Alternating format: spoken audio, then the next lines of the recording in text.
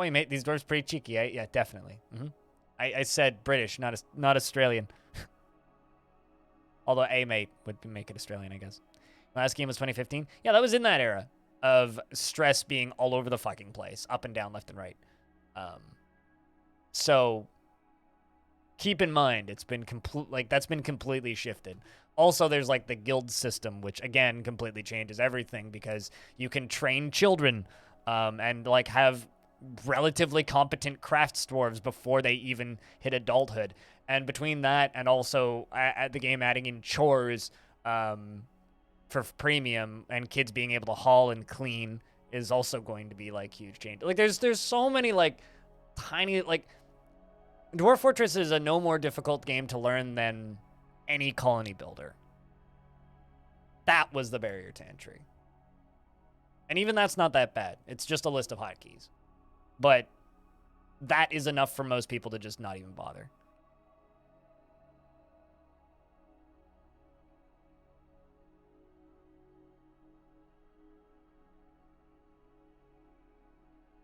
Next is pets hauling. I mean, well, there are mods that add in animals that can haul. Technically, the Star Wars mod does that, and so does what's the name of it? What's the word? What's the name of it? I can't even remember now. The Long Night. I always want to say The Long Dark, but I know that's wrong. The Long Night. That mod has like little like Roombas that can haul for you and clean. All tiny circular robots. I think they're represented by like an O.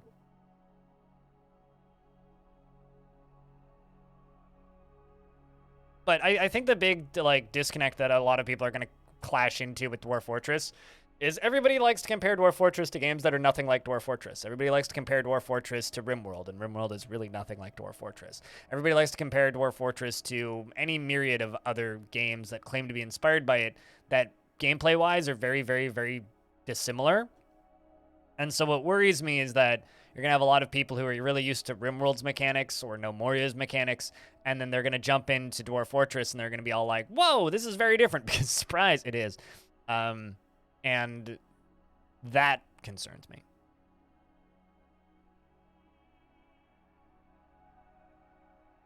You see it as something as welcome?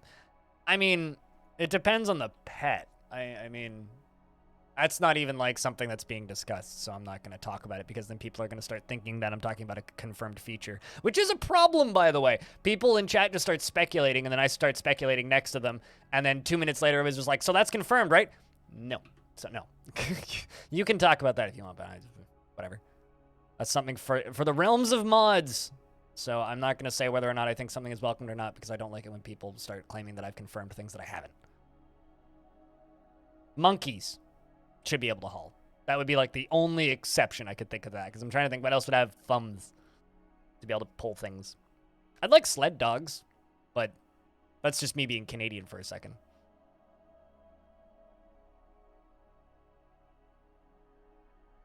So we're just trading with these dwarves before we go back to the working through hell.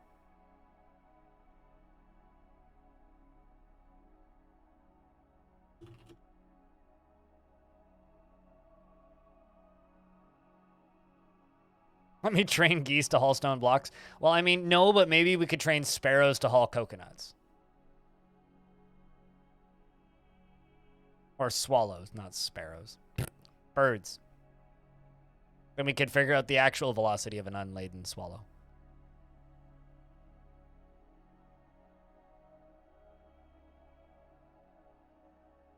That or being able to assign animals to pull minecarts, but whatever. It would make sense, but one thing at a time, and I don't want to start yelling about mechanics that aren't, you know, an actual thing.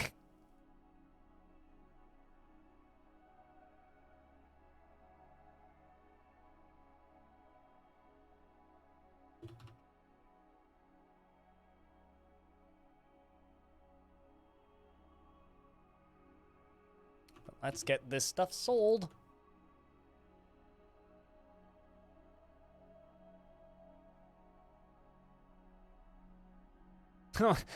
I mean, people make me yell all the time, but generally for good reasons. Ooh, they brought a bunch of books. I'm gonna buy off their books. We've got quite the library. Might as well buy their books. A lot of copies of Die Savage. Must be a good one. We'll grab a bunch of copies of Die Savage. Let's keep bringing clothing in, though. This fortress is just, like, overflowing with clothing. It's ridiculous.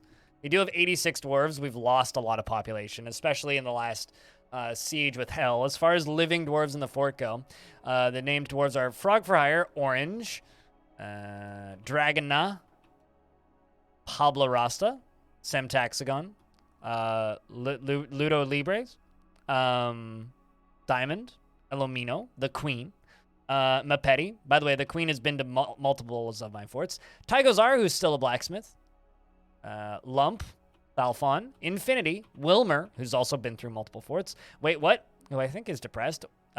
Tele B, Grime Wiper, who killed a Grime Forgotten Beast. Aquafunkalistic Bootywap, Titan Slayer, who killed a Titan. Hydra Slayer, who killed a Hydra.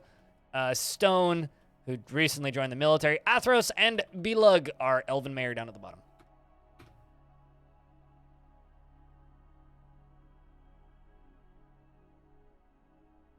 And we're doing our damnedest to get as much trading done as possible.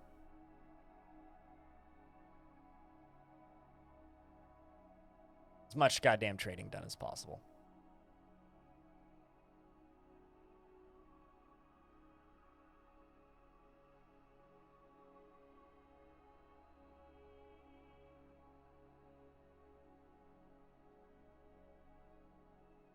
And Sanic, how's things?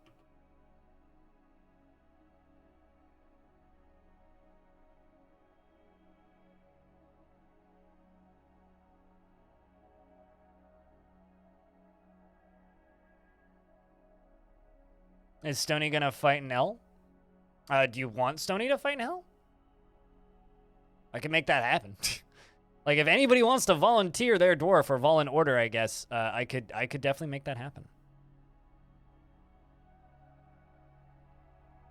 How's the fort going? Pretty damn good.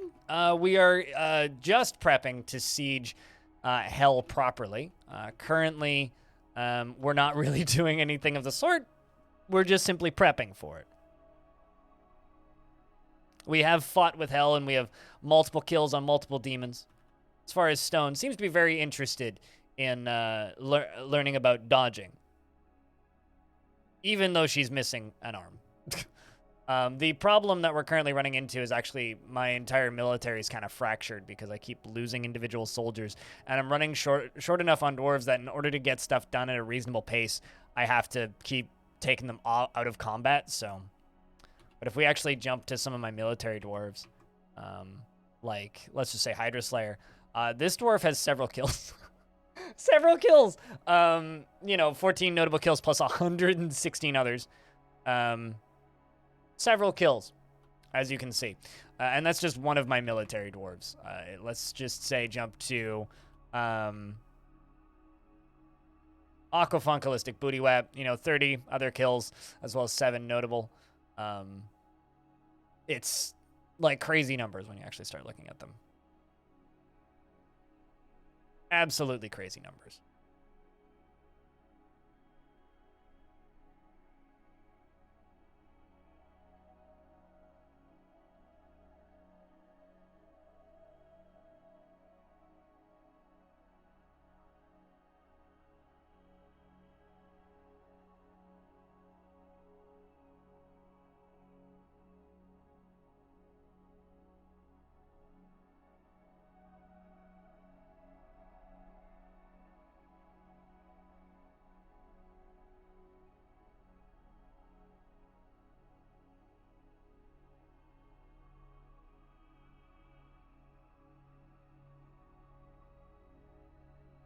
Hardened Dwarves. I think most of the dwarves in this fortress are hardened by this point, just based on the number of bodies I make them clean up on a daily/weekly basis.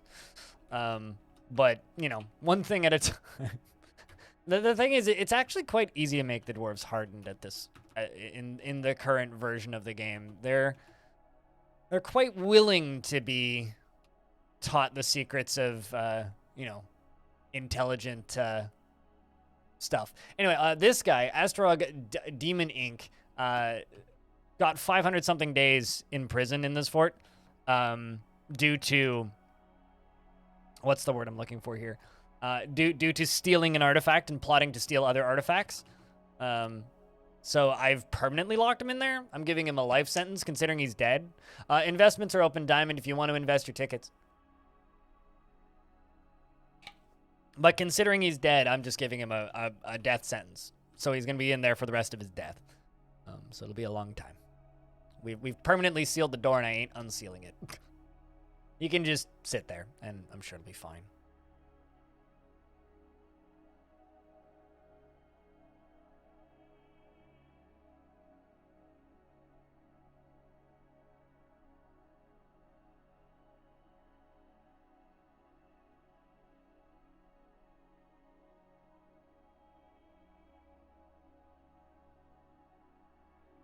And good luck, everybody, with all of your silly little bets. And also, if anybody wants a dwarf, just give me a shout. You don't have to give me any money or anything. You just need to ask nicely.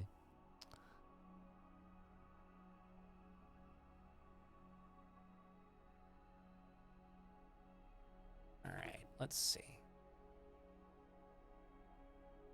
How is it in terms of difficulty? It wildly depends on the types of demons you get, Sanic, because, like, to give you an idea, demons are basically just like, I am 1000% in spoiler territory. Just keep that in mind.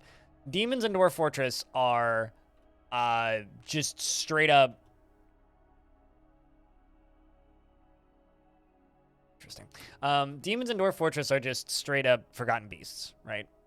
They are random attributes, random abilities, and random materials, right? So body type, material type, ability type, and then armor type if they have that. So it really depends on the types of demons you get. The first armies we got were these weird slugs that were made of charcoal that weren't that threatening, but we also got hit by these butterflies that were rather tough, but had webs, which made them quite scary. In the basement, there's currently tarantulas that are made of fire. So it really depends on the types of demons that you end up getting in a particular setting of hell. So if you happen to have really, really tough demons that are really, really difficult to deal with, it's going to be a hard battle. If you happen to have really weak demons, not so much. This might be a little bit anticlimactic even. It really depends on what you happen to get. So far, I think we've been pretty lucky in that we've gotten relatively mild. Like, the only really threatening ones we got in the first wave, which are just the ones that can fly, who can fly up and out of the... Because that's the only ones that attack you initially, are the ones that can fly up and out of the adamantine spire. So any demons that are stuck on the ground can't fly out. The initial wave was pretty tame. We were able to more or less obliterate everything that came at us, which is a pretty good start. But now we need to do phase 2, which is actually digging down to where they are and fighting the ones on the ground, and that's going to be more difficult. Because I know for a fact there's at least 2 different types that have fire, which always makes it a difficult fight to take on. We're removing all of this clothing from back here.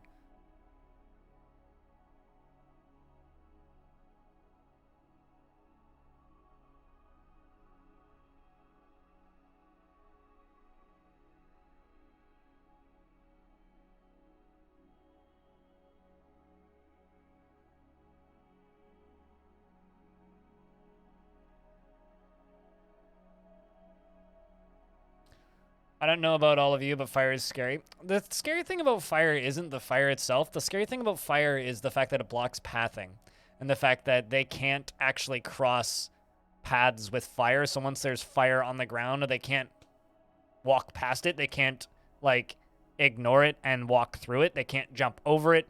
They're just stuck with fire in front of them, which is really scary. So it's not the fire itself that's scary. It's the blocking of pathing that's scary, in my opinion. Fortunately, with fire, you can block it with literally anything. As long as they have a shield, they can block it. And there's a % chance to block it as long as they have a shield. So you can block it with wooden shields. You can block them with adamantine shields, and something to do with the weight of the shield helps dictate its effectiveness. So light shields are going to be better at blocking fire than heavy shields. Anyway, we all have adamantine shields, so I'm not too worried, but of course I'm worried. Dwarves will die. Dwarves will burn. And that's just kind of a given. All right, so now we're finally going back to dumping items because traders are done. Which means we can go back to working on that basement. The queen wants me to make 3 maces, so we're going to make 3 iron maces.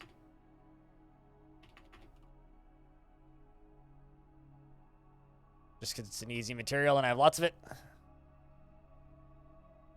And now we are still working on this. So I'm literally just like taking and dumping these boulders. That is the current job, is just dump these boulders. Once they're all dumped, we can then go through and continue working on these bridges. I'll trap walkways, monster mesh, enter and exit. So this is connected to like that and these, I think. Or no, and enter and exit. No, actually, let's just try this. I'm just gonna see which of these bridges works currently. Hopefully nobody runs in there and gets smashed, because that would be unfortunate.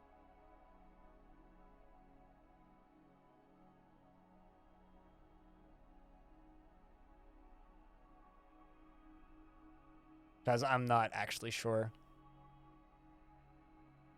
which ones are hooked up currently, and I need to check.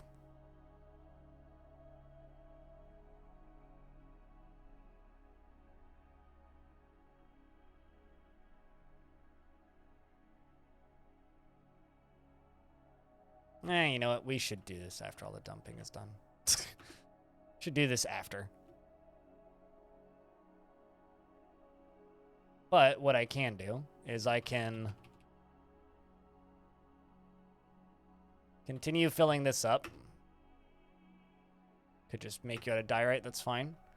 But we're making them out of diorite and iron because I've got a lot of iron and it's readily accessible and it's close by.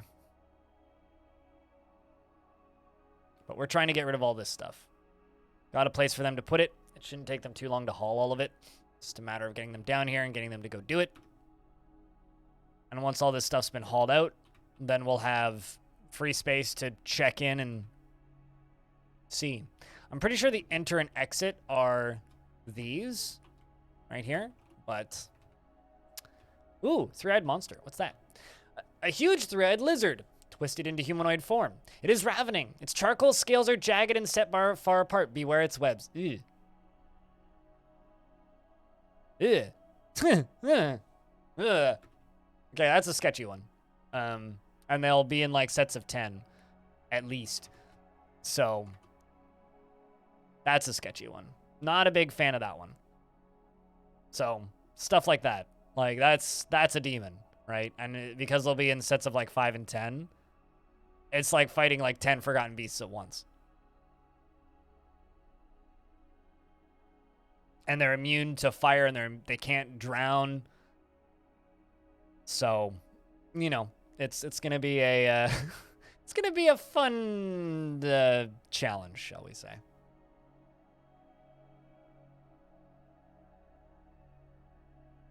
A fun challenge.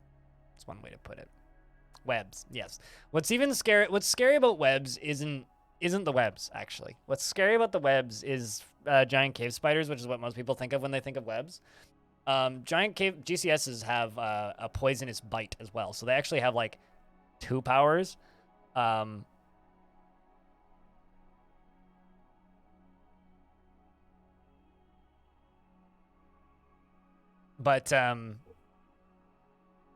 with webs and spiders, and the reason webs are referred to as so scary is you get 1 free hit, right? So when you make or when you get caught in webs, the enemy gets 1 free hit on you. And on paper, that's actually not that bad. The problem is giant cave spiders have a poisonous bite, so they get they get some free hits on you, and when they get those free hits, if they're guaranteed hits, which they are because you're webbed, if they have that poisonous bite, you're just dead, right? So that's why a lot of people think of webs as stupidly scary when they're not that scary. The terrifying thing though is when there's like 4 guys all firing webs. It's like how the hell am I gonna keep my military from like just getting webbed up and dead? So it's still scary. We get to figure out how to do that. We get to figure out how to deal with that.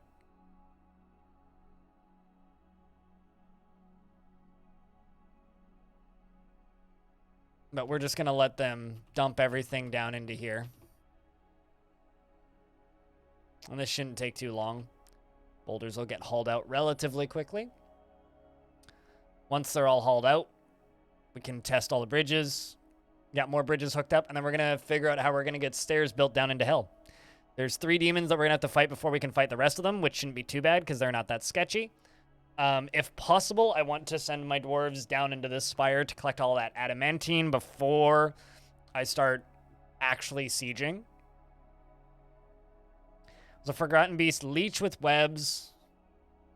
I mean, the most frighteningly OP thing I've ever seen was a steel stallion, a steel male horse, that had webs. That is the most stupidly OP thing I've ever seen. Because that fort, I had silver warhammers and copper armor. Not only could we not even damage the thing, but it killed all like 160 dwarves I had in a couple of minutes. And that was the whole fort done. And that was with me like locking doors and shit and trying to wall stuff off. And yeah, I did that was the most stupidly OP thing I've ever seen. Leeches, I don't know. I think like leeches, you just need to surround it or bottleneck it. And as long as you could like get it into a bottleneck, I think you'd be okay. But yeah, that does sound pretty tough. Like certainly not an easy one to fight with.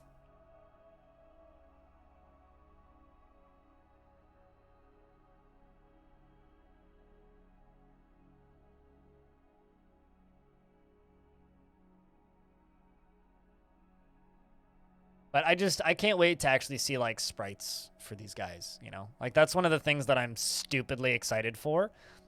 I'm stupidly excited for being able to see, like, high-res sprites of all the demons. Can they be rocks? No. At least I don't think so. I don't think that's a demon or a Forgotten Beast type. I know that I've seen various other birds. I've seen hawks. I've seen various other birds of prey, but I've never seen I think a rock is just like it's like a dragon. Like you can't have a Forgotten Beast dragon. I mean, theoretically you could have like a Forgotten Beast Gila monster that shoots fire, but it's kind of a different thing. And Seven 3X, or 7X? I'm not sure how to say that. Could you let me know how to properly say your name? Thanks for the Prime sub and the follow. Chat, can I get a round of beers? The brand new subscription.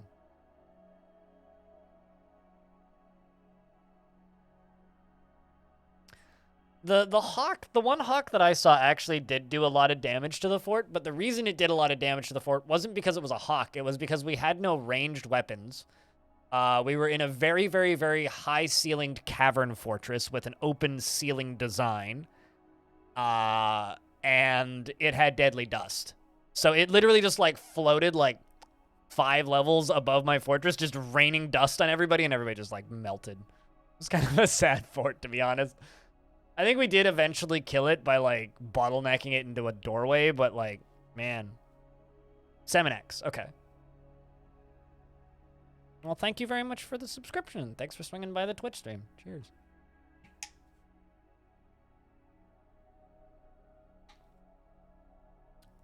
I actually need to check something. When was the last Bay 12 talk? You know, kind of regardless of preview release, I'm thinking end of October, first week of November is the next time I'm going to ask Zach and Tarn to come on the channel. End of October, first week of November. And something that's really fun that I've confirmed that there's interest in and I'm going to try and make happen at some point. Probably not the next one. Probably sometime after Steam release. I want to get the developer of Odd Realm and Zack and Tarn into a call together. Because one of my favorite episodes of DF Talk ever had Brian Becklew, who's Unnormal, who is the programmer on Caves of Cud, got him and Bay12 into a call for DF Talk. And it was really interesting hearing those two talk about programming. So I'm going to try and get Odd Realms dev, Waylon, to talk with them. Because I think that would be a lot of fun. And now that I've actually like met him in person and I've gotten confirmation that that's something that he's interested in, something I'm going to try and make happen. Did anyone recommend you an action RPG like Skyrim, but with no magic, GPS, just a map with no positioning and compass and NPCs? Isn't that what Wayward was? No, not Wayward. What? Outworld? Out something? Wasn't that what that was trying? Outward? Wasn't that what Outward was supposed to be? Yeah, wasn't that what this was supposed to be? Please tell me if I'm wrong. But I'm pretty sure that's what this game was supposed to be, was it not?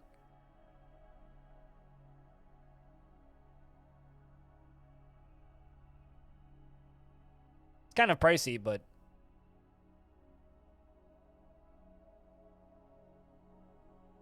I've heard like mixed-ish things about it. Like it's not perfect, but I think that's what you're describing.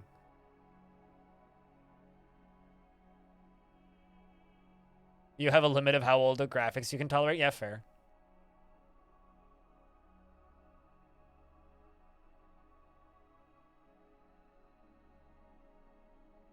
Urge to recommend Morrowind is Rising. Does Morrowind have a minimap?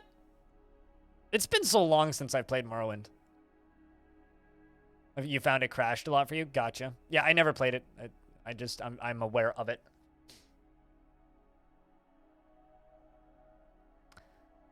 So yeah, we're just trying to get the last of this stuff out. Because this was all like multicolored, like 3 different kinds of stones. So I actually went through and replaced all of this flashing green stuff with diorite. Just to make it look color coordinated. Because, you know, if I'm going to invite the forces of hell into my fortress, we have to be at least, like, stylish about it, you know?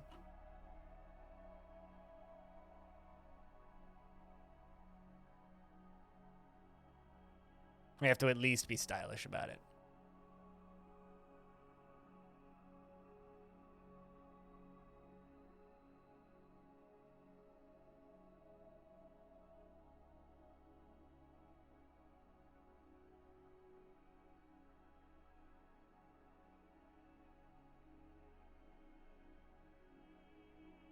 I'm trying to think. It's weird to me that there isn't more games that kind of fits Tygo's description there, though. RPGs like Skyrim with no positioning and compass. Actually, like, can't you play The Witcher 3 like that? I'm pretty sure there's, like, an option in The Witcher 3 to just turn off all HUD. Like, it's not the default, but you can just disable the entirety of the HUD in that game. I'm pretty sure.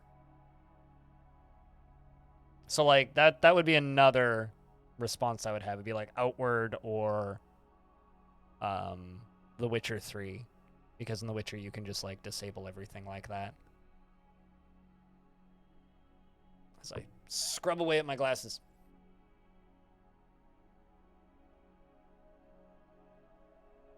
Everything else that I'm thinking of in my head is, like, not first person.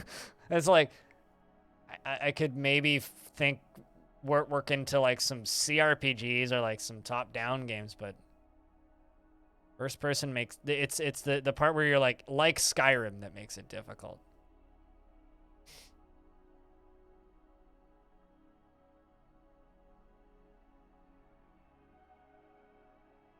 Venetica for free and have understood that I've missed so much by not playing RPGs. You gotta pick up the slack. Fair enough. I'm not even familiar with what that game is that you got for free. I'm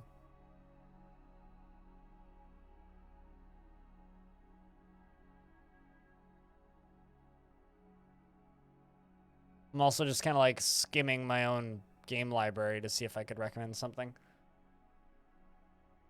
But I don't play a ton of RPGs. Not that I don't like them. I just don't play a lot of RPGs. I mean, like, theoretically, I guess you could just play Caves of Cud, but...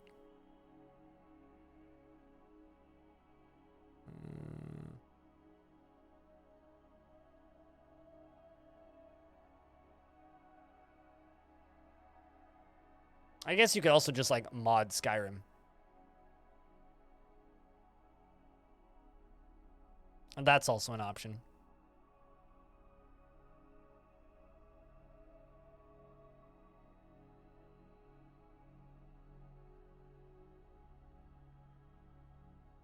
To get kind of the experience that you're talking about. Third-person RPG, fun, likes to crash sometimes. That's the case with a lot of games from that era, though. Like, fun, interesting world building, good writing, crashes a lot. That goes for so many games.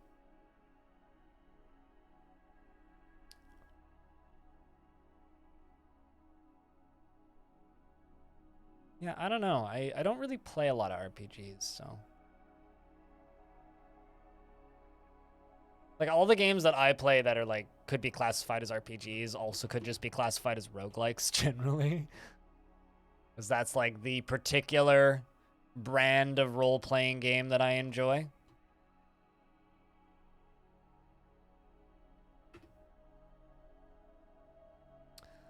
What, Eurojank?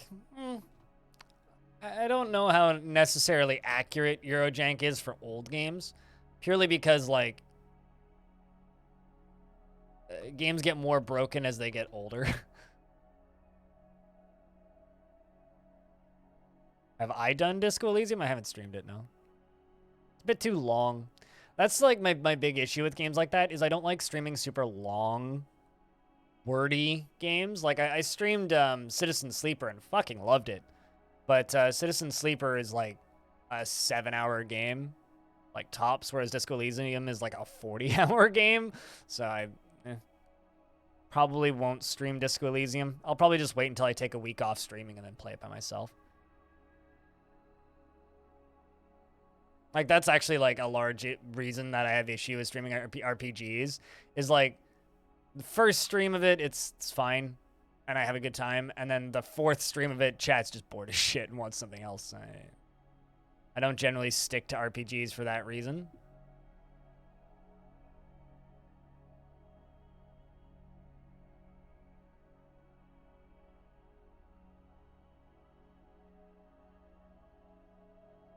Although, I am keen on this,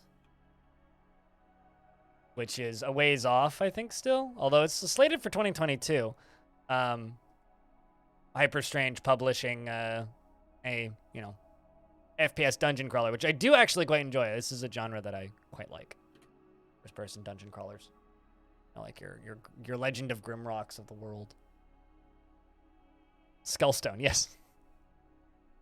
You and me. You and me. You and me. Now let's place you. No, not right there. Wrong spot.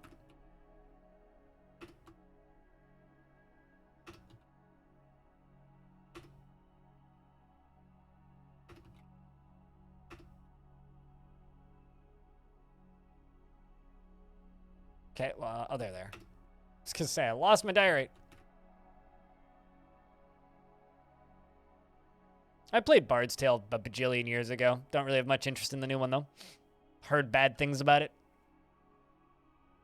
I don't label things in top 10s because I'm not a clickbait website. I don't really have top 10s. I'll do like a game of the year, which currently it's hard sitting on Citizen Sleeper and Norco for my favorite games of the year, but like, meh. If I had to make a top 100 list of games, that I would just look at you blankly and call you an idiot and walk off. Games don't compare like that. Not how games work. Norco was solid as hell, but like the sad thing to me about Norco is then Citizen Sleeper came out and was very similar and better in almost every way. Or I enjoyed it more in almost every way, and it also stuck the landing for the ending way better than like Norco did. So, bah, I suppose.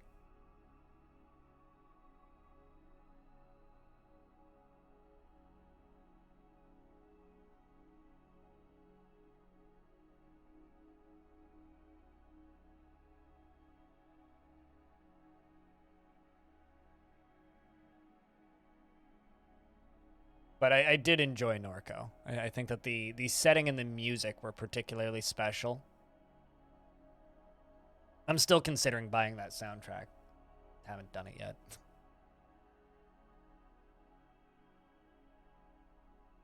It's exceptionally artsy. I mean the whole playthrough is on my YouTube channel if you ever want to watch it. Daigo.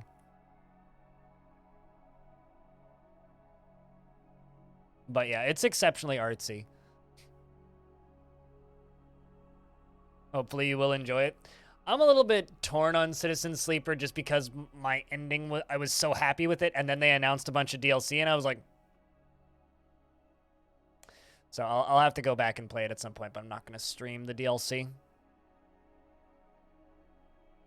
Although supposedly it's all like post-story stuff, like it takes place after the story's over, so there is that. Like that's a benefit, but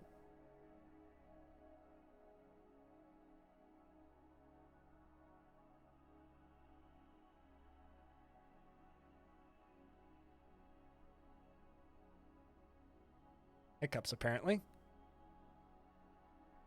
Although you know me, Taigo, I like my artsy games.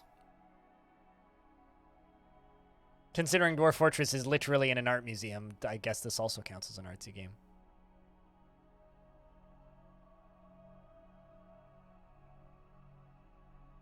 Yeah, but it was such a I don't know.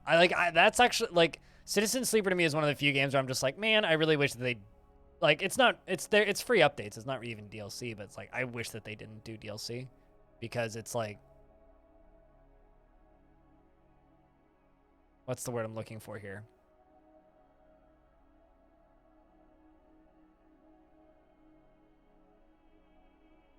I don't know. It's just so baked into its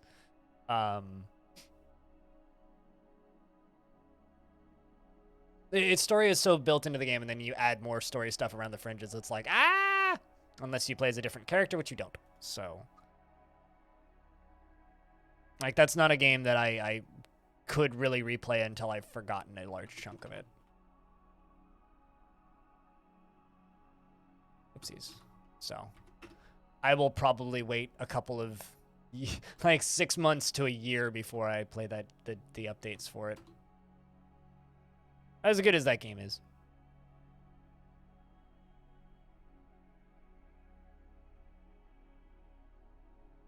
Literally just trying to get all these boulders out of here.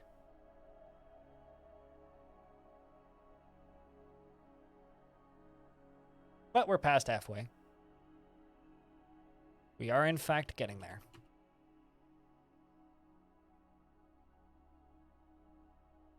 Slowly.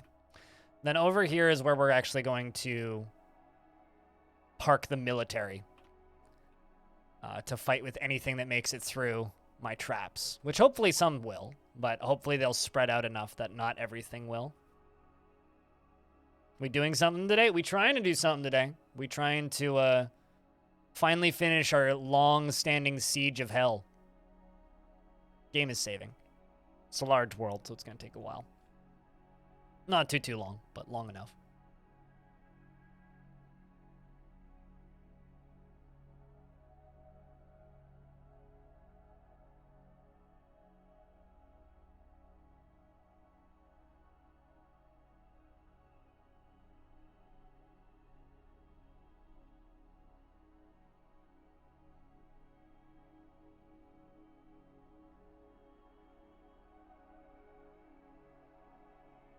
But how's things, Jalvin Satch? You like artsy when it's organic and accidental. Forced artsiness just makes you cringe for some reason? I mean, if we're still talking about Norco, there was barely anything cringe in Norco, and all the cringy stuff in Norco was intentional. But I digress. I at this point, I don't understand the purpose of why we're still talking about this, because, like, if it's not for you, it's not for you. That's fine. I fucking loved that game. What's the point of continuing to talk about it? You're just talking shit. Fair enough. I don't know. Way over my head at this point. But I adored that game. And that's all I really have to say about it. A lot of weird games coming out soon. Alright, game is finally done saving. On pause.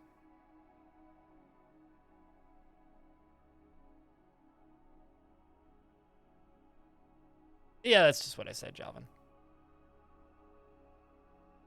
You became a vampire on accident? In Minecraft or in real life? Because, I mean, if you accidentally became vampire, that's kind of a rough afternoon. Some more maces for the illustrious queen. Yeah, I don't know what content for Norco is in the demo, but Norco to me is like this weird. It's a solid example of Southern Gothic literature, and there's almost none of that in games. There's almost none of that in games, and by the end of it, you're literally dueling with psychedelic Cthulhu. Like, that game is bonkers. And I don't know. It's that game was cool as hell. Cool as hell. And you don't really get much of that in games. It's not a setting that you see very often. It's actually a very weird setting to see in a game. So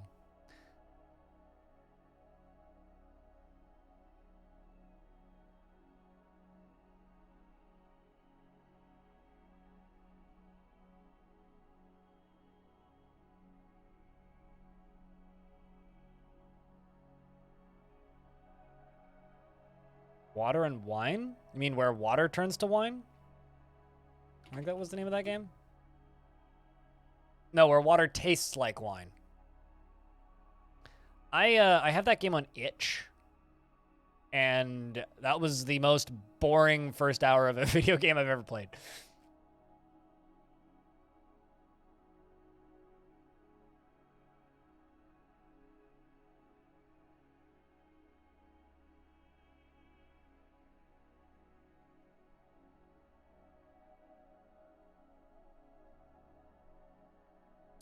But it appears that a vile force of darkness has arrived.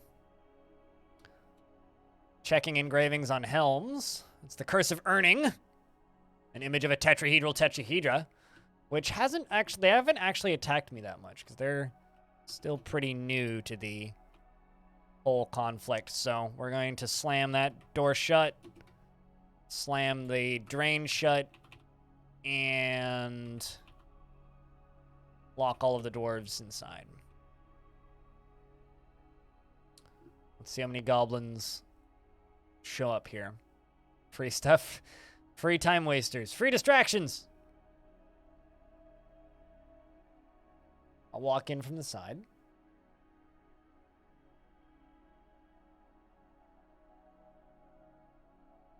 Wrong demon army. I mean, it's an army. Ooh. Got trolls. We got beak dogs. This is going to be a big one, then. We got trolls and beak dogs. It's going to be a big army. All right, dwarves. Is anybody going for that their lever? Okay, so Hops is going to go pull a lever. Follow Hops. You going for that center one? Cool.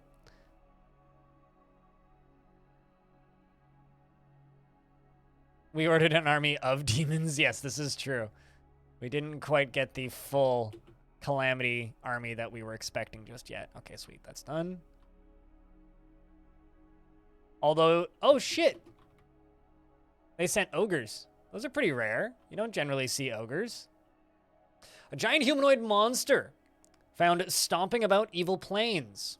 Their low howls can be heard long before they are seen. Her teeth are tangled and she has a scratchy voice. Her somewhat short, free-lobed ears are flattened, and she has broad chin, and her nose is hooked. Her lips are thin, and her nose bridge is somewhat concave. Her skin is tan, and her eyes are white.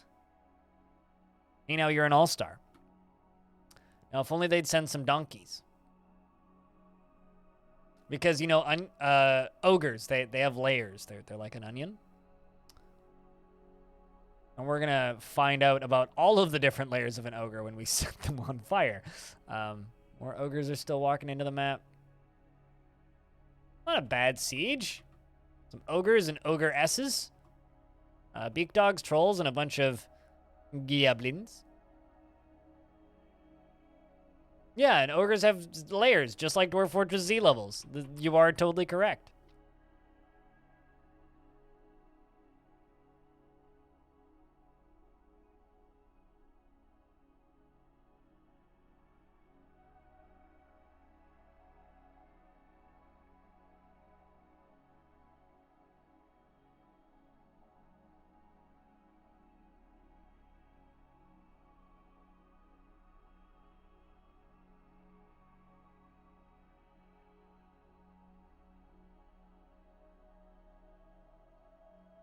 Investigation time. Let's take a peek at an ogre. This one's named Song. His quite long nose is broad. His slightly close-set white eyes are protruding. White seems to be consistent. His somewhat splayed-out small-lobed ears are short. His head is broad, and his skin is also tan. How about let's take a look at another one. This is Oling. Her skin is tan. Her head is tall. White eyes. White eyes, tan skin. Seems like. Skin is tan.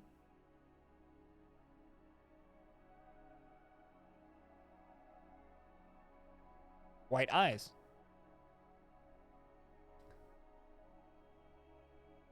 Might actually be worth the price. I would say keep in mind, like, we're getting pretty close. We're going to have a fall sale probably, what, in October? And I've seen Outward for, like, less than 20 bucks before. So keep that in mind. Huge siege, not that big, Bielski, because I have changed the raws in this save. So sieges can be up to 650. And I've had the full 650. The frame rate gets a little sluggish. I mean, like, a frame every 5 seconds. But, like, you know, I what you call frame rate lag, I call dramatic effect and dramatic slowdown. So, you know, I just like really intense long periods of bullet time. I mean, like, the thing about Dwarf Fortress is it will keep running. It'll just run really slowly. I know that there's a lot of really good reviews of Outward on YouTube as well.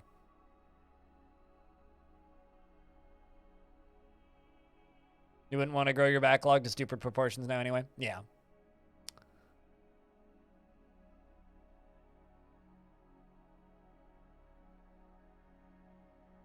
Alright, so Here in this place, we sit and wait for this lovely little siege to come fight with us. This is actually, like, a really good opportunity for the dwarves to, like, take a break, though. Or for a lot of them, anyway. Dumping the last of the boulders, and then I'm assuming just going and taking a break.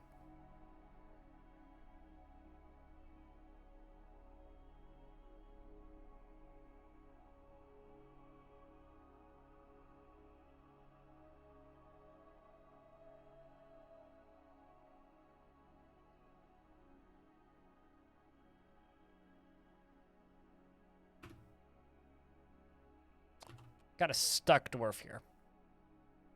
His pathing has just decided to nope. Happens sometimes. All right, let's take a peek at the goblin status. They're getting close-ish.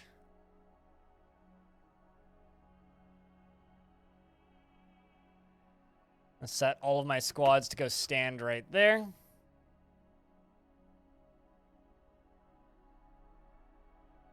You don't know why this boring game is so fun? It's not boring. It's it's the minimum number of interactions you need for a video game to be interesting, right? It's the same reason Cookie Clicker is weirdly interesting.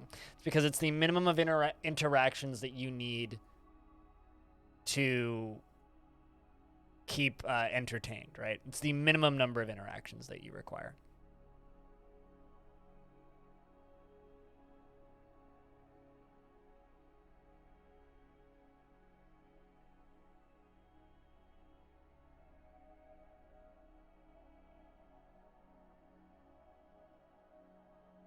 You know, it reminds me of how all the kobolds have the same skin and eye colors.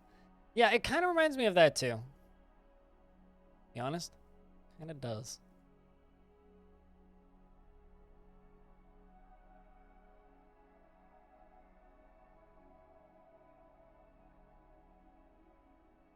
Right, it seems like the trolls are sprinting ahead now, as they often do.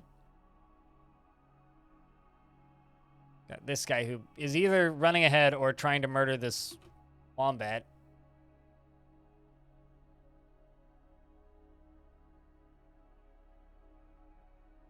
Miraz spotted. Kobolds have mannerism hair token, but don't have hair. Really? How can they have mannerisms related to hair? So, like, wait, they try and wash their hair and stuff without actually having hair? So, wait, are you trying to tell me that kobolds are like Larry the Cucumber, where he wants to find his hairbrush, but, like, doesn't actually have hair? I don't know why that's where my brain goes immediately, but that's where my brain went. Kobolds are like Larry the Cucumber. You heard it here first, folks. They're trying to find their hairbrush even though they have no hair. We're going to stab some trolls to death. Oh, where, oh, where, oh, where, oh, where? Because, oh, where is my hairbrush? It's true. It's a question that we still haven't answered. We do not know where his hairbrush is. There appears to be a demon, or not demon, a zombie who's like casually visiting and is now casually leaving. I'm convinced that this troll is straight up just chasing this wombat.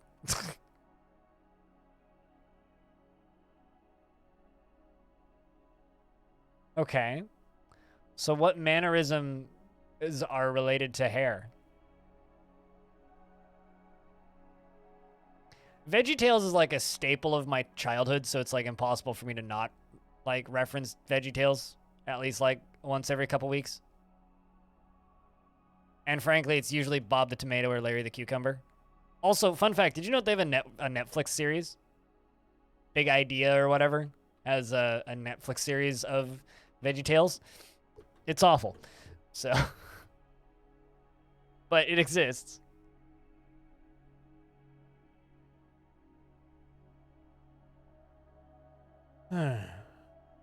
Then you found out that the thing that I like driving a car is treating the road law as a puzzle rather than making engine go burr.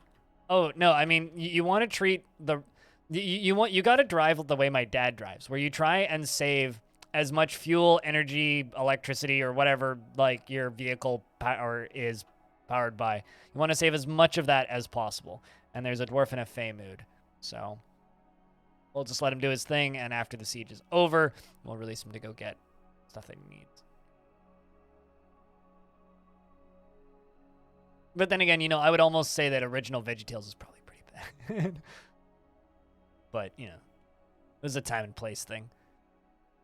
They're cramming through, taking out that one goblin that made it through with the trolls, fighting with even more trolls. They seem to be just cutting them into pieces. These trolls, like, they don't really stand a chance. Like, these swords dwarves are armed with adamantine shields, helms, and swords, so they're just slamming through these guys. Meanwhile, our dwarf over here, who's making an artifact, appears to be beelining over to what I would assume to be this crafts dwarf shop, but we will find out in a moment. There's a good gap between these upcoming trolls and then the ones behind them, so I have a feeling they are going to fight through this last few crews of trolls and then turn around and we will burninate the rest of them. was a different time. Totally. It was a different quality of writing was required for animation, I think, back then.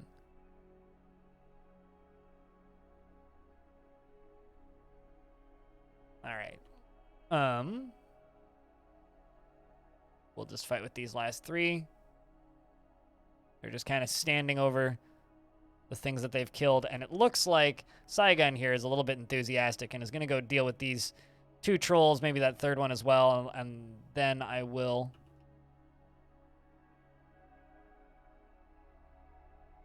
tell them all to retreat. Uh-oh. What squad are you in, Saigon? Hold up, hold up, hold up, hold up, hold up, hold up. You're in the Disemboweled Sabers. All right.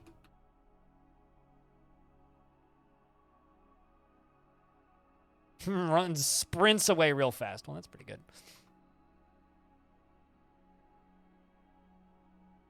All right, so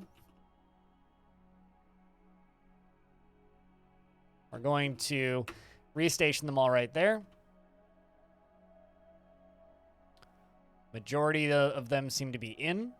Just going to wait for kind of that last couple lines of goblins to be in the fortress. Looks like we're going to have to kill a couple ogres and a few more trolls.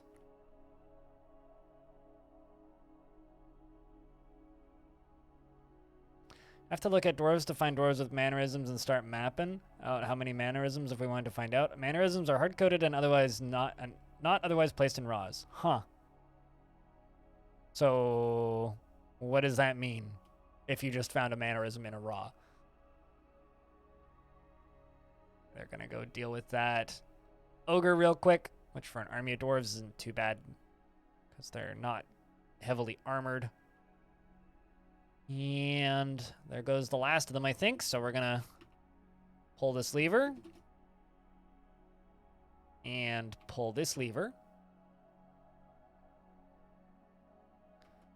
Our Strange Mood Dwarf is gathering cloth. Yeah, true. It might also just be like an old placeholder for something that isn't used anymore. And we're going to cut up the last of those ogres. And back them all up.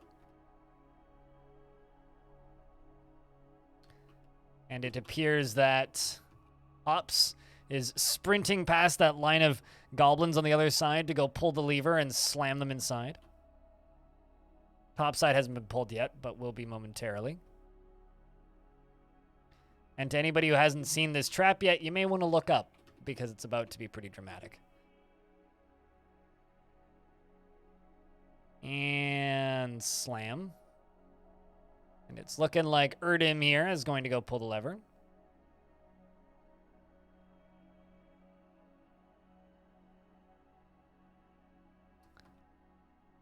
So whenever they pull the lever up top, and now they're all locked inside. Lever's been pulled, and here it goes.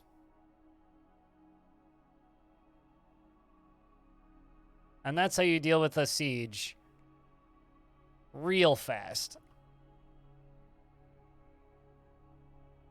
Going to unforbid. I'm going to remove the burrow, but I'm going to forbid all those bodies temporarily because I'm going to flood some of the lava up that way to just deal with it. They seem to be added at some point in V3.1, which is the early 2010s, you think? I could automate it, but I don't like automating it. I feel like every single time I've ever automated a trap like this, it's ended with oopsies. I'd rather just have levers. Because it's not an exact science when the levers need to be pulled. I'd rather just have levers in convenient places. Just because you can doesn't mean it's better. Well, I mean, you wouldn't set it for the weight of a weasel, but sure.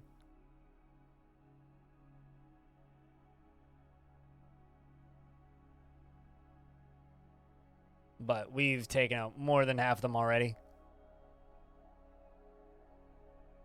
Something I'm going to do is I'm going to pull this middle one. Cause these guys over here some problems.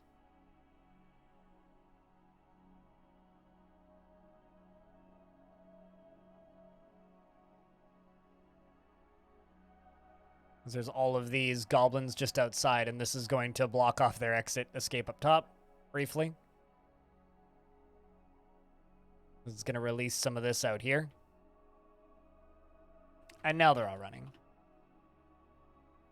So let's set that to close, and let's hope that we can catch some of them in these drawbridges as they run by, because they're all leaving the map now.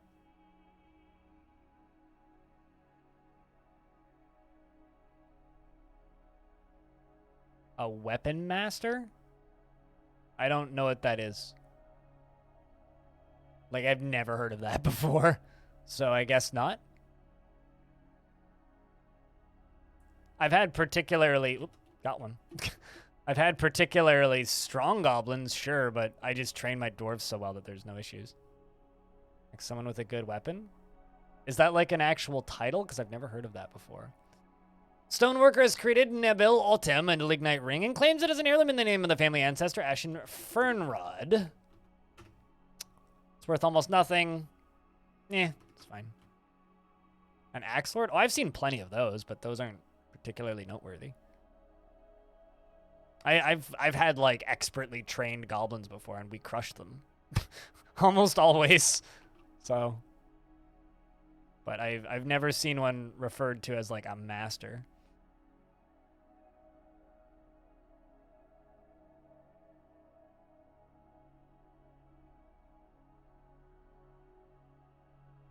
It's $3.67. Wow. Yeah, you should wait for a sale.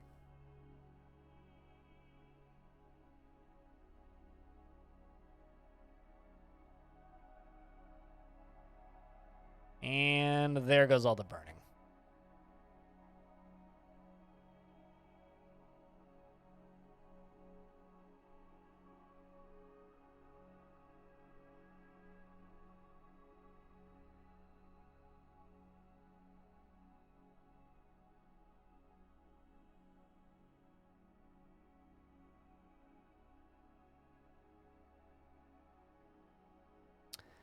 And what we're going to do now is we're going to pull this lever. Pull this lever. Stop the flow.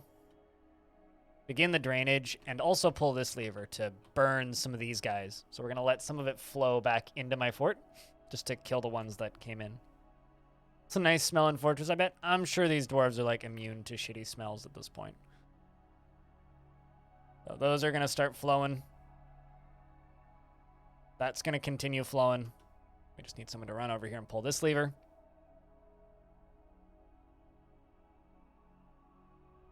Oh, it's fine. This dwarf is going to go pull the last lever. Pretty sure most dwarven fortresses probably smell pretty bad. I feel like the way a fortress smells is the least of your concern, really. I'm pretty sure a fortress full of zombies would smell worse, though. I'm not really causing much environmental destruction, though. I'm just causing, like, controlled volcanic eruptions. Like, I don't know, that's no different than, like, a controlled burn.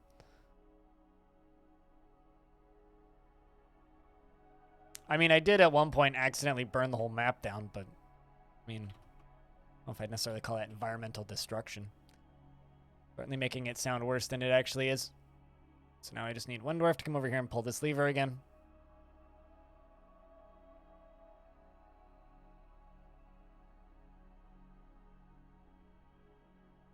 I don't think that's possible. Also, not to like ruin this game's mechanics or anything for you, but you know that anything that goes off the edge of the map vanishes. It doesn't continue flowing for all eternity, right? Like, for some reason, people seem to think that if lava flows off the edge of the map, it just keeps flowing. It doesn't. It literally just disappears. Doesn't affect the rest of the world.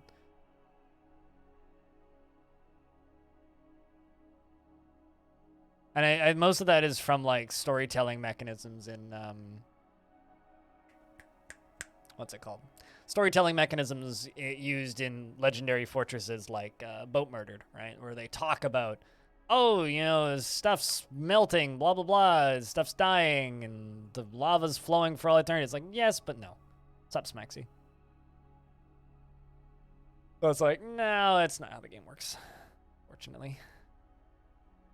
Diamond keeps winning, rich get richer, the rest of us get sadder. Life goes on.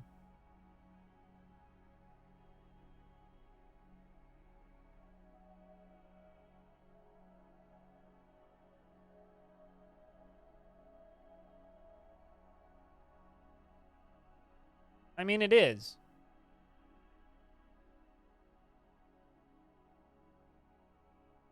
It's mostly, is Tarn going to have the time to implement it? I'm looking forward to, you know, the world update, and the map update, all that stuff. The game won't go entirely open source unless the creators pass away. World Gen might go open source if it sells enough.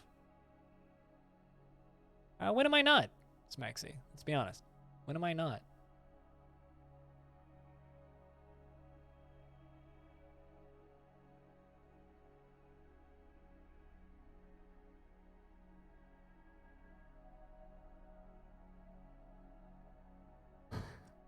Big investments, loss. Small investments, win, just to keep you investing.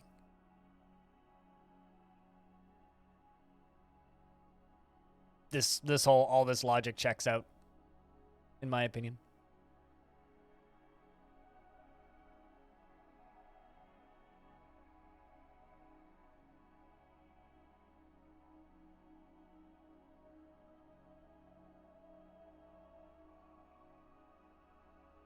All right. Now we're dealing with the last of the boulders down here. And unsuspend that bridge. Do we just let those goblins keep burning? And the ogres keep burning? Well, obviously, Diamond, I think that you just need to invest like $500,000. Then you know you'll win.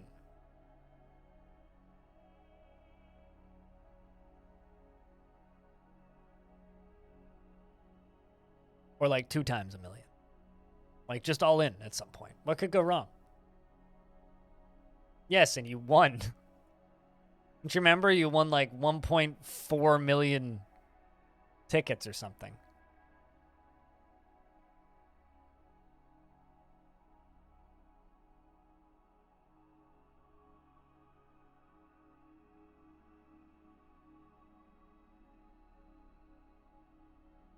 Except plus a couple extra zeros, Stone. Because Diamond has the money. Might as well, right? Might as well. I will say, clearing this hallway is taking too damn long. To the point where I almost wish that I set up a minecart track, but I didn't, so...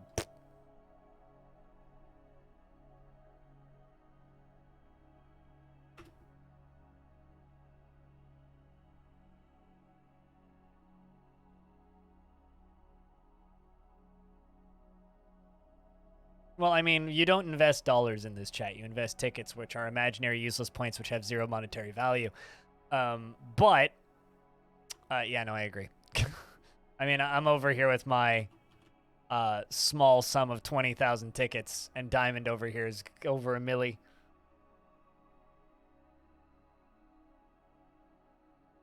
You know, I actually had someone ask me just to confirm. They're like, this isn't cryptocurrency, right? I was like, no, this stuff has absolutely no real monetary value. No real monetary value. It's literally just bullshit bragging rights in a minigame for chat. Diamond just happens to be the far and away the richest in the tickets section because he just went on a spat of lucky wins and it's still going up. You know, I almost made a crypto emote. But anyway, speaking of emotes, we need to figure out another emote.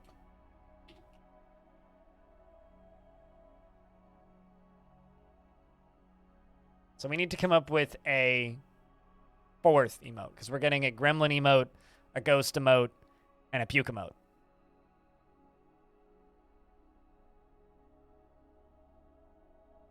I'll have to think about that.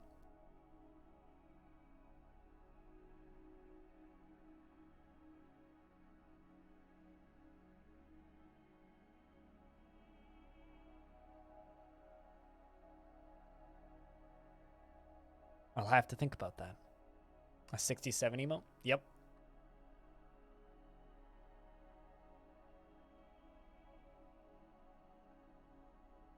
Nah, I'm pretty happy with my animated emotes.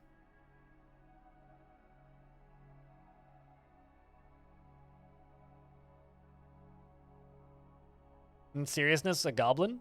Yeah, but what would it be doing? Maybe like Crypt Stab, and it's like a goblin with like a spear or a sword, like going eh, or something. That, or it would just be like a goblin face, maybe like.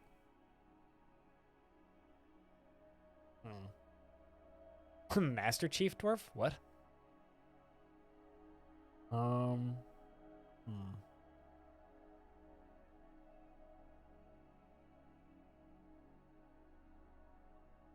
Nah, I'm good.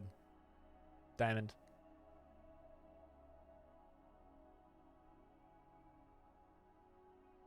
I'm good.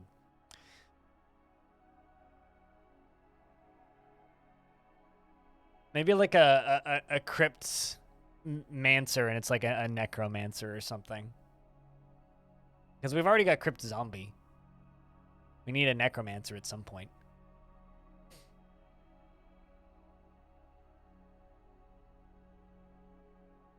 Oh no, I'll think on that one. Let's get the first 3 done first, and we'll think about the 4th.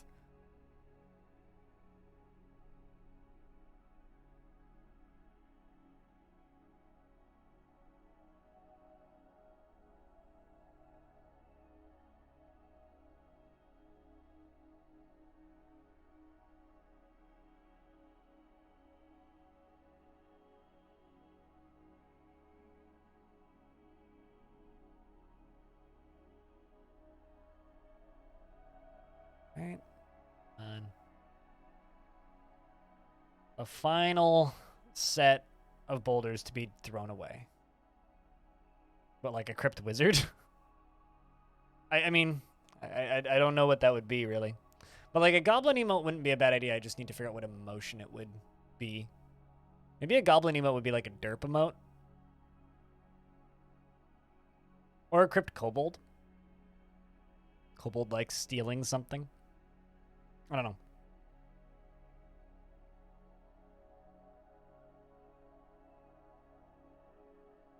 Checks out says, I mean, I don't want to just copy somebody else's emotes. That's no fun. I like Haz's emotes, but I don't want to just like steal the idea, you know? You know? All right. That drawbridge is done. So Monster Mash. Gonna hook up to those 2.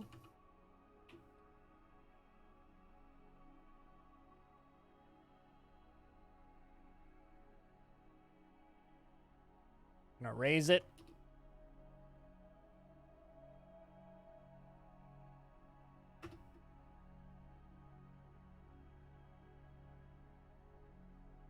Yeah, who the hell wants to copy emotes to Tonka? Those things, dude.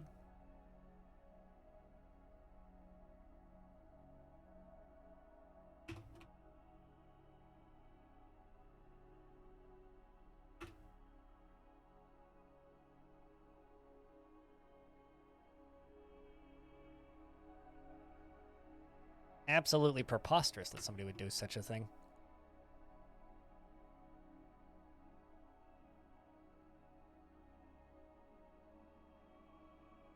Well, we'll just let them work on that.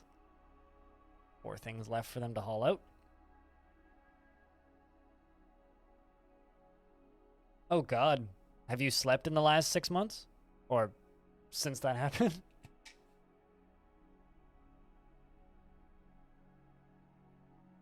But congrats, man. Life goes on.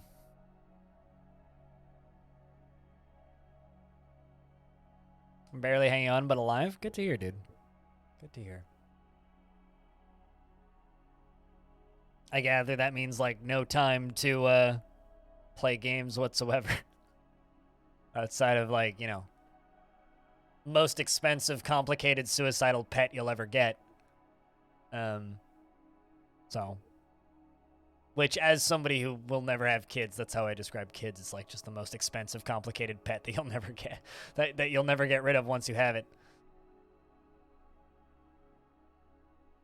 You're happy to get some lol ARAM in, but even then, you have to AFK 1/3 of the games. Okay, so what you should really be playing is you should just be playing like Cookie Clicker and like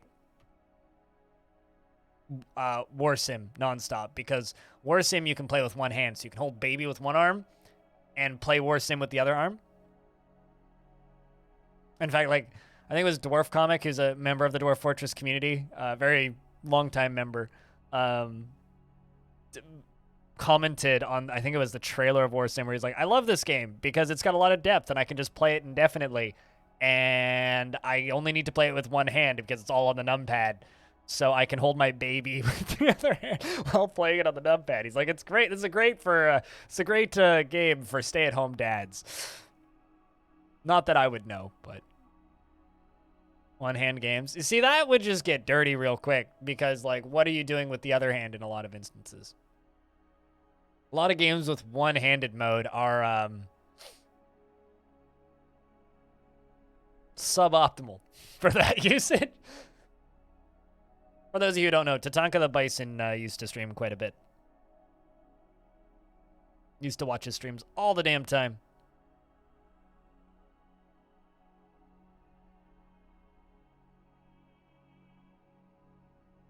It's been a long time, though.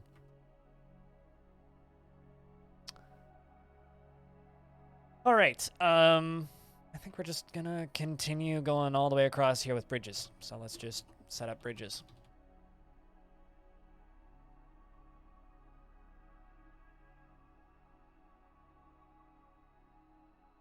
I mean, if you can get off on War Sim, then, you know, honestly, yeah, absolutely. If War Sim is like what gets you going, then you know what?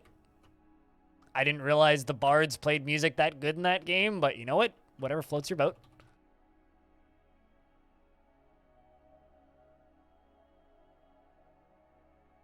And you roll 8 bagels.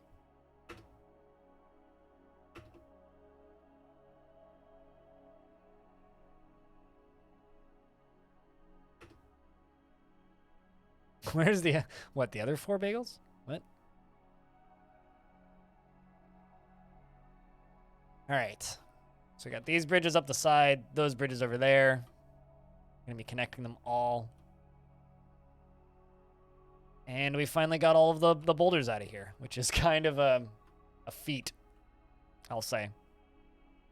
Well, thank you for swinging by and saying hi. We are currently sieging hell.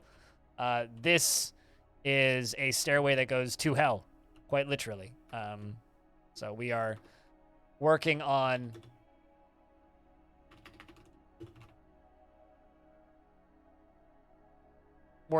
besieging hell finally. The other 4 bagels are for breakfast. Oh, you're just. I don't ever get because 7, 8, 9. Duh. I very rarely eat bagels because they fuck with my blood sugar in terrible, terrible ways. But bagels are delicious. They're a rare treat.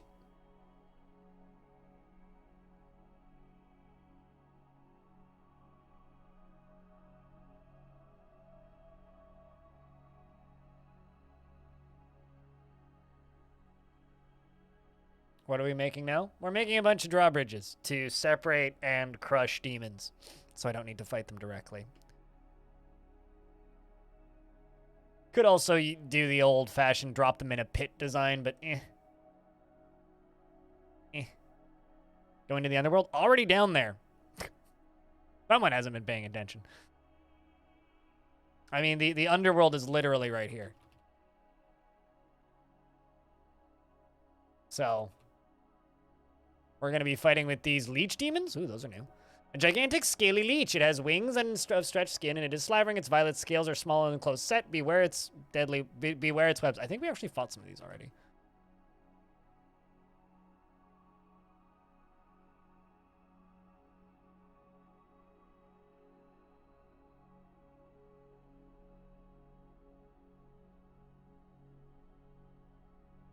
I don't know what the heck you're on about, Maxi.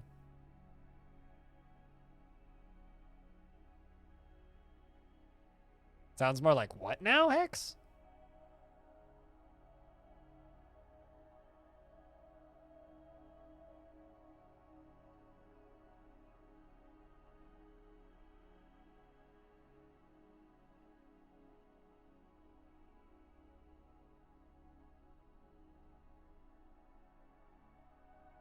Alright, well, they're all putting those together slowly.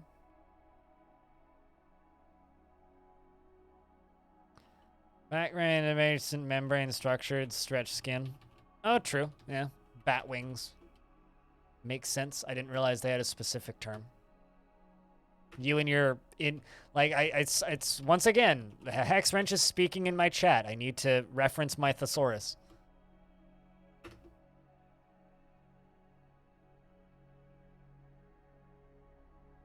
Well, cheers, Will.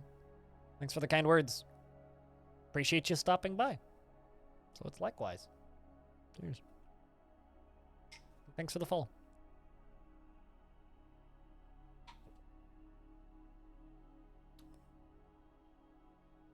But these are just going to keep flashing until they're all constructed. Although these dwarves are hopefully going to get happy thoughts about being near cool drawbridges pretty soon. Just takes a while because there's a lot of pieces in these ones. What are you doing? I don't actually know what this dwarf is constructing, so I'm going to follow him because I... Oh, really? Are you accessing that from this side? Huh.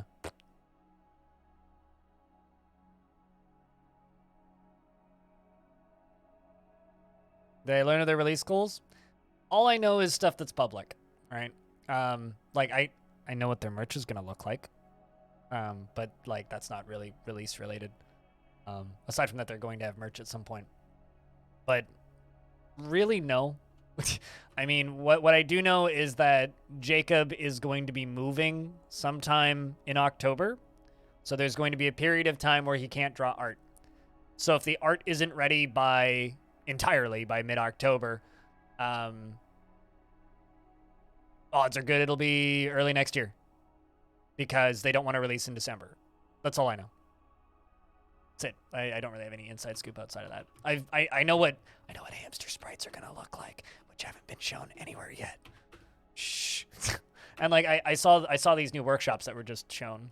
Like they showed me a bunch of screenshots and things. But as far as like actual release date stuff goes, it'll either be fall this year, like they've said previously. As far as when, I don't know, or it'll be January, February if they miss fall.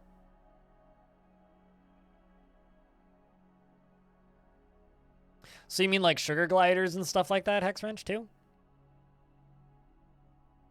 Yeah, but a bunch of rodents. Like flying squirrels. Yeah, same, Frog. Which is why it's throwing me off. But yeah, as far as like actual release dates goes, it's like it's literally just it'll either release sometime in fall, which I would say would be either October or November, or it'll release in January because they have to, or January, February, because they don't want to release in December because that is the worst time of the year to release a video game because there's the most sales on and everybody's trying to get that Christmas rush, right? You want to be out by end of November to get in the Christmas sales rush. You don't want to be caught in the Christmas sales rush, and you also don't want to release a game during a Steam sale.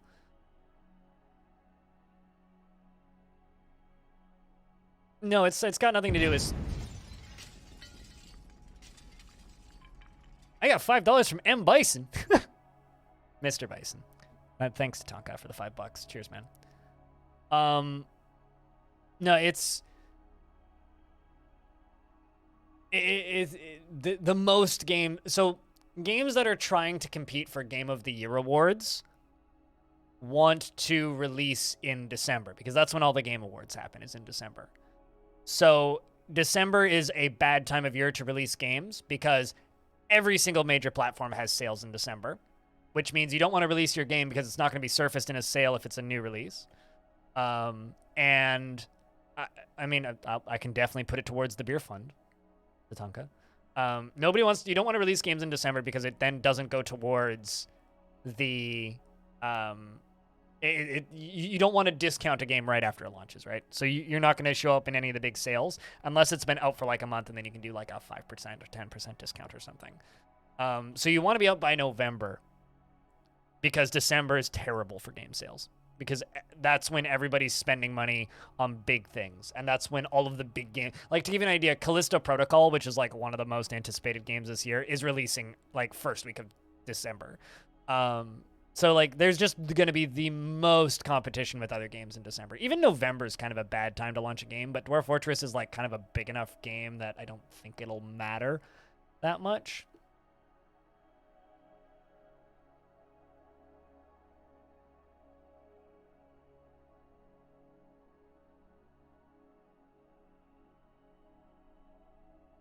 Well, anything I need, well, in that case, you should listen to my podcast. What I really need is iTunes reviews on that podcast. So if you happen to have an Apple device, that's what we really need.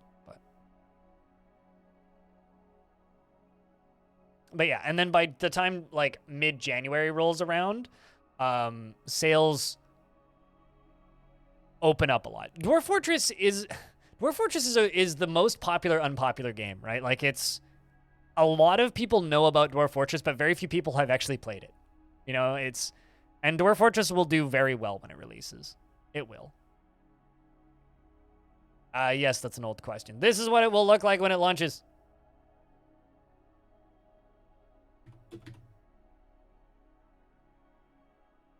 Obviously, this is a weird resolution, but that's like what the UI is going to look like. And they still need to update these workshops because they've got the new workshops now. But that's what it'll look like. GIF is a meme? To a degree. I mean, I'd say Dwarf Fortress is a... Well, not that Dwarf Fortress is a meme. Boat Murdered is a meme. Things that have happened in Dwarf Fortress are memes. But I think that's like a bit of a degrading thing to say about Dwarf Fortress, to just call it a meme. Yes, far more approachable to new people. Far more approachable.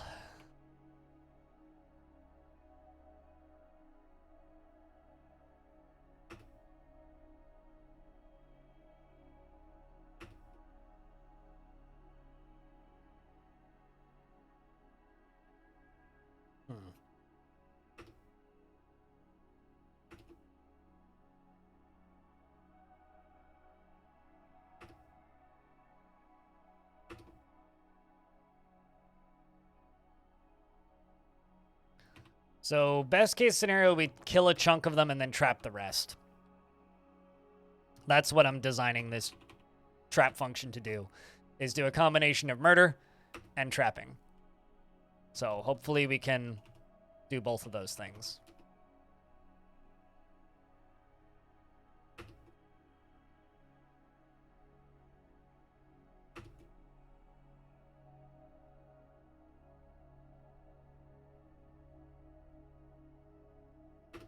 Oopsies.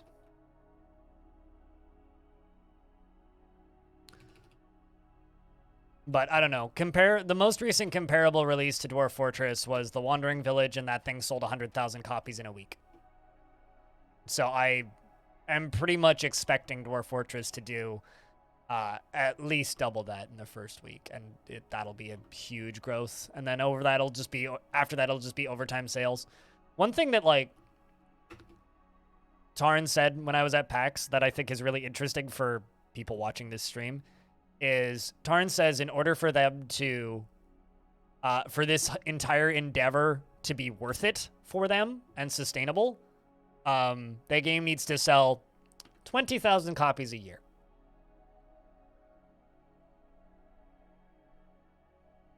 In order for Bay 12 to continue to be sustainable at their current budgets and this whole endeavor of rebuilding all of Dwarf Fortress, essentially. Remaking it so that anybody can play it.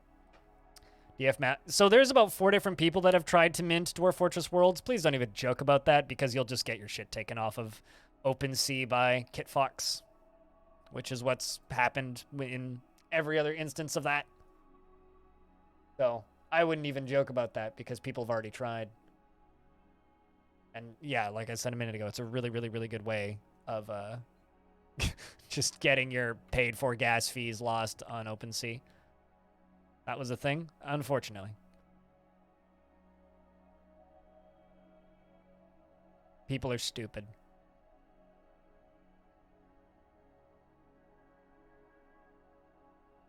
Probably not worth it, but you're certainly a person who is going to play, who isn't playing right now. You're doing your part. Well, I mean, if you want to support Bay 12 and you want to do your part, just go give them $2 a month on Patreon. Like, it's, as somebody who has a Patreon, it makes a large portion of my income every month via Patreon. I wouldn't be able to do this full time without Patreon, and they're in the same kind of situation. There was actually there was a post that was made on the Dwarf Fortress subreddit the other day, which I think is a little bit silly, talking about what's their plans for post-release finances, like how are they going to make money post-release. And I mean, there's a lot of like talk about like Paradox-style DLC and shit. I can tell you this. The only thing that they even mentioned about DLC at PAX when I was talking with them was the potential of maybe commissioning more music in the future and selling expanded soundtracks as there's large updates. They were like, that's like the only thing they would even consider doing. I think Kitfox is an intelligent studio made up of people that understand that that would be a stupid fucking idea, Tygo.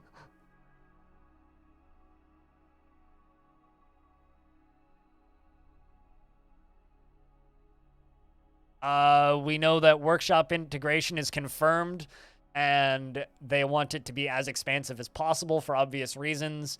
At minimum, it will just be,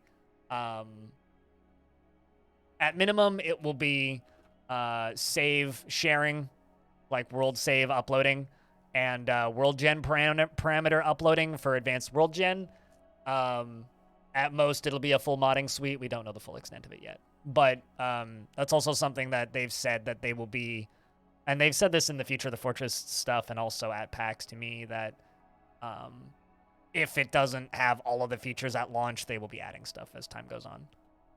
So, because like, Dwarf Fortress is an old game, and getting those hooks in so that it works with Steam properly is like requiring a lot of rewriting of the RAWs, which is becoming just a lot of busy work, so. Yeah, also, like, Zach and Tarn are pretty frugal, right? Like, they're kind of like me. They're frugal to a fault, where it's just like, spending money, that's impossible.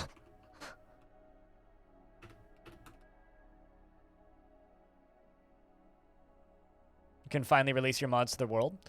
Totally. I mean, like, obviously, the Dwarf Fortress forums will probably still exist, and I would recommend that people mirror their mods onto the DF forums as well. But I'm just I know that tile sets are another thing that they want to have in premium. Although actually making tile sets is going to be insane just because there's like 1,000 individual dwarf sprites. So for tile set artists, it's going to be a lot of work, but you know, I'm sure people will do it. It's never stopped anybody before. And of course, like all of the fan-made dinosaur packs and all that stuff are going to get separate sprites as well, I would expect.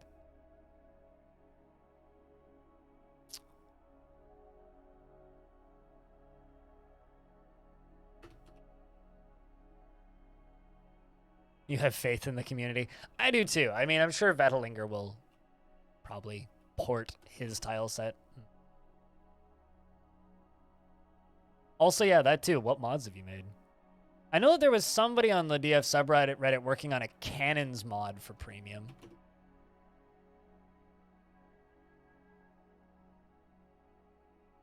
Oh, totally too. Yeah. I mean, there will probably just be like, there will probably be two versions of tile sets. There will probably be ones that are designed to work if you have the game set to classic in game, and then there will be ones that will be designed to work if you have the game set to premium, right? So there will be like fancy, full-blown, all of the different layering tile sets, and then there will probably just be like, you know, your standard like current tile sets as well.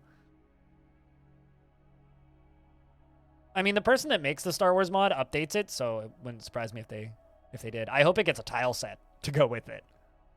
Because the Star Wars mod is fun, but like, imagine the Star Wars mod with like a Star Wars tile set. That would be amazing.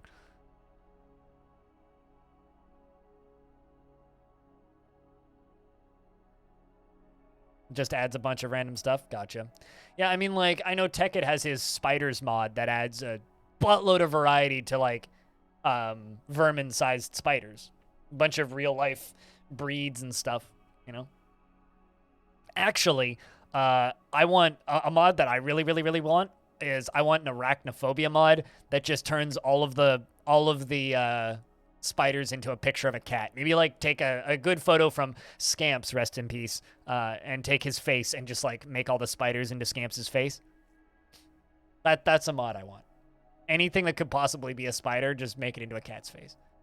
Because I like spiders. I think spiders are cool, but I know a lot of people that are scared of spiders.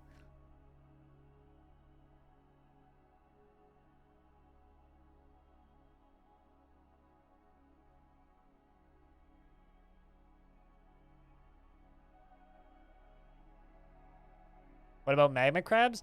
I don't even know what they're going to look like in premium. I'm assuming they'll be like boulders. But those are crabs, not spiders. I've got a question for you, though, Hex Wrench. What about Zoidberg?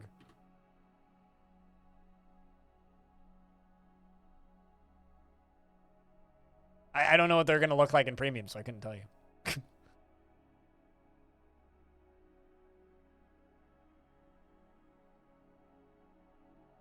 You would not want them to be in cat's clothing. Someone's never played Satisfactory.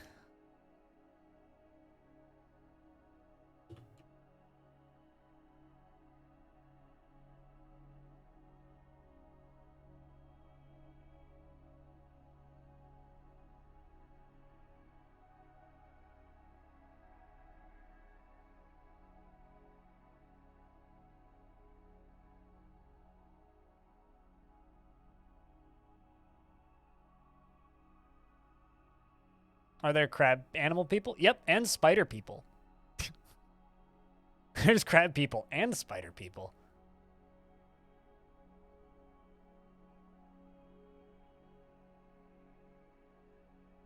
So you can have Mr. Krabs and Mr. Spoder.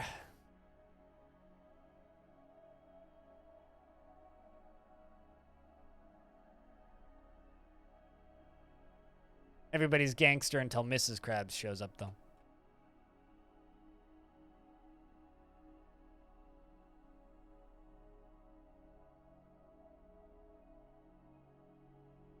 I'm actually kind of curious about what route they're taking.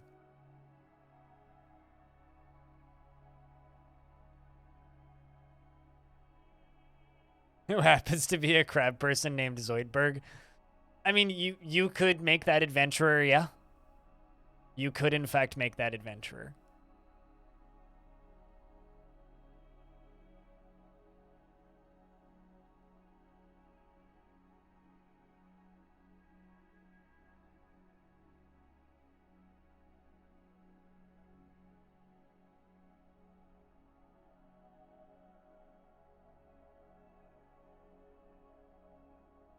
One time he played as a crab person, he immediately started a fight with an elf and got nerve damage and was stuck in a tree. Yeah, okay. One thing I will say about adventure mode, though, is adventure mode will not be in the game at launch, though. So, and there will be a period of time where adventure mode isn't even available in Classic. So you'll have to go back a version of the game if you want to play adventure mode. And then adventure mode's going to take another 6 months or something. But hopefully that'll be a after they've been paid addition to the game, which means to those of you who've never played the game, you get Dwarf Fortress at launch, Fortress mode, and then after launch, you then get another game, like however many months later it takes them to finish adventure mode, which I have a feeling will be quicker than Fortress mode because all the UI work has been done. It's a matter of moving stuff over, from what I can tell. Paid DLC? No. Please don't like this is like why I say please don't like make shit up, because all that does is people see one person post that, 4 days later people are going to ask me if they're going to charge for adventure mode. It's please don't even joke about that. Because literally like in a couple of days people are going to start asking me if enough people say it. If it live Steam Cloud Sync, I would be shocked if it didn't.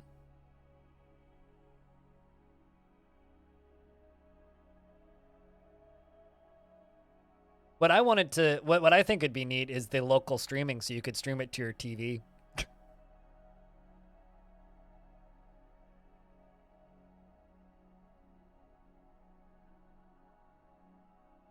Time for another save.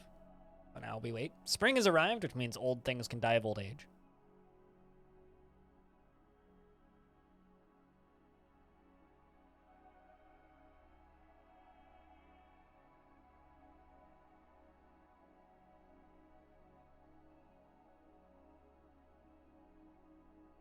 Yeah, it sucks that you kind of can't make jokes anymore because everybody assumes that everybody is saying nothing but the absolute truth, which is, you know, goofy, but is what it is.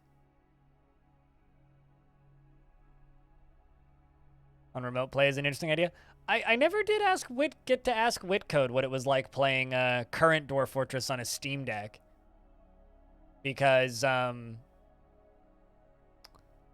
Witcode is the only person that I know who's played Dwarf Fortress on a Steam Deck.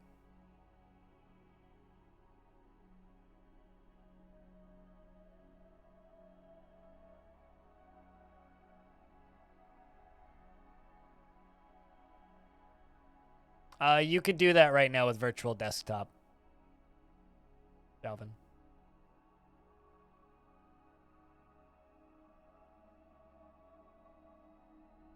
Like, literally, you could do that right now if you really wanted to for some silly reason.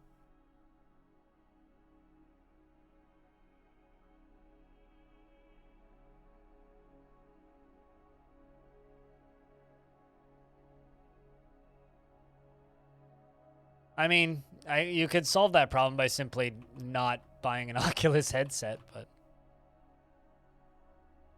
Also, I thought that they walked that back, but I don't know. I don't do VR because it makes me throw up violently. An old one? Get a new one then. Get yourself a Windows mixed reality headset.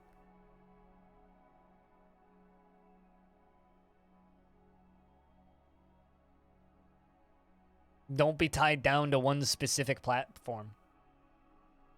I'm not gonna lie, that's always been like kind of silly to me, is like how people just tie themselves to one platform. Buying the platform's device. It's like, buy the platform agnostic device.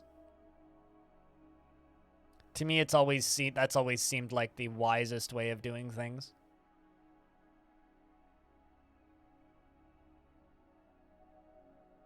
Do I enjoy things like Factorio at all? I fucking hate conveyor belt games.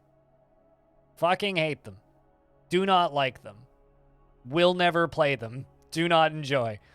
I've played enough of them, and I have hated every single one of them. Hated Satisfactory, hated Factorio, hated Water, whatever the fuck.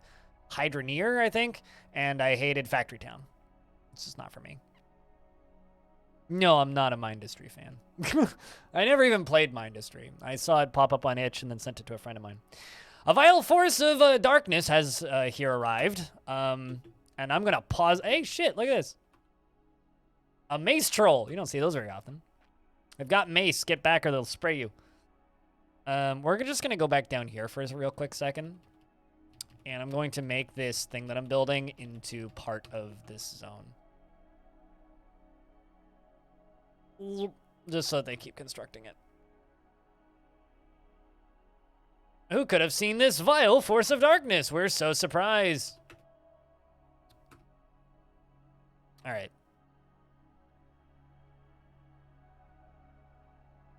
Gonna open this door. And open this door. And close this door. And close this one on priority.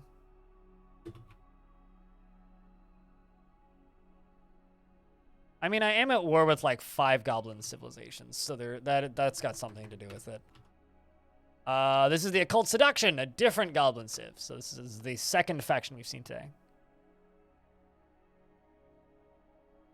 I mean, there's minecarts, yeah, but those are kind of different. The issue that I have with conveyor belt games, though, isn't the actual conveyor belts. Conveyor belts are fine. The problem that I have with conveyor belt games is the way they progress. The take thing, put it on thing, send it to thing to make new thing. And you need 2 things to make a new thing. And then you need 4 things to make the next thing. And then you may need 18 things to make the that's not a type of... Like, I'm totally fine with games that have conveyor belts. And I've played games with conveyor belts that are quite fun. And I quite enjoy the minecart systems in Dwarf Fortress when I feel like actually spending the time to set them up. I do not enjoy the progression of every single factory game I've played.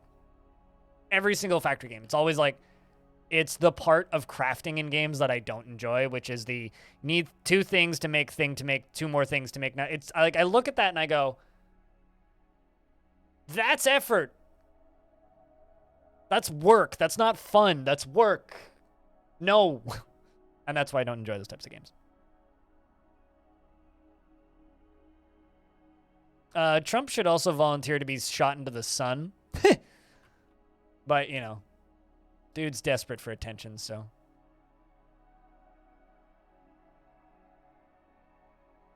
No, I'm not anti-conveyor belt. I'm anti-factory game. It's like I don't enjoy factory automation games.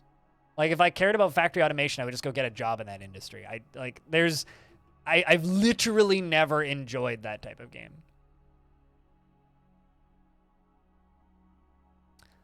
Usually don't have a pleasing goal. Yeah, exactly. For me, like, for lots of people, that's a pleasing goal. For me, that is frustrating and dull. Like, I love the first hour and a half of every single Factorio map. Like, I've played Factorio, like, I've got like 30 hours in Factorio. And I always love, like, the first 30 minutes of it. And it was the same with Satisfactory Games Hitching. It was the same with Satisfactory, where it's like, I loved the first, like, hour and a half to 2 hours of every factory I built in Satisfactory. And then very quickly it turned into, oh, I have to rebuild 2/3 of this to make it optimal again? Fuck it, I'm done. Like, that's not a style of game that I enjoy. Games that require that level of precision and automation is just dull, boring. Not enough interest going on. Like, the tower defense elements are fine. The conveyor belts themselves are fine. Like, I also feel the same way about train games, right? Like, I know a lot of people who go on about how they love games with trains, and I feel the exact same way about OpenTTD and, like, any railway tycoon game. It's really fun for the first, like, couple hours where, like, I build the first few lines of trains. It's like, oh, this is cool. But the moment it goes to, like, oh, you need, like, 50 different signals and 8-track trains, it's like, ah, fuck it, I'm done. I'm more likely to play OpenTTD for fun than I am to play Factorio. Progression is basically the same. You empower yourself by growing your empire so you can build more empire. Sure, and I would rather defund the expansion of my empire to grow more trees. Like, I'm just, that's not a gameplay loop that entertains me. That's a gameplay loop that frustrates me and makes me wonder why I'm continuing to play said game. So.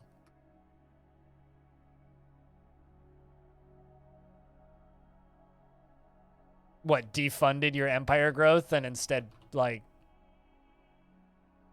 planted trees?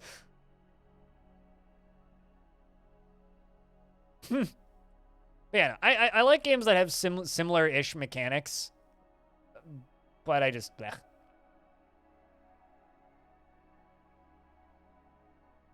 No, because that's not how I play Dwarf Fortress 8 Bagels. Dwarf Fortress is a sandbox storyteller. You can play it like a management game if you want, but I don't. Look at any of my forts and tell me how they're optimal. They're not even remotely optimal. Also, it's almost never reworking your entire fort to make something more optimal. If you have to rework your entire fort to make something more optimal, you fucked up building it the first time.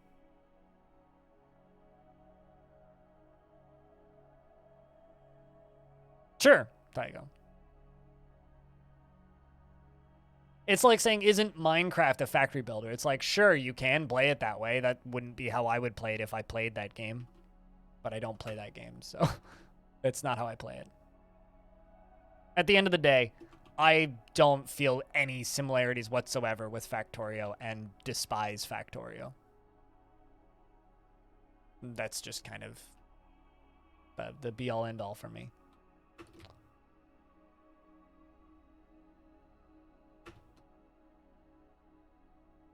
The only way to win? Okay. You have fun playing that way?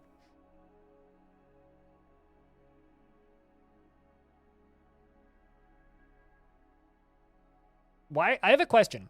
Why is this a discussion, Soul Shinery? I do not enjoy games that require me to build ever-growing factories based on keeping a logistics network managed. Sure, you're being sarcastic. I'm asking Soul Shinery why this is still a conversation. I fucking hate Factorio. That's the end of the discussion.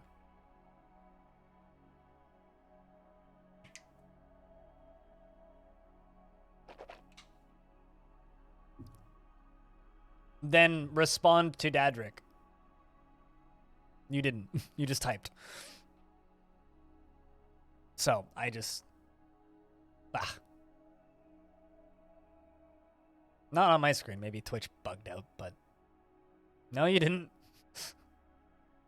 Anyway, I don't want to talk about Factorio because I fucking hate Factorio. When I talk about Factorio enough, people start asking me to stream Factorio, and I don't ever want to stream Factorio. Awful game. Can we talk about something else now?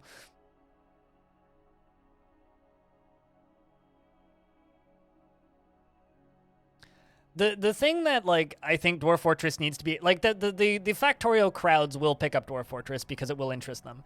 But I think that the crowds that Dwarf Fortress needs to attract, because this is a much bigger market, are the people who play Stardew Valley.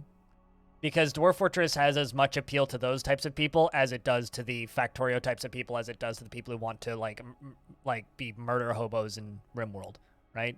Dwarf Fortress has appeals to a much wider variety of people than Factorio, right?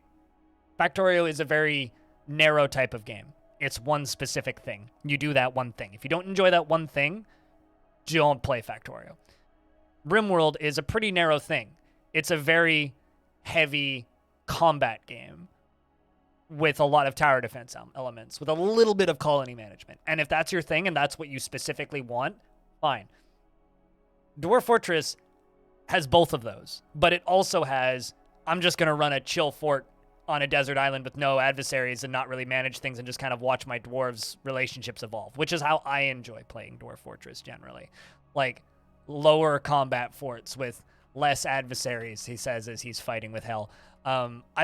I generally like building forts that are more about just, let's see what kind of dwarves we end up with in this fortress and learn as much about this civ as possible. And if we end up going to war, that'll be a fun story element, but it's not something that I plan for or manage around.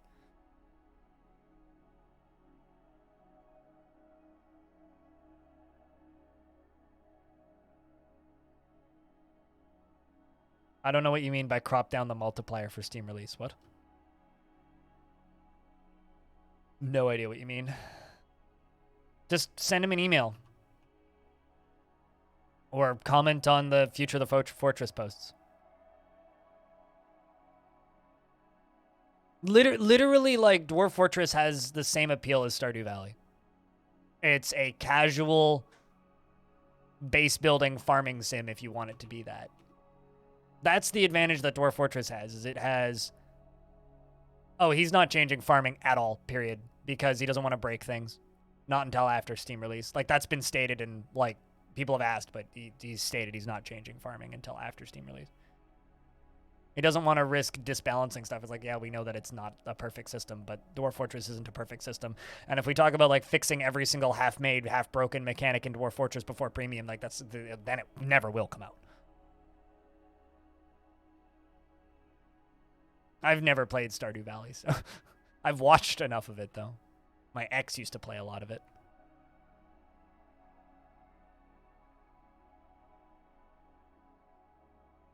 So maybe you can with mods. Crush people. Oh, watch out for that lava, dwarves! Okay. I'm always very nervous dwarves are going to dodge into lava. Dwarf just jumped over the lava, though. Oh, I'm clenched. Pretty fucking tight. All right, there we go. That's a better, more open area right there. Investments are open if you guys want to invest your tickets. Roll comes around the corner. One comes around the corner. There's something else, probably potion permit. To be fair, all of those games look the same to me too. Okay.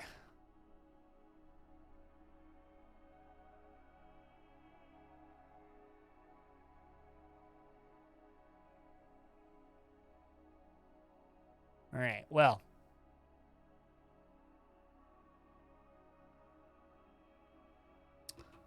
Let's plop them up here. For when more come around the corner.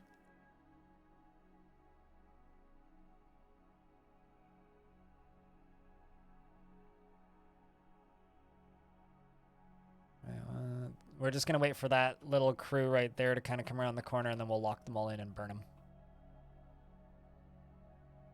Basically waiting for that line of goblins to be on the drawbridge, and then we pull the lever.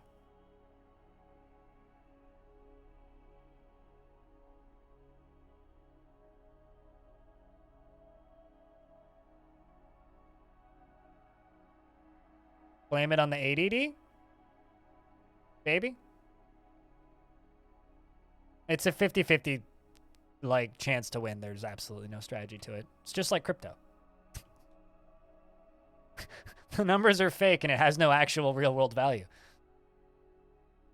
But yeah, it's just a 50-50 chance to win. There's no strategy to it. Go nuts. Have fun.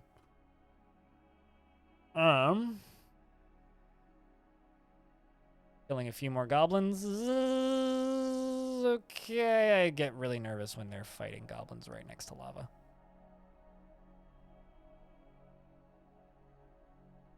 All right, so who's coming to pull the lever? Anybody? Hops is right there. True. 50-50 is a better chance than most real-world investments. Come on. They're leaving now. Slam it shut. Perfect. Let's actually just open this. Because there's a bunch standing right there. Let's see how many we can squish. Come on. Go pull the lever. Go pull it. Pull it. Pull it. Do it. Bonk. Right? Bang. Got him. Heh. I'm mean. Okay. Let's pull that lever again. Anybody coming for this one?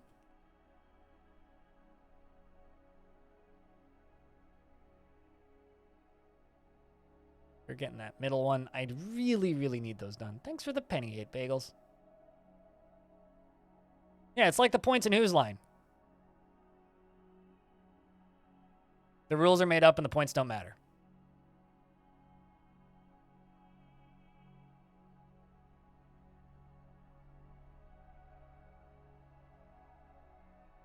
About DS scratch stage in the live update, it's looking no problem. Captain Onosa. I'm not sure which Discord server that is, but thank you. Yeah, I tossed it together this morning before turning the stream on.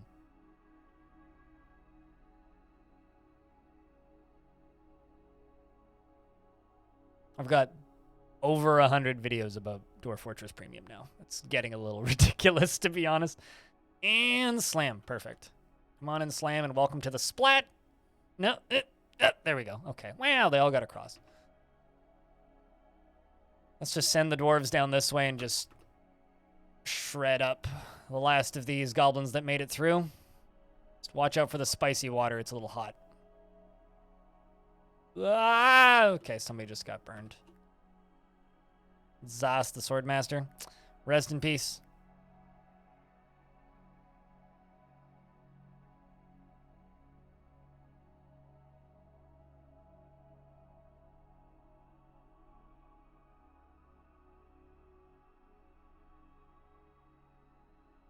And then we just let the dwarves split.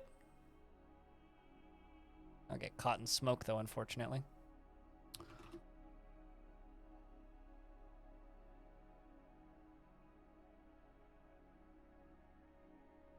And here we go.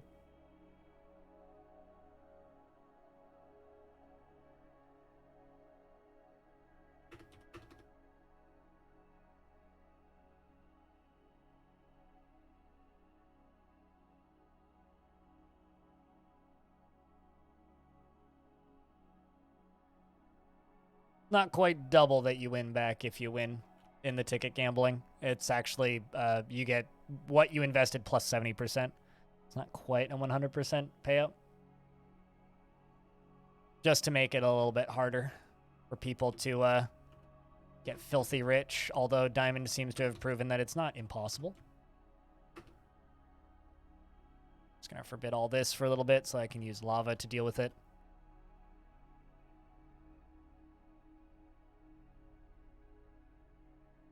Up down here, and we're gonna unsuspend all of these bridges.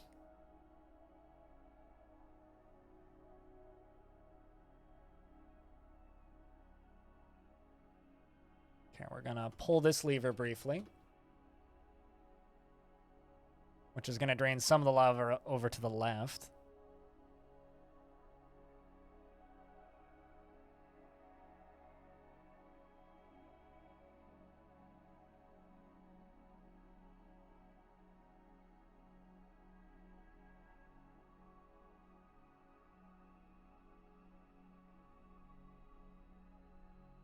And then those poor goblins and beak dogs and trolls will all be burned to death. Welcome back, Rock Cat.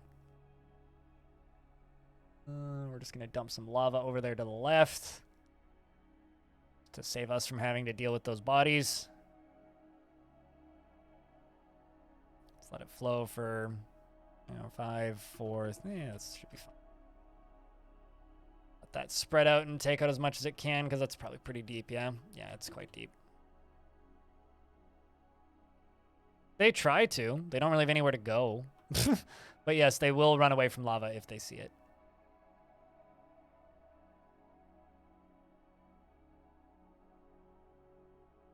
I'm supposed to teach. The only thought I have about it now is, did you guys eat all of the equations or what? It's physics, not literature.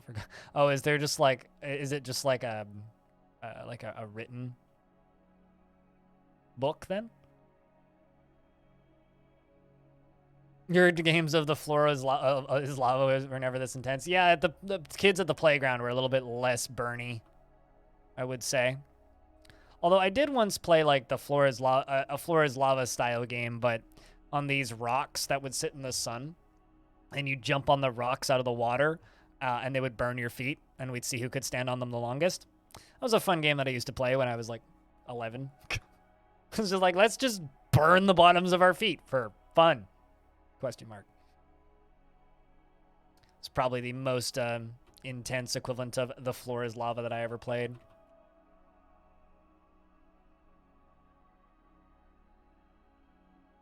Kind of love the roast G. Almost as good as the roast OG.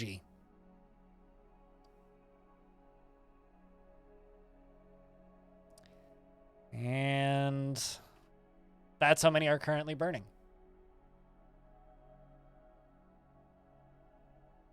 Good old self-cleaning trap. Oh, yeah. Oh, no! Artifact is missing from its proper place. It's probably stolen by this Void Hunter. One of these Void Hunters.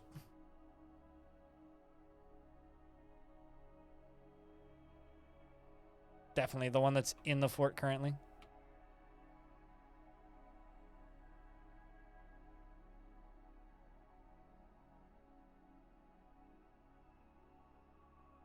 I'm kind of hoping that we're going to flatten this guy with the... Nope, there it goes. With the gate opening.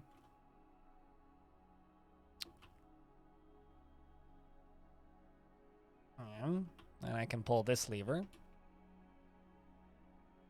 which turns off the water flow. Or the lava flow, not water flow.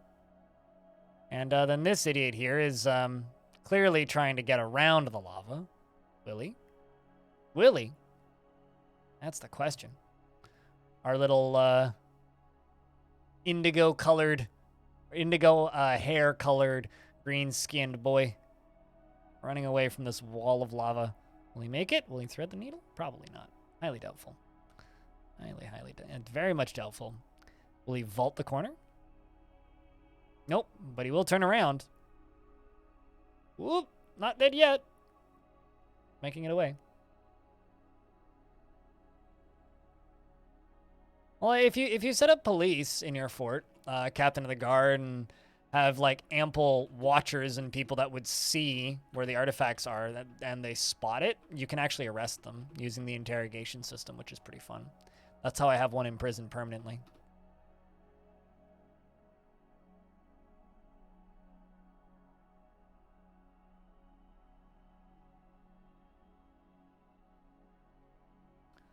But for those of you just tuning in, this right here is a stairway all the way down to hell.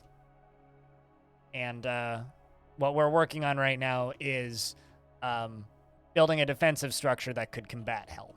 That's what we are currently working on.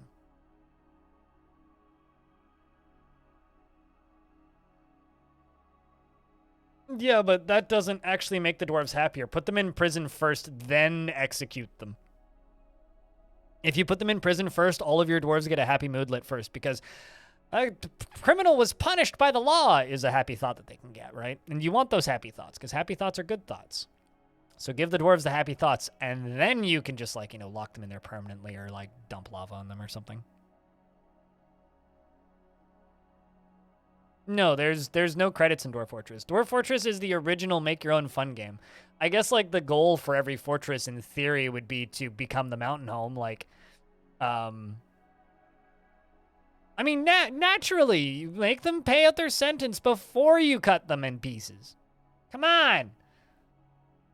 Hey, you know, I at the very least, like, there isn't, like, a mission in this game where you have to just run around in a giant mech and gun down civilians. I mean, who would make a distressing, evil game like that?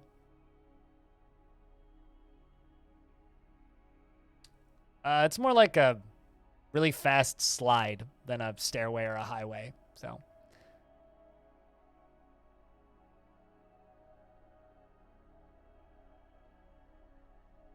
You can lose in various ways? Sure, yeah. This game has literal hell in it. Literal actual hell, and it's right here. This is hell. This isn't just lava. This is the underworld. This is what happens when you dig too deeply and too greedily. You discover the critters of the underworld. Currently, there's only 3 visible, but there's hundreds of them down here.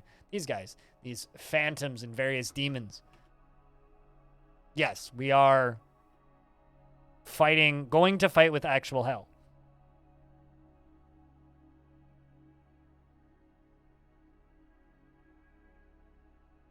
In the metaphorical sense, internal torment and such. I mean, I'm not sure what the dwarven afterlife is like. You'd have to ask a dead dwarf. I've only ever met living dwarves. Although I did have a dead dwarf report their own murder.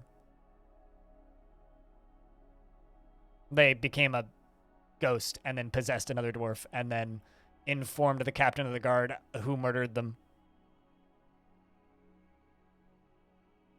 I don't know if there's a speedrun for it. The only speedruns that I'm familiar with for Dwarf Fortress are fun percent and hell percent. Fun percent is how quickly can you kill all 7 dwarves, and it's like a 30-second speedrun. But I've looked at it many times and gone, I think I could do that faster, because it includes start up the game, generate a world, embark, kill all 7 dwarves is fun percent. And then there's hell percent, which is how quickly can you dig to hell, and I think the world record for that's like 6 minutes or something.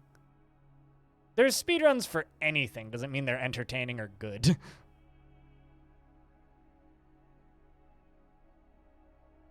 Also, I don't consider the current world record for fun percent to be legitimate because they use DF hack and a mouse.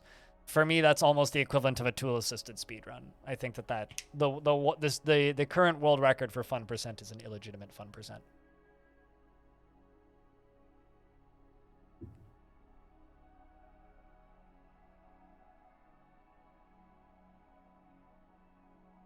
About getting murdered, you come back as a ghost, possess somebody to report your murder. Yeah, totally.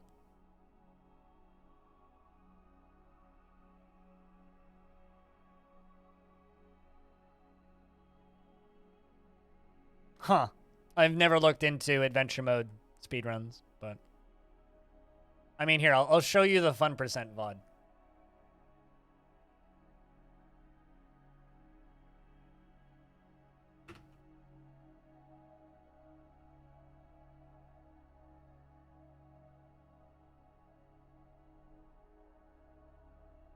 It's literally a 1 minute long video.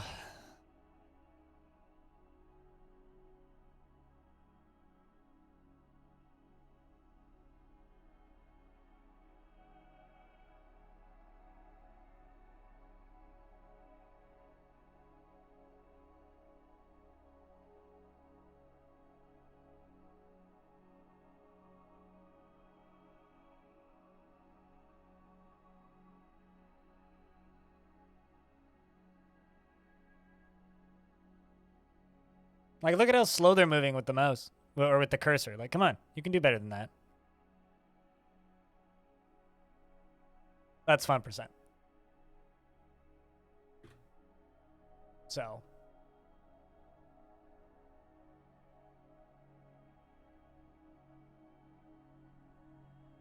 And I think I could do it faster.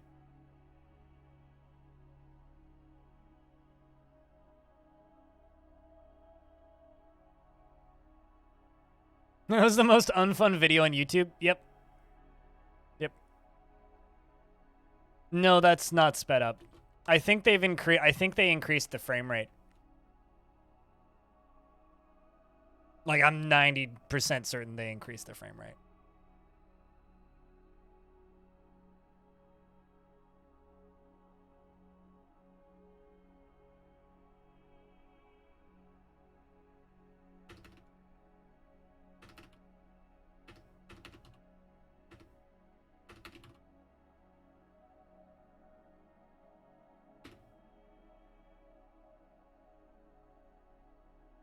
Neither.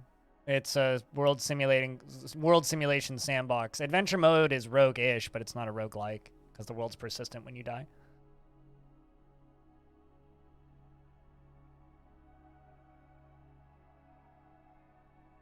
Literally hit, I think it's Shift plus. In game, you can speed up your frame rate. It's just not recommended because it can break certain physics things. Another dwarf is possessed. But I don't know. I don't give a shit about speedrunning. So, like, I don't know. Every now and again, people ask me to speedrun stuff, and I just look at them blankly like, I'm an entertainer, not a masochist. I hate myself. I don't need to hate video games, too.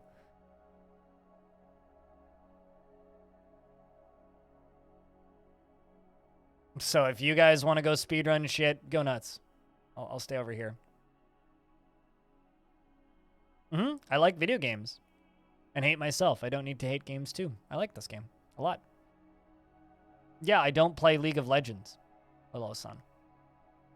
You enjoy speedrunning as a spectator sport? Sure. I enjoy Formula 1 as a spectator sport. Fucking don't want to ever go anywhere near any of the sports regiments required to actually do that shit. I enjoy watching hockey as a spectator sport. Fuck skating. Shit sucks. It's cold, hurts, makes your legs sore. The hell with that. A lot of spectator sports I'd like, but everybody's just like, oh, you're a streamer, you should speedrun that. It's like, more of a slow run kind of person. It's just like, you know, sometimes people ask me, they're like, hey, Blood, can you make more shorts? I'm like, I prefer making longs, although I do make shorts now because, like, people have finally started to accept them as a content medium on YouTube without just getting mad. I'd rather upload a 12-hour-long VOD than a short most days. Probably a wooden ring, yeah. Why'd the game just jump up here? Oh, Engraver's giving birth to a girl. Well, that's good.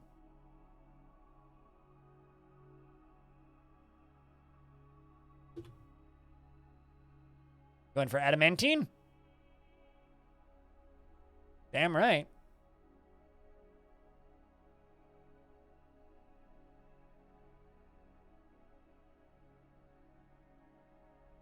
Turns out in college he was a former MOBA player of sorts, paraphrasing, and was turned off by the toxicity, but still wanted that element of competition. Yeah, that's fine. Yeah. Well, I mean, speedrunning is usually more of a cooperative style of competition. I'm more into I'm more of an Easter egg hunter and stuff like that. Like, I will try and find weird mechanics in games that aren't very well surfaced. That I find entertaining. But speedrunning, I've tried speedrunning. Like, I tried to get into speedrunning a couple different games that I really enjoyed, and I was able to get, like, certain times on certain games down quite a bit. But, like, it's not for me, really. It is not for me.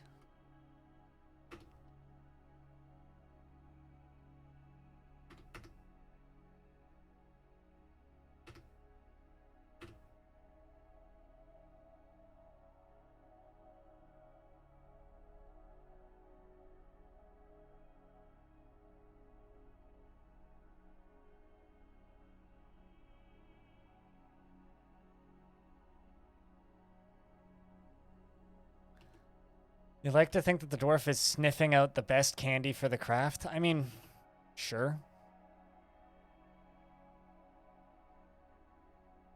Never read the books, never seen the movie, no interest in the books, no interest in the movie is my thoughts on Ready Player One.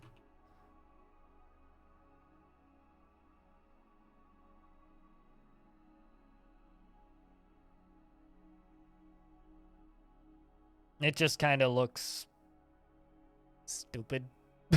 Is my well thought out statement about Ready Player One is kind of looks bleh.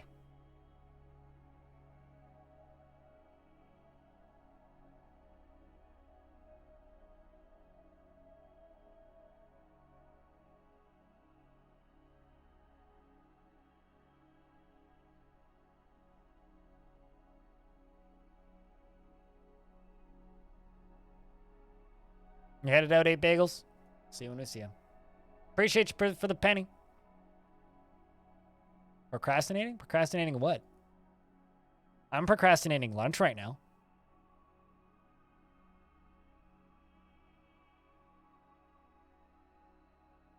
Hello, Rose.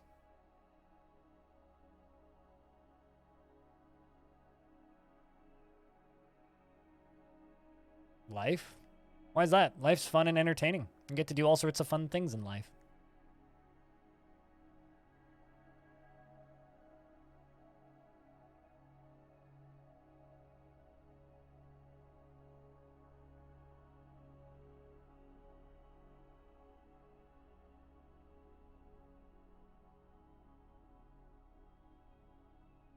It's the friends part.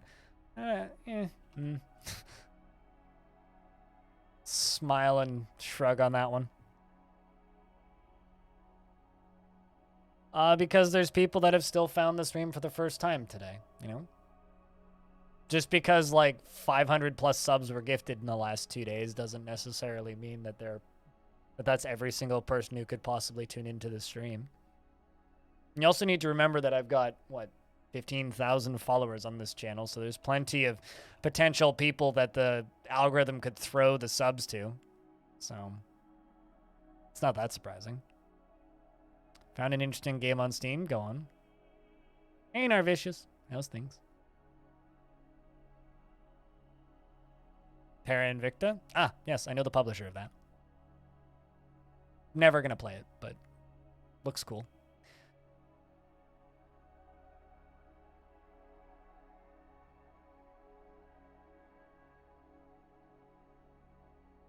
It looks like a DOS tactic game to me.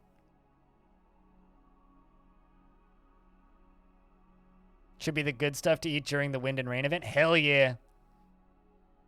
Chili, some beer. You're very bad at strategies. A game that I'm looking forward to, which I think is the same publisher, is Falling Frontier.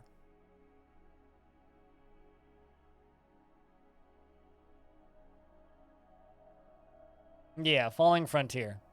This thing. Just because visually it looks like the closest thing to a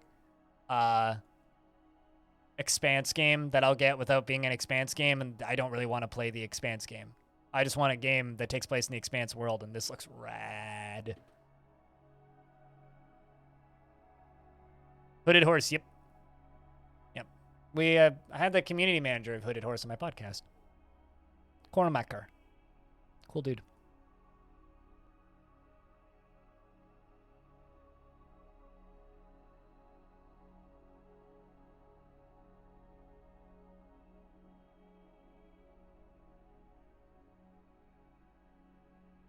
Also, hey, Dr. Pirate. What's up, dude?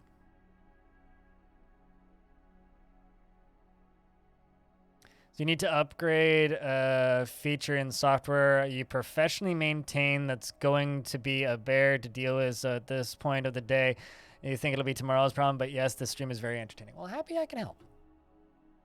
Entertain. Well, we've got a lot of things to add to Monster Mash, so...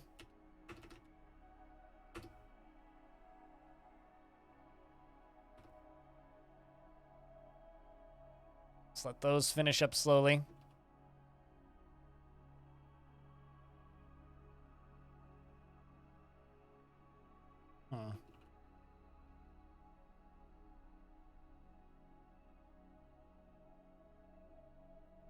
Downstairs.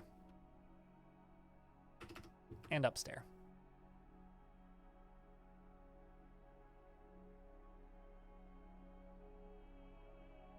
I can't wait until they add Oregon Trail into Dwarf Fortress, because a planned long-term feature is making it so that when you embark with a new fortress, instead of, you know, the way you currently embark, where you just select the stuff that you're going to bring and boom, you're there. You're actually going to drive your wagon from the mountain home to your starting location is a planned feature for the future.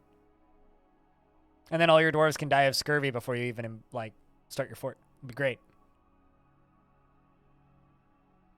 This stream is supported by exceptionally generous individuals and also dumb memes like Gremlin for Mayor. Horrible but cool. Yeah, exactly.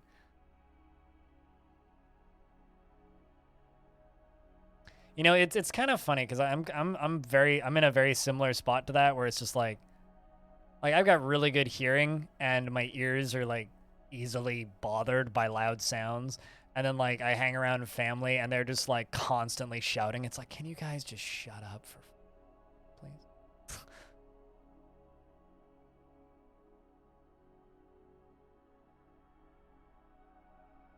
They'll die when driving through. No, they'll die when they get ambushed by the 14th boogeyman.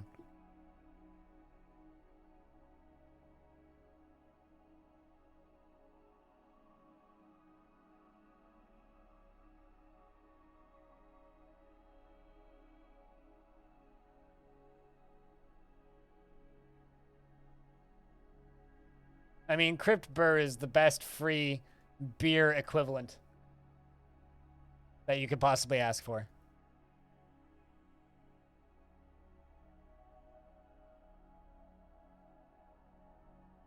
All right, so that's done. Put a hatch cover on that.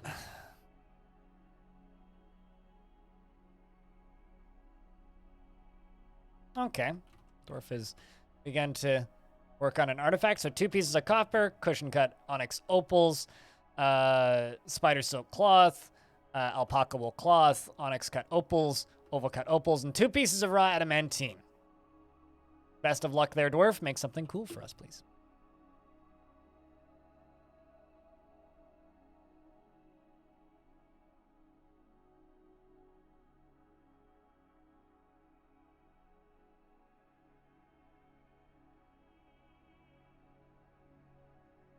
Family shouting is how some families communicate. Oh, I mean, like when I hang out with my older sister, it's like she's got one volume and it's loud.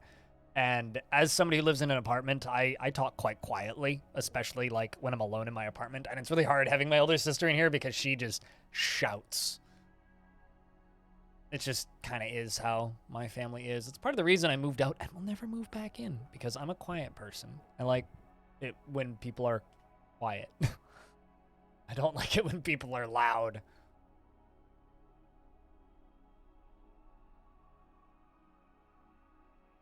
That is probably annoying. Yes, it's very annoying, Darren.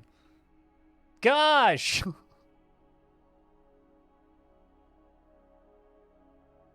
But take care of yourself, Rockcat. You had a bunch of ear infections when you were younger, and people will either tell you that you're being way too quiet or too loud, and you never know which it is. Oh, no. That sucks.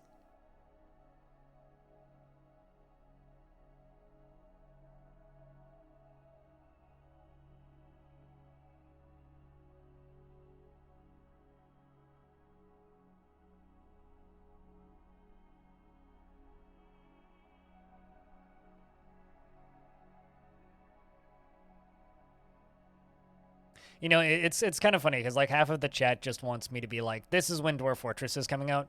And I'm just sitting here going, I want Benjamin to tell me when Brigador Killers is coming out.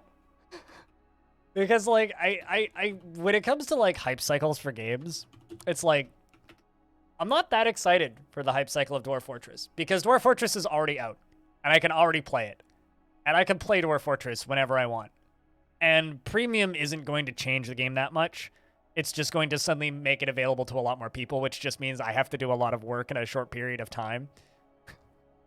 It just means that I have to crunch. And I'm excited about games that I can't play yet. Like, I'm excited about Callisto Protocol. Really excited about Callisto Protocol. But that's not out until December.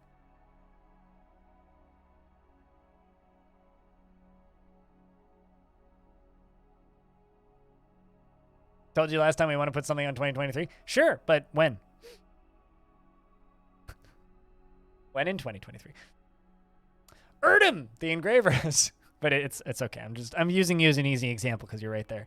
Forgive your ignorance. You heard of me today. What's your personal connection to Dwarf Fortress? Chat, what's my personal connection to Dwarf Fortress? I'm going to read this artifact. Erdem, the engraver, has created Ugash Edud, a raw adamantine ring, and claims it as a family heirloom.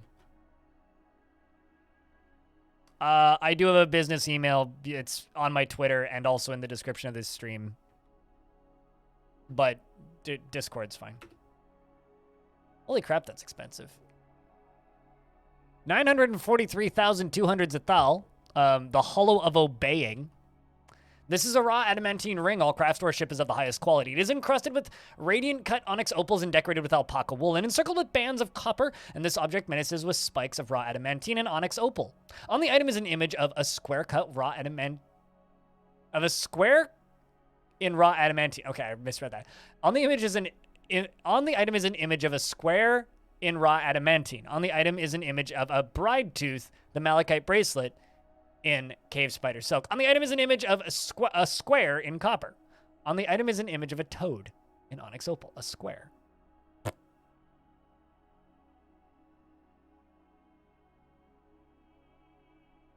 But my connections to Dwarf Fortress. I've played it on and off since 2009. There are 7 interviews on my YouTube channel with the developers of Dwarf Fortress. I gave them a microphone recently because their microphone quality was so terrible in their announcement videos. When I went down to PAX West, I gave them a Blue Yeti. I guess technically it's a silver Blue Yeti, but, you know, I gave them a Blue Yeti. I make update videos about Premium and will continue afterwards. I make videos where I read the future of the Fortress stuff. I'm trying to think, like, what other connections to DF do I have? Probably something that I'm forgetting.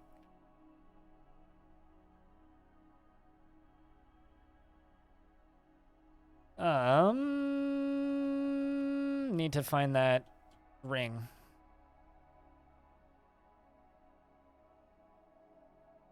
But yeah, one of my goals in the last 3 years was to make a show that's as cool as / replaces the void caused by the lack of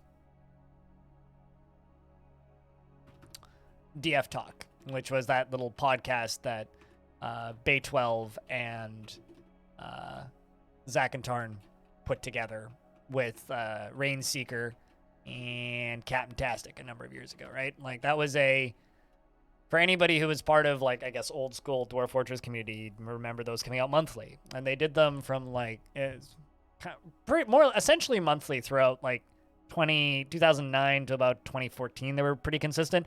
And then there was a big gap. And then there was a huge gap. And then they did, it was like 2 episodes in 2020, and they've stopped again. And it's partially because Captain Tastic and Rainseeker, the 2, like, co-hosts, got really, really, really, really busy. One of them is a grandpa now, apparently. And, like, they just don't play the game as much as they used to. So one of my big goals was to get Zach and Tarn on the stream because I want to talk. I want to replace the void that was caused by the lack of DF talk, and that just kind of made me sad.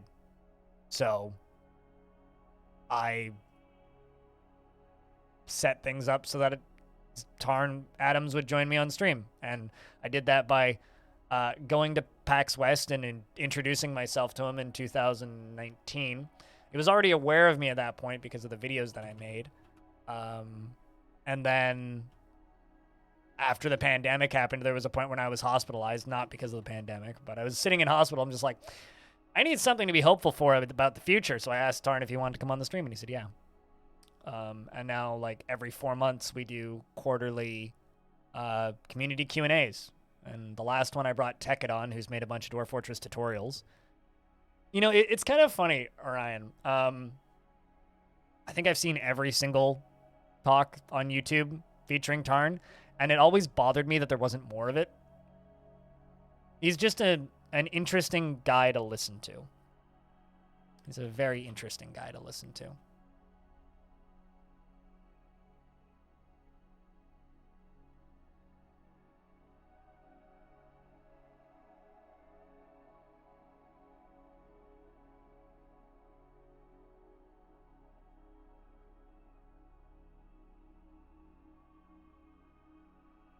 He seems to have a nice sense of humor. The kind of energy that the feeling that I get from Tarn is he comes from an era of game development, and it's kind of a type of game development that I think is coming back a little bit. And that's mostly found in like more niche indie games or crowdfunded indie games or small community indie games where they're just super interactive with their community at all times. There's a point with games where it's really difficult to keep up with everything, and that's not the fault of the developer. It's just games get too big, right? And when games get too big, it's really difficult for them to just like sit down and talk to their community and like show up on live streams and stuff. Somebody else who's actually also pretty good about that sort of thing is Tony Hawk, of all people. Like, he's like weirdly active with his community, and I kind of get weirdly similar feelings about, well, Paradox is a really big company now. When you become a big company, it's difficult to do that, right?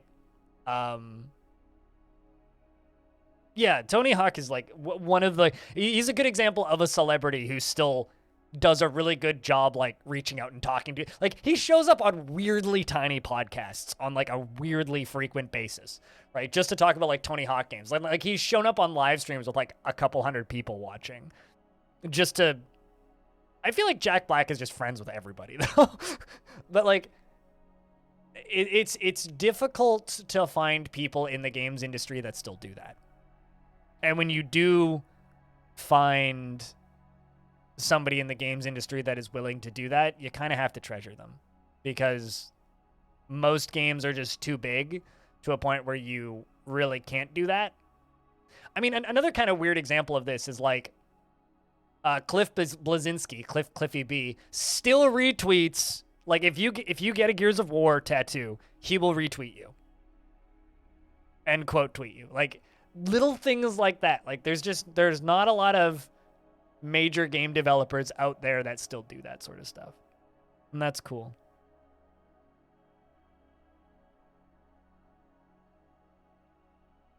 Over the years, you've heard him just being a completely solid personality. You'd think he'd be a rich jerk, and he's not. He's just solid at turning up. Probably helps that he doesn't need to code or design or QA. What, Tony Hawk? I mean, Tony Hawk's a celebrity, so he's not the best example. But, like, I was just trying to think of, like, who's a famous person who's good at showing up for small events? Tony Hawk. Like, one of my favorite things that Tony Hawk has done in the last couple of years is he showed up at a fan concert where a couple of cover bands just played the Tony Hawk soundtrack. So it's, you know, it's just like a punk rock cover show, right? But he showed up and fucking sang songs on stage with them. Like, they heard that he was in town, and they just invited him, and he showed up and sang some of the songs on stage. This was pretty recent too. So, like, it's cool that people do that.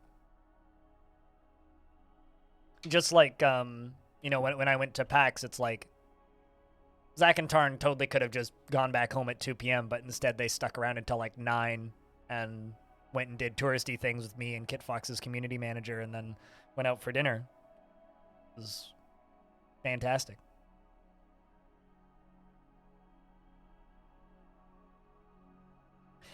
Cliffy B was a douchebag 15 years ago. But so was I, admittedly. Like, if you go look at, like, stuff that he was doing, like, at the height of his fame and success with Gears of War, he was an absolute asshole. But I think he's redeemed himself a lot since those days.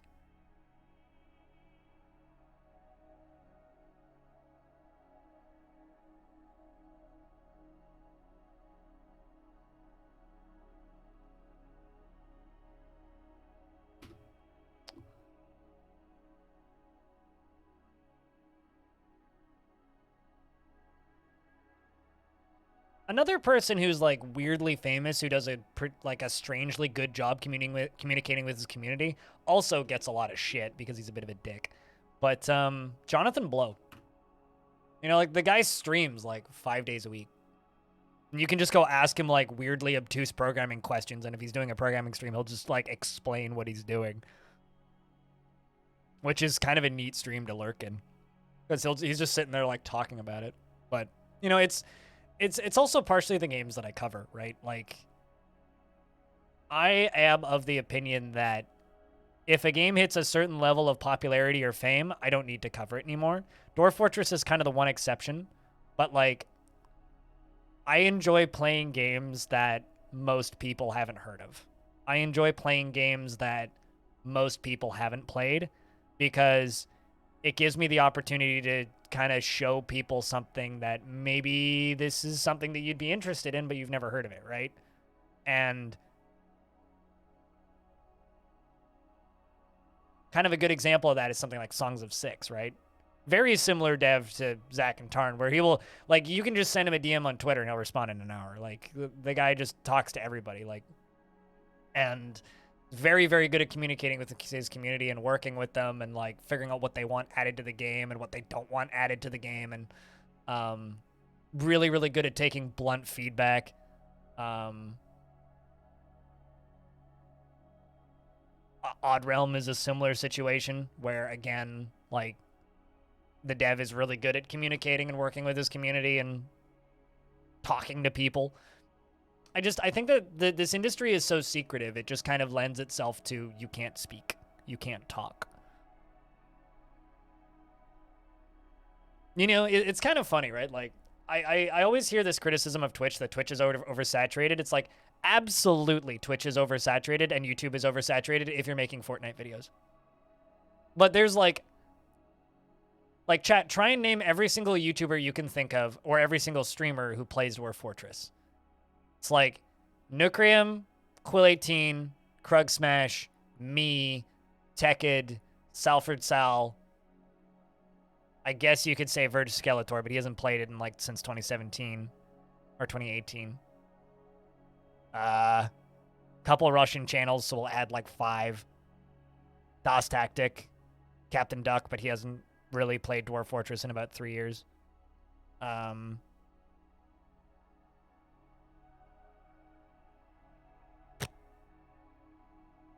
I guess people like RNG and other like very small hobbyist channels. Lots of little channels. People like Cupo, like, she's great, but like, you know, she streams a couple times a week maybe. But they, like, I'm not really counting the small channels. I'm more referring to the big channels, right? There's not a lot of them, and I know some people like call me a big channel, but, and yes, I have a very inflated sub count right now, but I'm not a big channel, right? Like, I am a medium-sized Twitch partner. I'm not a small Twitch partner, but I'm also not a big channel. For me, like, a big channel is like 500 plus concurrents. I'm getting there on YouTube, but I'm not a big channel on Twitch. It's like there's not a huge number of large channels that actively play this game. There's some that'll jump in occasionally, like Sacriel's streamed Dwarf Fortress briefly. That was a weird week when Sacriel was streaming DF. It's like DF has like 5,000 to 6,000 concurrent viewers every day. It's like, what the hell's happening? It's like because fucking Sacriel's streaming. Oh yeah, Rust Money. We'll dive in here sometimes. Blue Zest will jump in sometimes. He's pretty large, or growing, I guess. Yeah, I don't know. Aside from that, it's just a lot of small channels.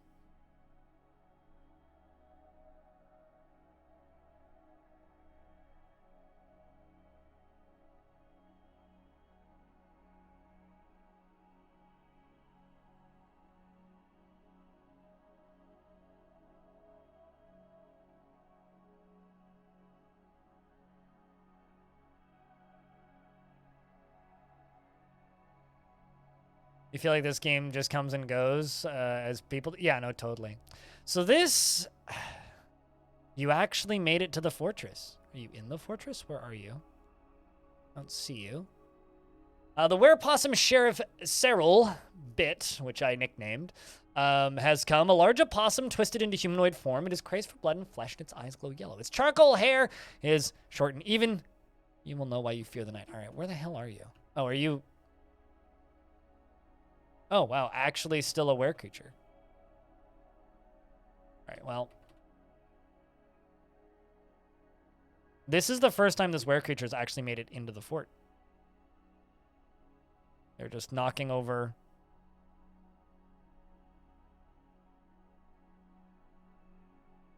stuff.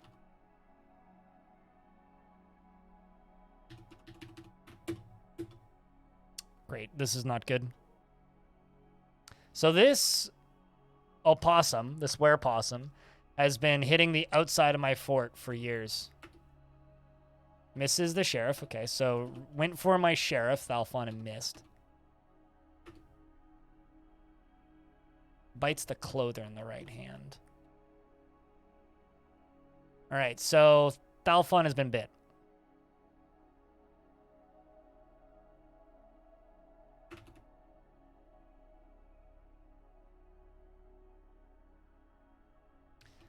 This werepossum came from one of my previous forts and has been harassing this fort for a very, very, very long time. It's fighting back. Sheriff the sheriff bites the clother. Maybe. It's on top of him. I'm worried about this.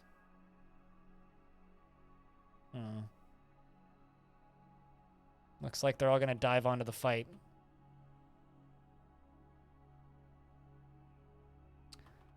Okay, so the miner, Frog for Hire, jumps into the fight and strikes the sheriff in the lower arm. The reason this is cool is because this is a were creature from 2.5 forts ago. From a whole faction ago. And this dwarf has shown up at other forts, and I keep expelling it. And this were creature has attacked this fort maybe a dozen times, but never makes it to this fortress. And this were creature has traveled across the world several times.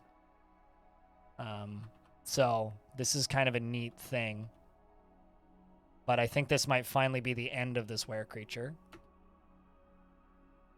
Sheriff shakes the clother around by the lower leg, tearing apart the lower leg's muscle.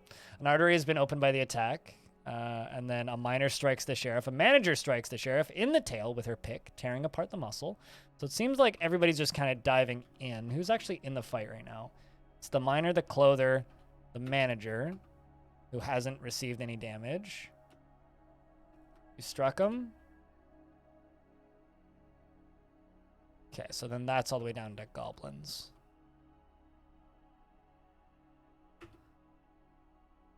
The werepossum bites the clother in the head again, and I'm assuming that the clother would be Thalfon, who's been bit pretty bad, and they say, I've been injured badly. This leaves me so shaken.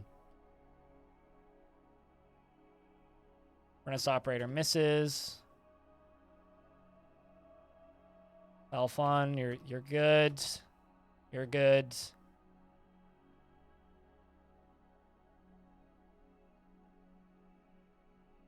Okay, that's down to goblins. Let's move a few more turns forward.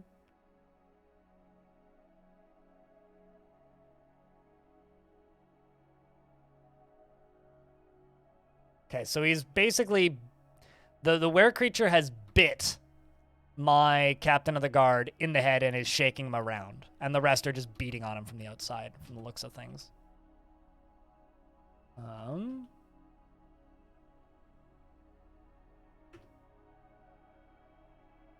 They're punching him. Bites the clother in the head. Bites... Wow. Okay. I'm kind of surprised that Thalfon isn't dead yet. There you are. Tendon in the spine has been torn. Okay. Looks like the were-possum is dead. The Swordmaster shakes the sheriff around by the lower body. Okay, so, he's shaking the clother. Cyril Bit says, I've been injured badly. There is no hope, says the were creature. The Swordmaster shakes the sheriff around by the lower body, tearing apart the nervous tissue. And an artery has been opened by the attack. The Swordmaster shakes the sheriff around by the lower body, tearing the spine apart and the nervous tissue. So they all back up. Thalfon has been found dead, but the were creature is dead. Rest in peace, Thalfon. I think Thalfon deserves a statue for killing this, or for fighting to death with this forgotten critter that has been coming in and attacking us for years. Sad story, but rest in peace, Thalfon.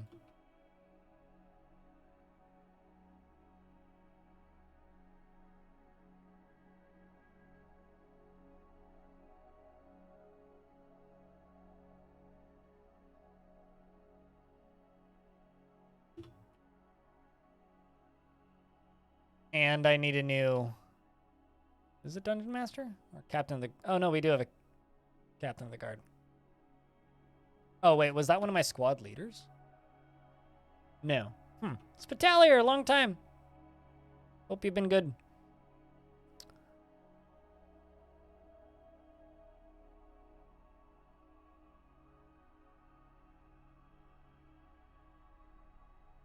Seems the brunt of the damage is going to just a few guys. I'm pretty sure it was literally just... I'm going to double check, but I'm pretty sure it was literally just the one dwarf that got bit.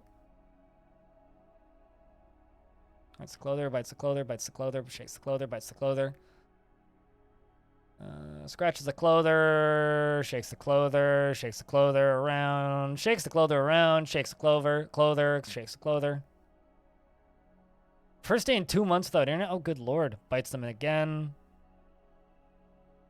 Shakes him around, shakes him around, shakes him around, shakes him around. Bites him again, shakes him around. Yeah. So, literally just bit the one. It is for the best. But welcome back to the land of the internets.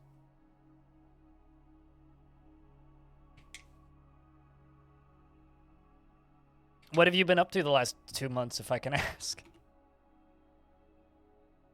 But you come on a exciting day, because yesterday we unlocked 3 emotes, and today we unlocked a 4th.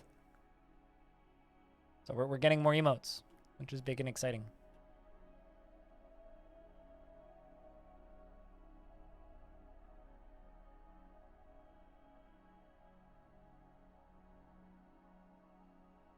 Land of internet, proper hygiene, and warm food. I mean, that's good. Sound like you've been in a war zone.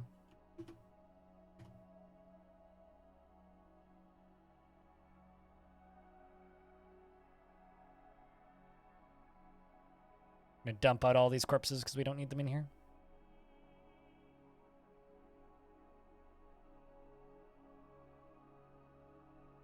There was somebody on Reddit talking about making a fortress that intentionally keeps around friendly ghosts, which is a really interesting idea.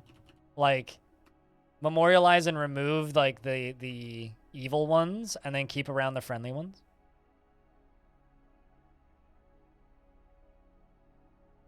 Spent the last 2 months in a labor camp in Libya. What in the hell? Yeah, you can have non-evil ghosts. So you quite literally were in a war zone. I hope that that was like work that you were getting paid for and not that you went to prison.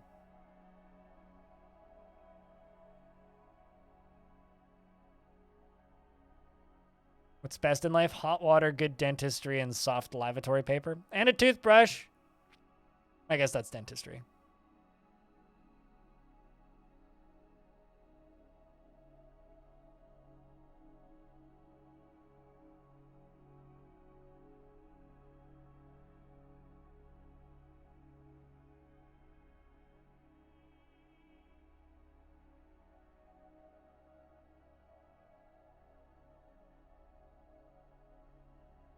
Better to die fighting a,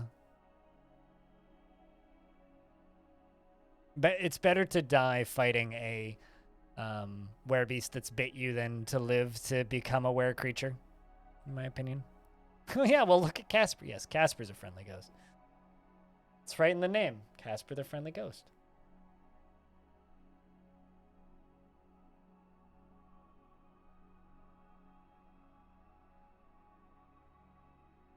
Was for a job with hardship and allowance and stuff, but you're glad that it is over until November at least? Well, that's good. Okay, so you had me kind of worried for a moment there when you're just like, when you were talking about that, I was like a little bit concerned for your safety, but glad to hear that it's, legitimate work thing that you're getting paid for. Like, it's like, I spent like 2 months in a labor camp in Libya. I was like,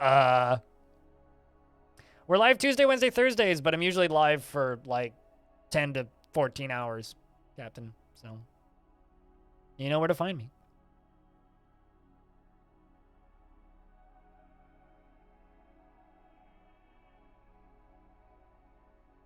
Stream is every working day? Only if you work 3 days a week.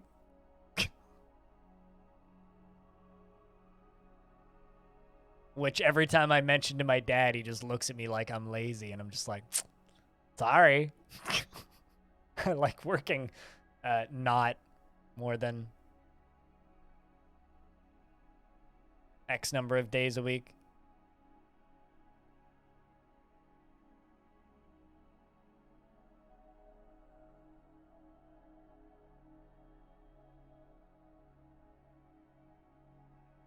Mondays are hyper exclusive, yeah. And then Fridays, I record a podcast. So I do technically work on Fridays. I record and edit on Fridays.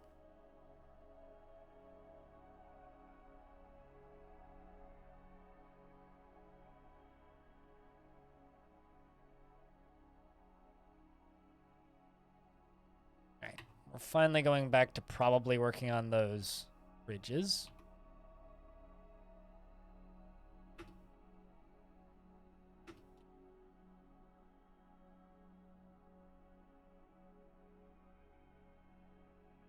I feel like I need more dwarves with... Wait, actually... Oh, I see. I'm like, why are they not working on the fences? Because I still have the do not walk to this area job thing turned on. So now they can go back to linking buildings to trigger and all that jazz.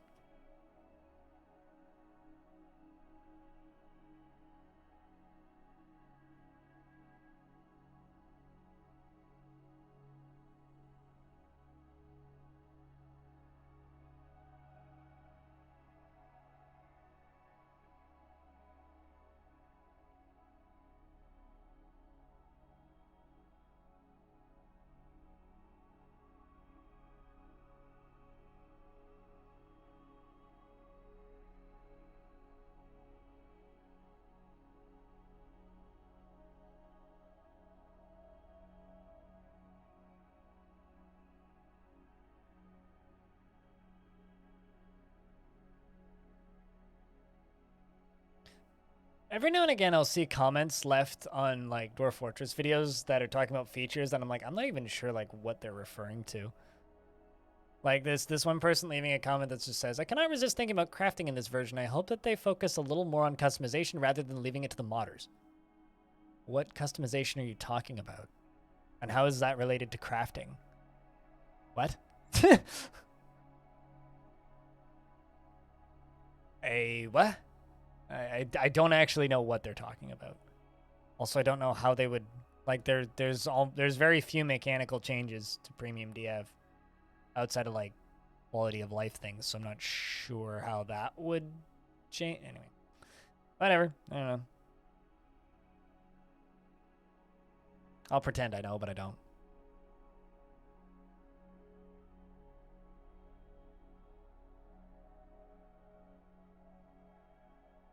Which is usually the case, to be honest.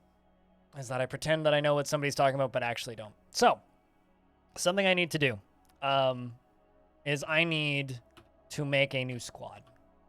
Create squad. We're going to give them metal armor. And that's an interesting person to put at the head of it, but we're going to call it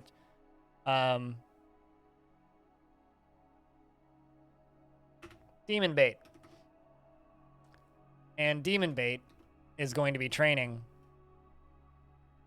non-stop for a while. So Demon Bait is the one, I guess, owner of the final squad, and that person's job is going to be make the demons chase you into the fort. But before we can do that, we do need to dig down. I think it's about time that we dig down and kill that next set of demons, because there is a few down there currently that we're going to need to access. So let's start doing that. This down to here is all sealed up.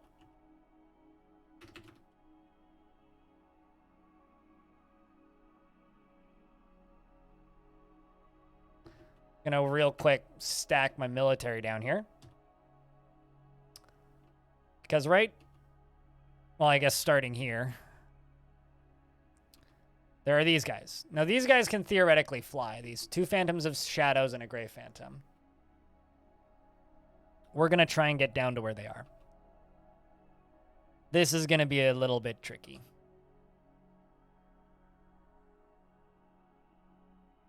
But ideally, we'll be able to kill those, 4 some odd demons down there. And then once we get past them, we'll be able to do more. Also, chat, for those of you just lurking, could I get a round of beers for all these dwarves who are about to fight with demons? Because my entire military is about to fight with a bunch of demons. Not a bunch, but 3. Meanwhile, this dwarf here is about to go dig through into where they're living.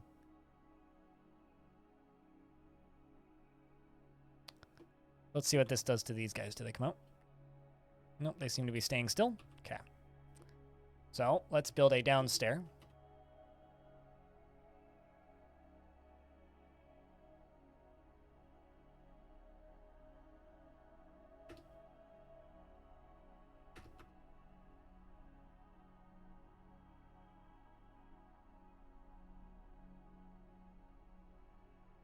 Let's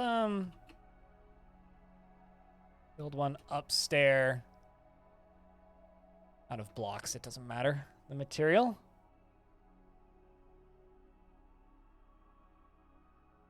So now what we're going to do is we're just going to slowly build down towards them while we bring in this entire military. Why do I have a recruit?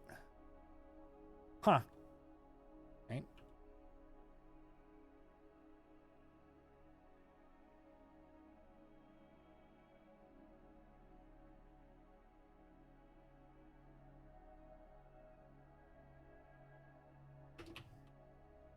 Settle those to be melted.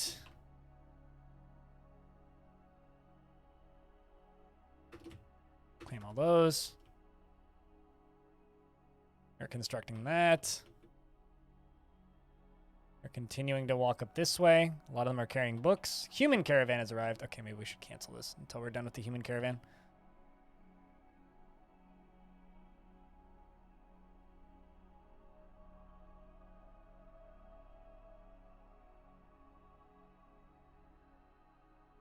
Yeah, I think we should.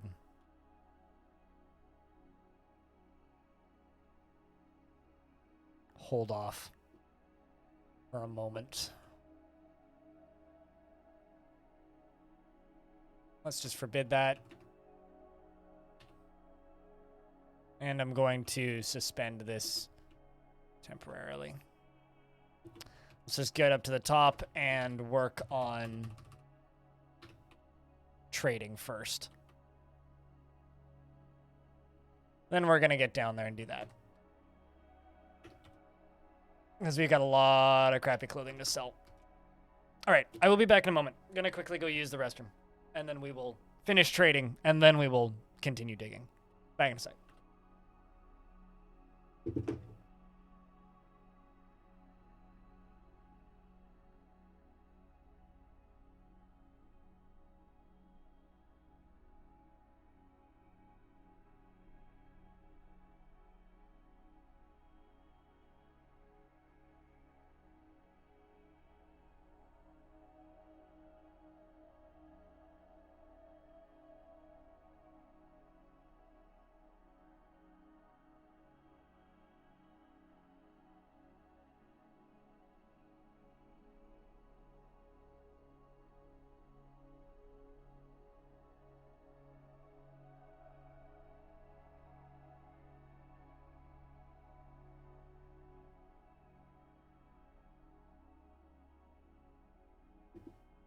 All right. Let's just get this trading done as quickly as possible. There's a good amount of trading that needs to be done. And I can request a trader. And before those caged phantoms just come flying out. Don't seem too interested just yet.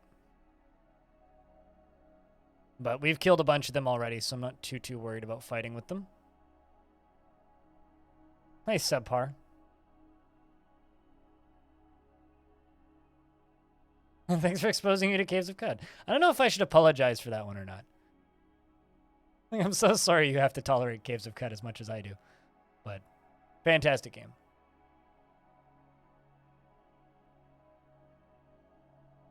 Caves of Cud's a game I should play more, but I just don't.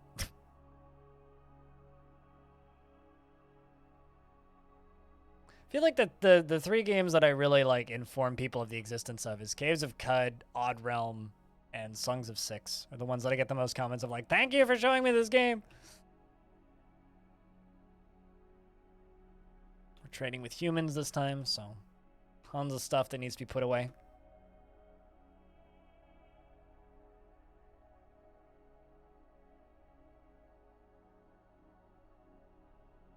Seriously, can't believe Songs of Six is as unknown as it is. I think that game is just like, it's on the cusp of suddenly being a really big game, you know?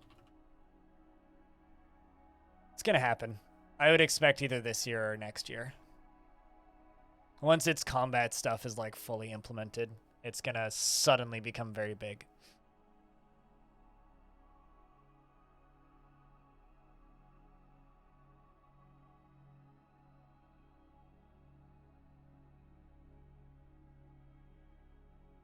Such a solid city builder. Yeah, and it's going to be a lot more than just a solid city builder.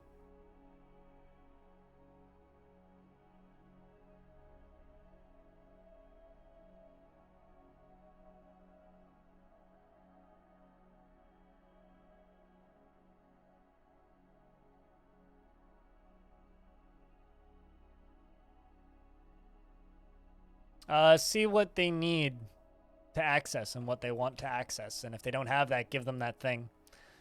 It's like the bottleneck that I've had in my city for a while was stages. It's like, oh, that's something I can easily unlock and get and build. It's like, just start building things you don't have yet, or setting up systems that you don't have yet.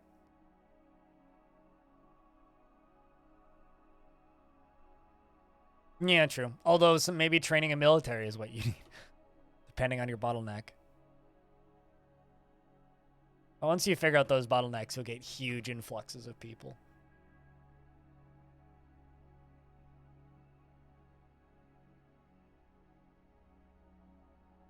Ugh.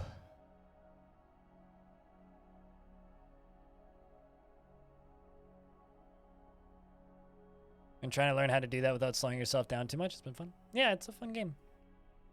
I mean, when I first got into Songs of Six, I put like 60 hours into it in a couple of weeks. Like 60 hours in a month or something. Our elf mayor has been reelected. From the looks of things.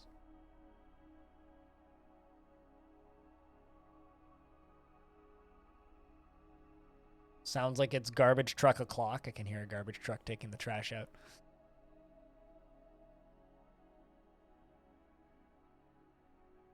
Yeah, I mean, just like Dwarf Fortress, it's not a hard game, but it requires some learning. It just requires a minimum base level of knowledge.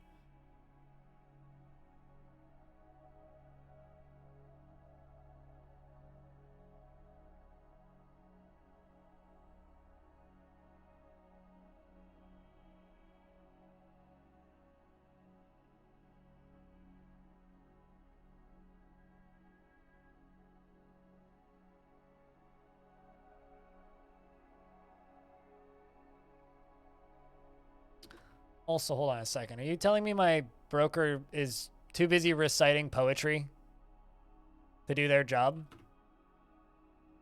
Dude. Can you, maybe take a break from all this poetry and then go, there you go. See, break? No. Trade a depot. Perfect. That's what I need you to do. But honestly, those are kind of my favorite style of sandbox game, are games that aren't hard but do require a lot of learning. It's like the difference between difficulty and obtuse. You know, like Dwarf Fortress is an obtuse game, not a hard game. I like obtuse games. I don't like hard games.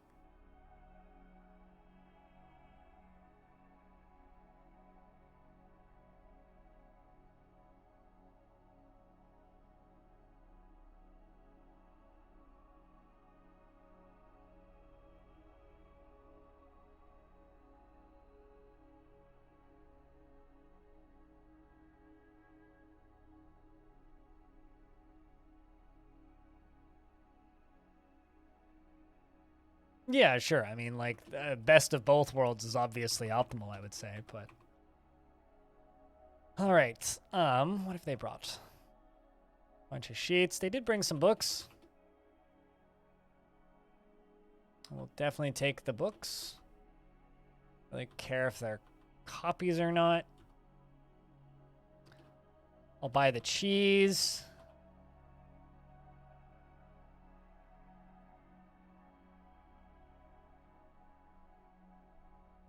The English language should be illegal. It's such a terribly designed language. That or, like, the English language should just go to prison for theft. For all of the words that it's stolen from other languages.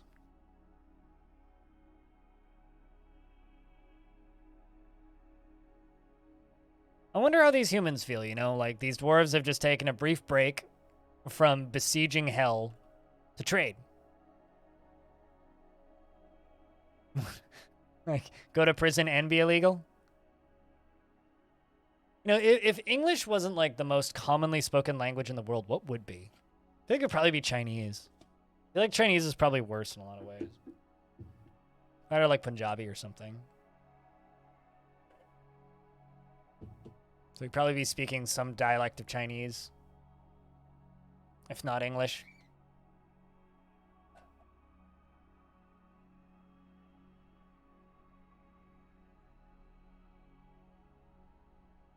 Are you sure it was stolen and not rightfully taken, Frog? Chinese or Spanish? Oh, true. I always forget about, like, Spanish and Portuguese.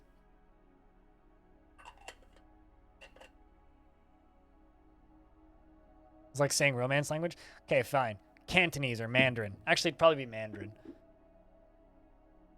It's like a pretty close call between, like, Cantonese or Spanish.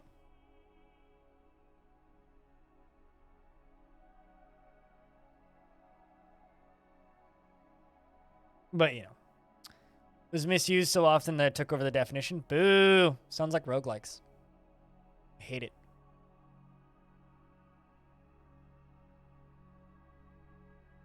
Yeah, sorry. Did I say Cantonese? I meant to say Mandarin a second time.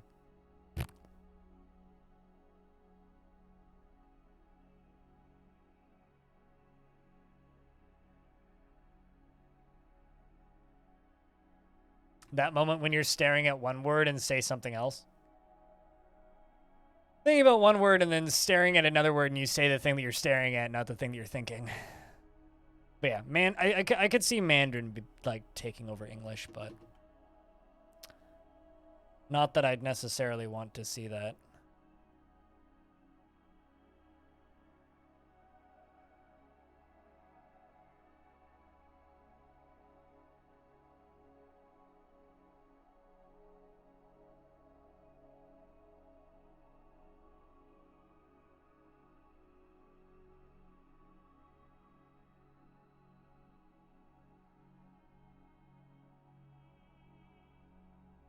Well, we should be pretty close to done trading with these humans at this point.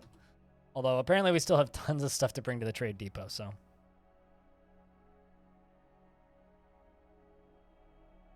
Whatever's popular on both sides of the Atlantic. I don't think that I think the only language that is popular on both sides of the Atlantic is English, but I think just due to immigration, Mandarin's probably catching up. Spanish is very popular in South America and large chunks of Europe, but Spanish isn't super common up here, although being in Canada, it's not really the biggest boiling pot for that. Like California and Texas are much bigger in that direction.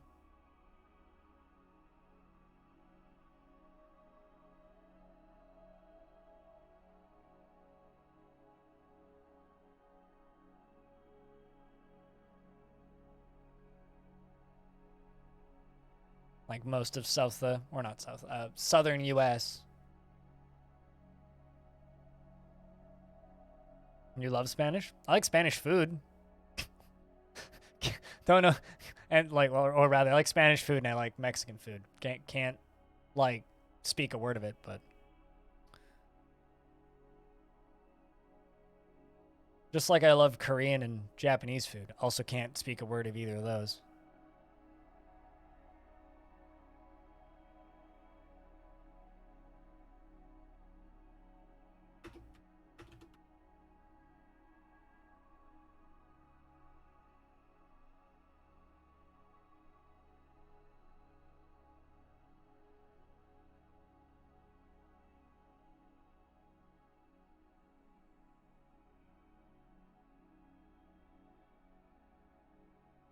Well, I mean, Korea has literally like taken a lot of American food and just said, "Fuck you, we do it better."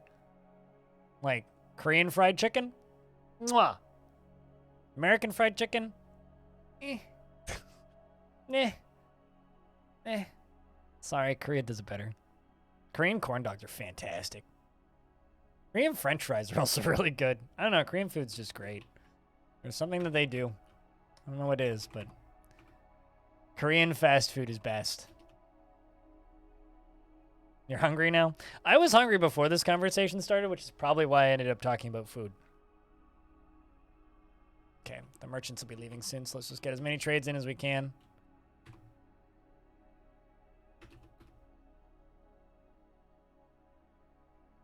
Landed on an item that was too valuable.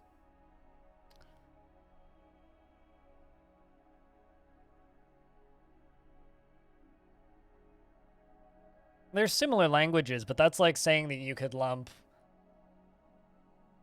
English and French together. Well, okay, maybe not quite that big of a swap. It's like, I don't know.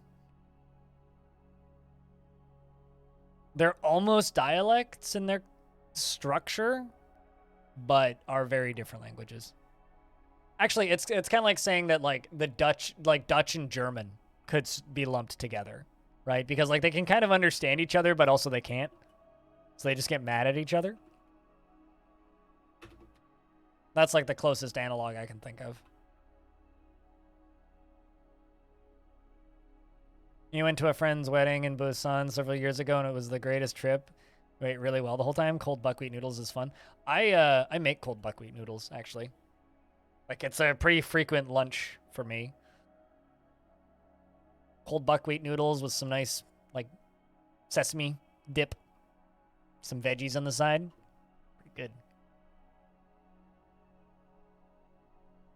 good. German and swamp German. Ouch. How you doing, Avenue? Do I include the scissors? No, I just use chopsticks. Don't bother with scissors.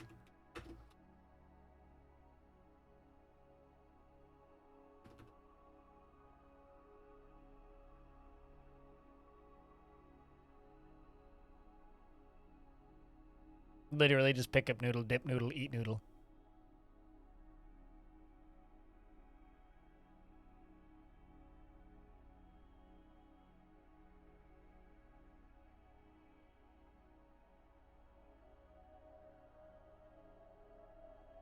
All I know is as an English speaker, Netherlands just to me sounds like some sort of hell. Because nether never sounds like a good thing. And going to the Netherlands just to me sounds like the equivalent of, oh, I'm going to dive into hell. Like, that just doesn't sound pleasant. Where are they going for items now?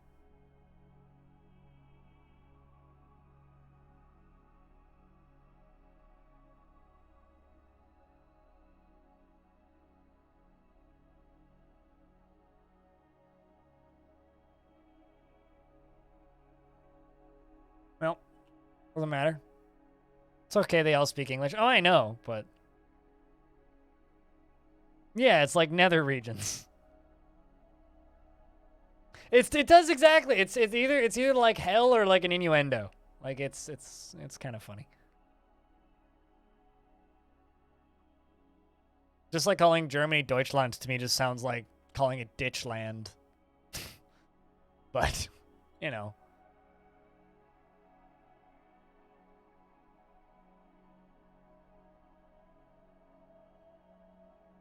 Let's unsuspend that thing right there, and let's follow anybody who's constructing a building.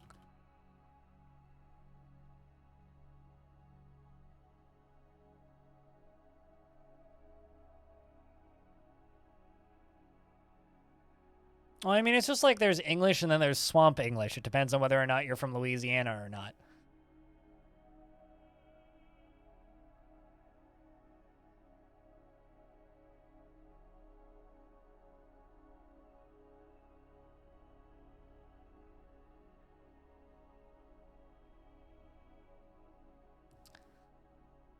Okay, so as soon as this dwarf walks us down there, enough of the stuff's going to be put away that we'll be able to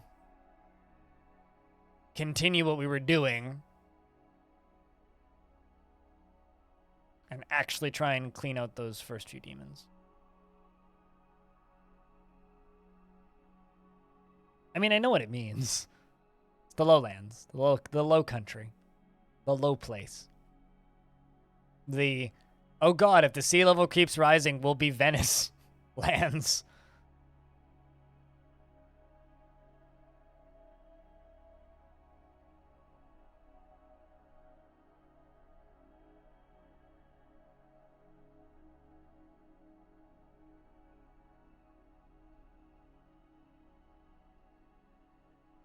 All right, so down here.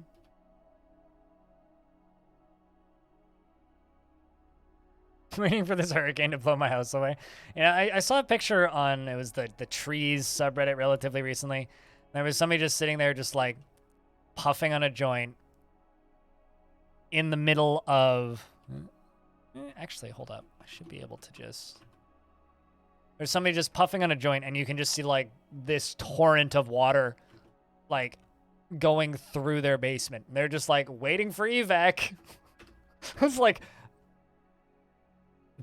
I guess, like, if you're going to get washed away by a torrent of water, you might as well get stoned. A stoneworker has been possessed on that subject.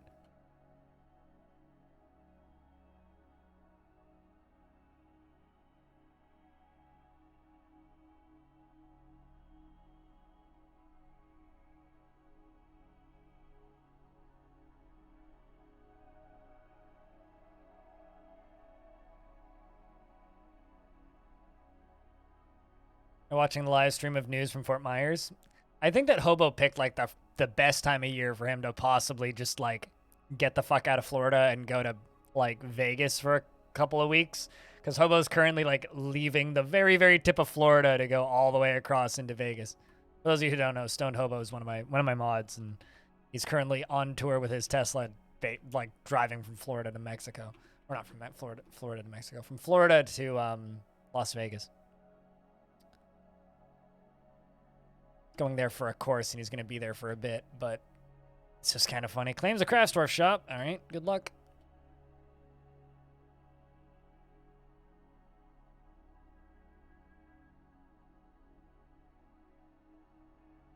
I ended up having to go up to Orlando until this blows over. It's like us with forest fires. It's like every single time there's major forest fires and we just have to suddenly, short notice, evacuate all the small towns in BC. It's happened a couple times now.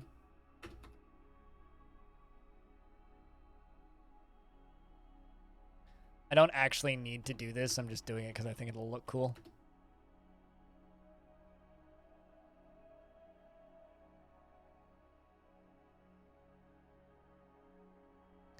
Actually, now I'm kind of worried that they won't be able to construct that. Oh, nope, they did. They constructed it from the floor above. Perfect.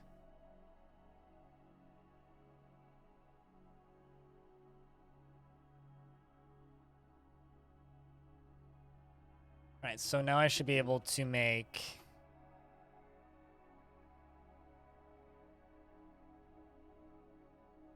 a up-down stair. A building present? What the fuck is that?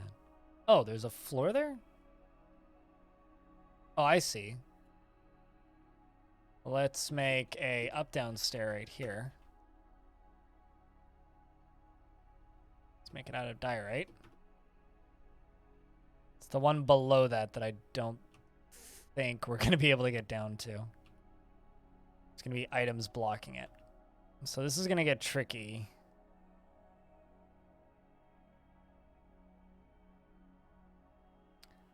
I may have to do some weird cave-in shenanigans when we get to this level. Trying to look to see what we could do. What could I cave in?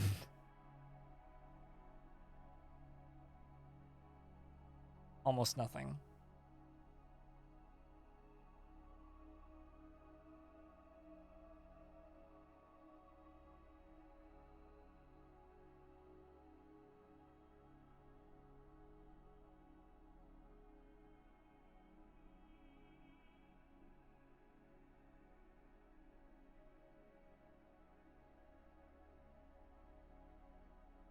I see a spot that I could cave in for most of this, so we're going to try it.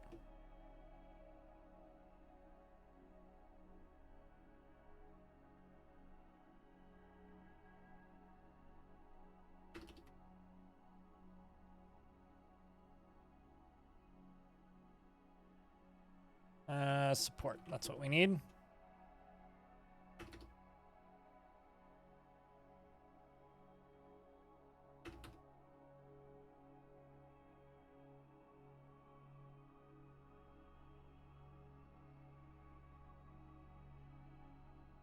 So working on those bridges.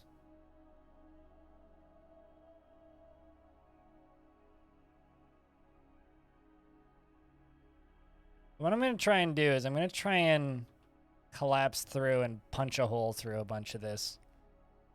Which would... Are they going up? I don't see them going up.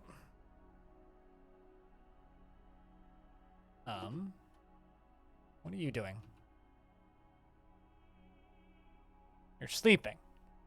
Seems like an unsafe spot to sleep with your kid. It's like, where are you chilling with your kid? Oh, you know, like right on the entrance of a portal to hell.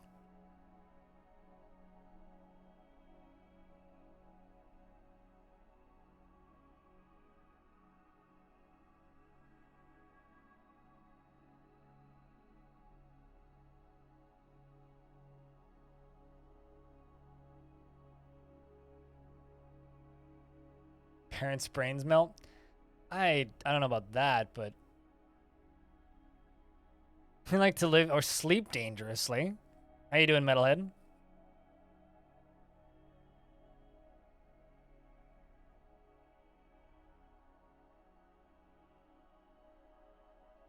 Honestly, like the thing that I'm the most well, actually,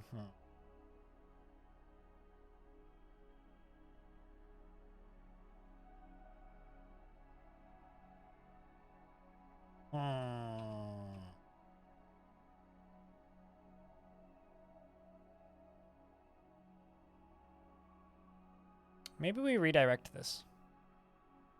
I mean, you know, maybe we do that. Let's actually redirect this. Isn't hard for me to do at all. Let's just go for this one instead.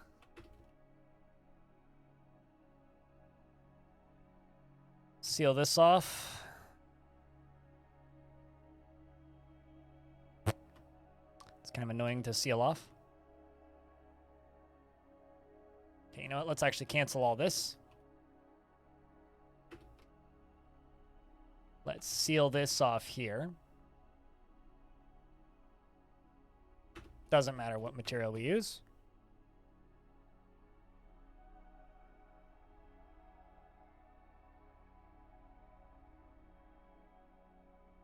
Just because I'm looking at that one that we've partially dug and going, they're just going to cancel all of that construction because they're going to cancel all of that construction because it is, it's got adamantine in the way. So it'll be much easier for me to dig down into this, even though it's full of water right now. How full of water is that? Pretty fucking full.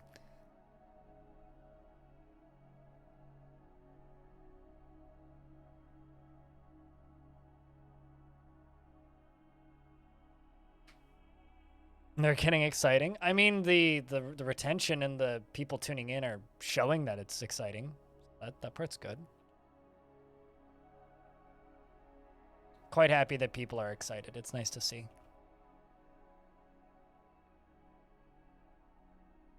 So I think we're going to go for this spire rather than that one. So there's actually going to be 2 ways into hell. Slight redirect, but it's fine. I might still finish setting up this and try punching a hole in it, but we'll see. Oops.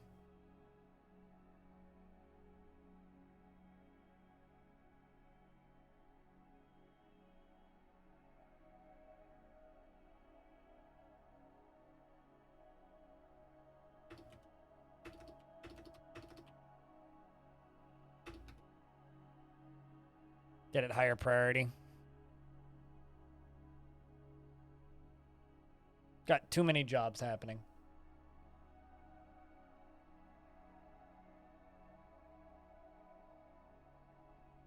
Also, rip the count. We made it up to 534.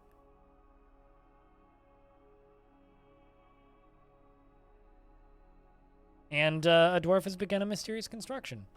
Dog leather, wombat leather, iron bars, pigtail cloths, cave spider silk cloth, 2 pieces of raw adamantine, phalite, and sheep's wool cloth, and mica gizzard stones.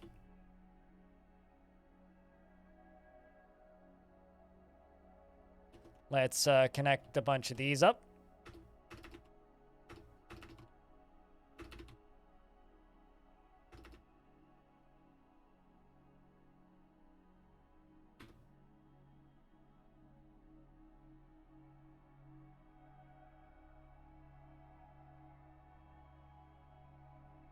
Oh, I'm assuming when you say better streams, you're talking about the hurricane stuff?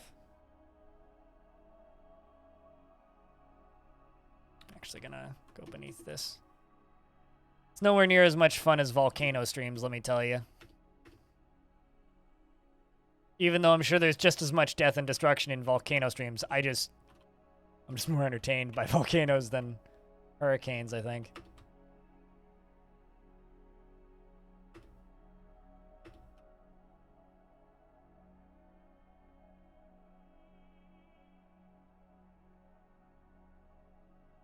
Because there's something about flowing lava. Even looked for a few hours, but you assume the good ones out on the beach coast lost power. I know there was a few storm chasers out there live streaming from their cars. Actually, hold on. Let me go look at Twitch real quick. Let's see if there's any storm chasers.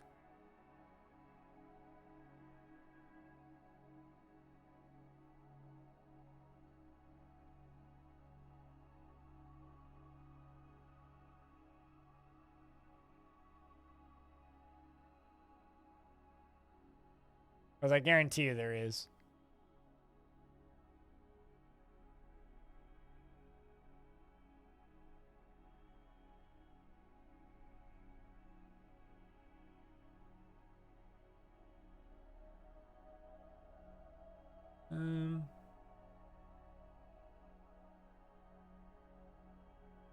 Yep, found one.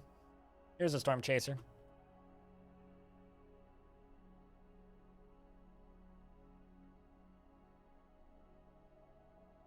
That's from somebody's dashboard.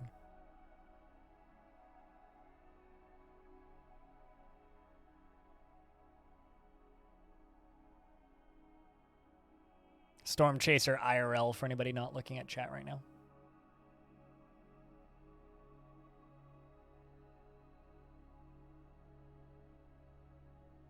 Queen has demanded construction of a mace.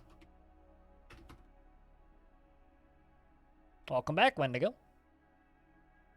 I'm rerouting to a different adamantine spire from the original one that I was going for, because it's going to be a lot more convenient to actually get to than the one that I have been working towards up until this point. Because the one that I have been working up and towards is kind of full of crap. Like, genuinely kind of full of crap, so...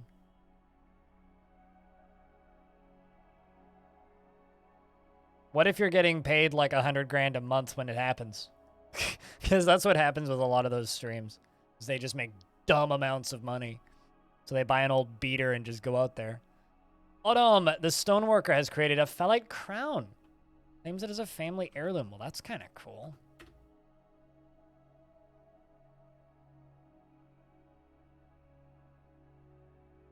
$624,000 dwarf bucks. The old romances.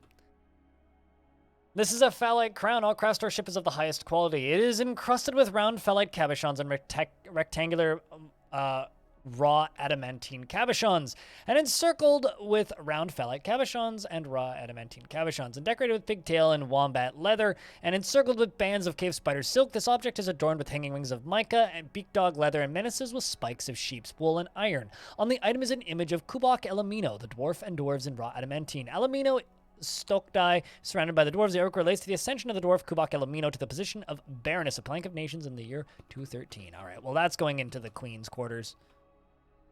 Because, like, that's such a proper queenie artifact.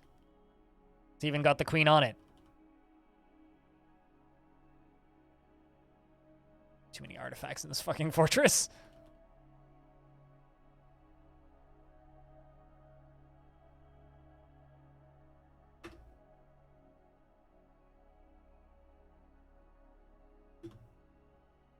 And let's follow you.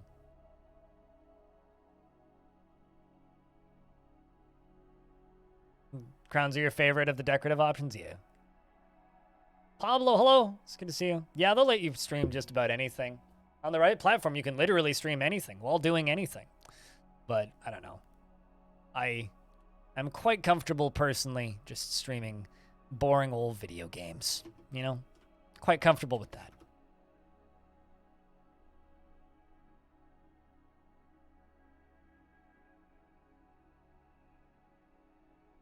So I should mostly dodge the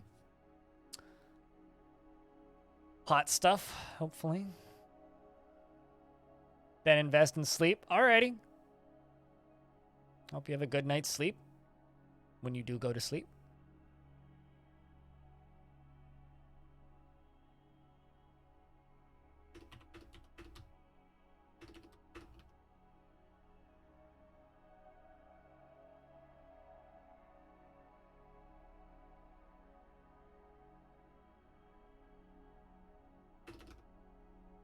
A very small danger that creatures from hell will actually burst into your room when you're streaming Dwarf Fortress and breaching hell. Oh, definitely, yes. Imagine how many views that would get me if actual Satan spawn burst into my room. It's just like, imagine how many views it would get me if, like, the Kool-Aid Man crashed through my wall.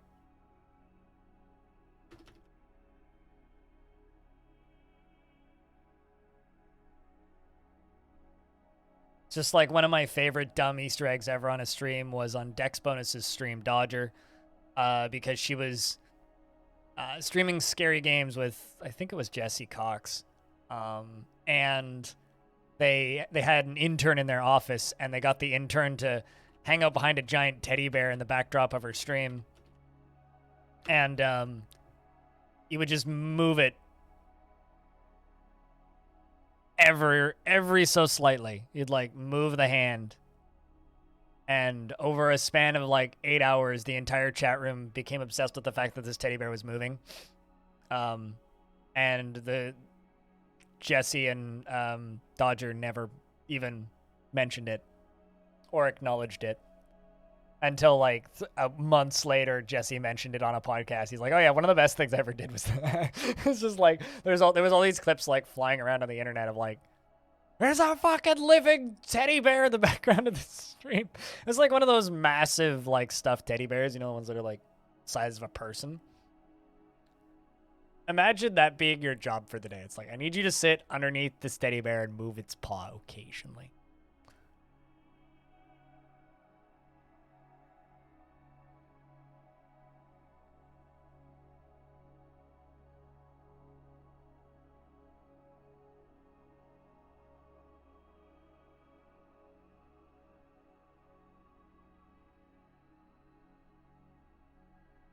You're 6'5" tall and 283 pounds. If you want me to dress up like the Kool-Aid Man and bust into your room, I mean,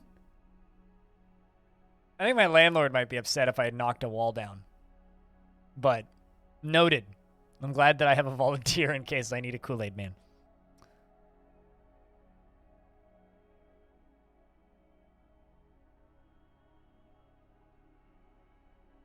We'd call and call, but he'd never burst through the school wall and let you escape.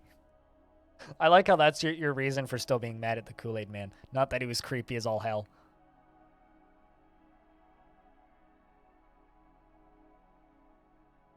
Dwarf, I need you to dig up to where that water is. And not drown.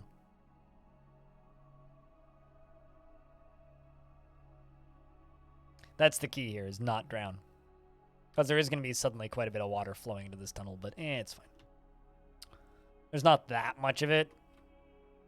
I mean, actually, it probably won't drown this dwarf. Probably won't. That's my current confirmation, is it probably won't drown this dwarf.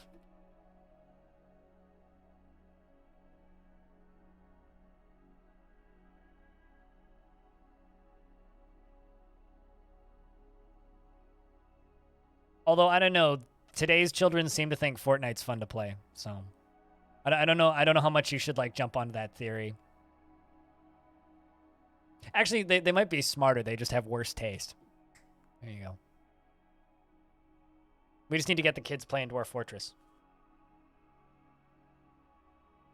Actually, a lot of my favorite screenshots of Dwarf Fortress are like, oh shit, we're out of beer.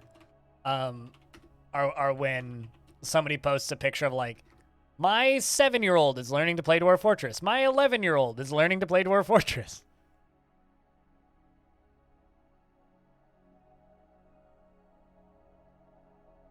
Kids would get abducted at school and you'd never hear about it.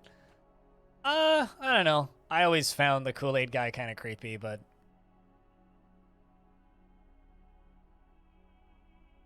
you're not sure how you survived. Dumb luck. See how that goes. All right, let's see if this dwarf drowns. Come on, Simtaxagon, you can do it. I have much faith.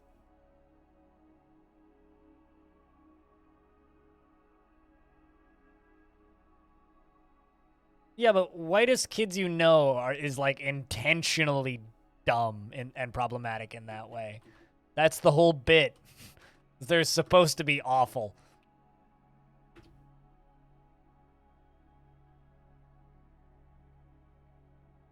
Okay, who let only gremlins in here?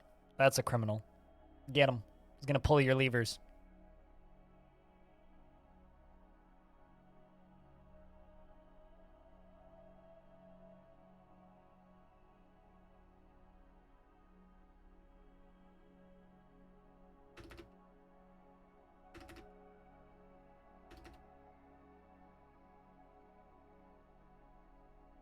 What are you going for? I'm actually kind of curious. This dwarf might be going for adamantine. Unless it's that boulder. Nope.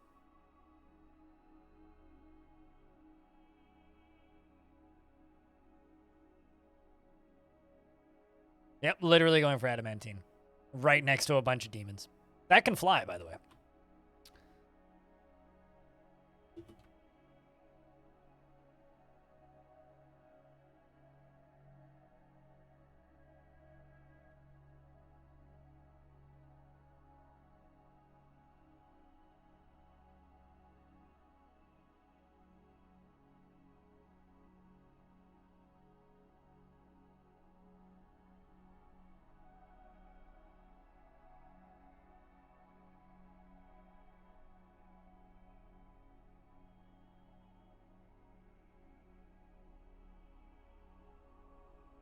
So now we just wait for this miner to show up eventually.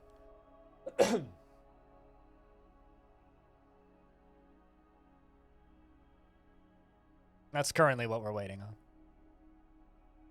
Just a miner to show up sometime this year.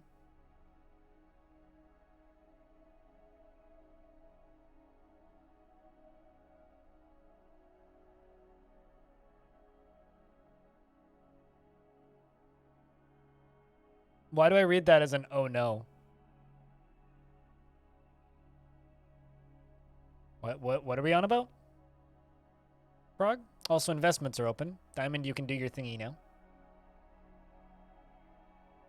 Alright. Water flowing. Seems pretty okay. So I'll drain all this water out pretty quick.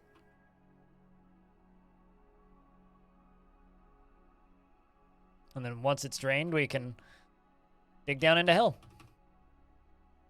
Should be fine.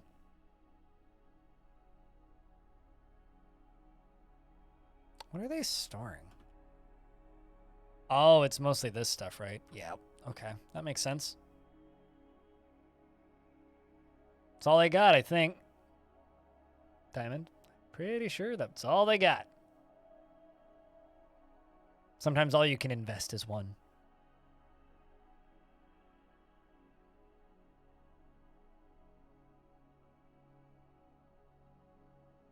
Now you feel bad. Well, I mean, for what it's worth, you're number one by a long shot. Lots of people have, like, less than 100 tickets. Not uncommon. Not uncommon at all.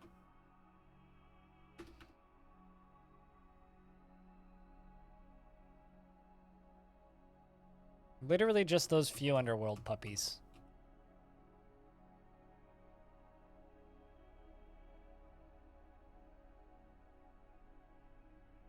Well, we'll just let that drain.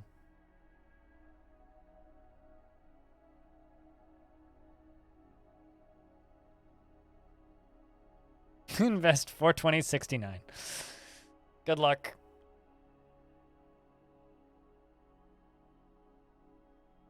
Why not 420.666? Much bigger bet. Bigger stakes. More exciting. Better for the audience.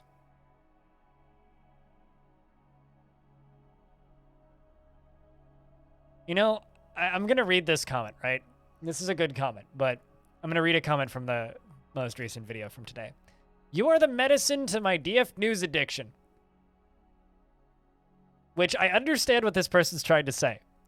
But considering I'm the only channel really covering Dwarf Fortress news in English on YouTube, because there's one that does it in Russian, does that mean that I'm causing an addiction and also selling them the drug for it? Is that what you call a captive audience?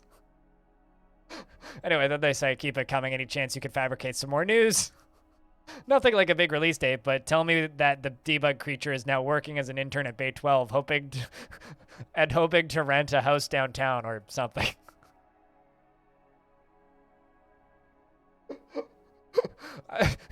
Could you invent some news? Mm-hmm. I'm just maintaining it. Clearly. Well, I need to do a updated workshops versus video. Because they updated the workshops. So might as well do a, this is what the ASCII workshops look like versus this is what the new ones look like. Well. And no, to the person who only invested one ticket, you're the smallest loser out of everybody there. Everybody else lost everything.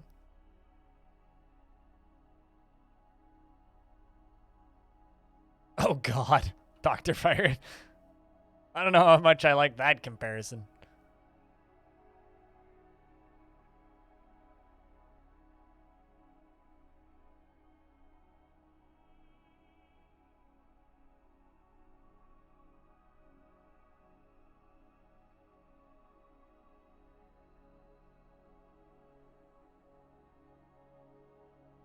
There goes the house. Yep.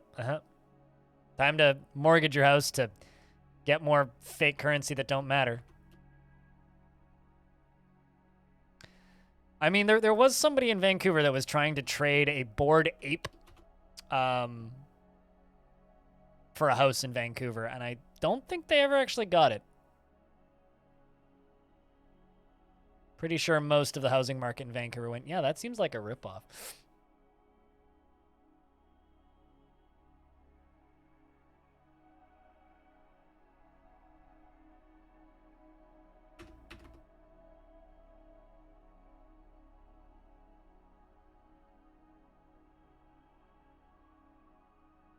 Come on. There should be enough water in there to seal that off.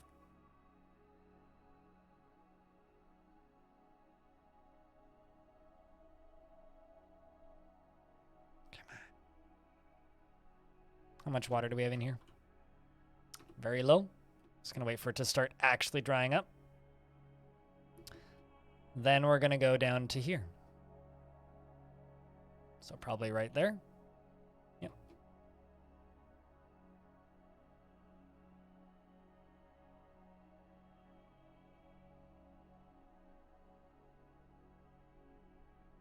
I have a question, Diamond. When are you going to make your investing spreadsheet public so that other people can see it?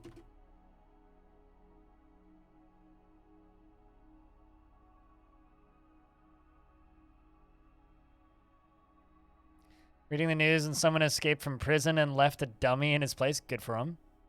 They didn't discover that person was missing until days later. Huh. Hold on. Oh, dwarf has been found dead. This was probably a dwarf that like got sealed into obsidian. In fact, guarantee you that's what happened. Awkward. Someone come get that body, please.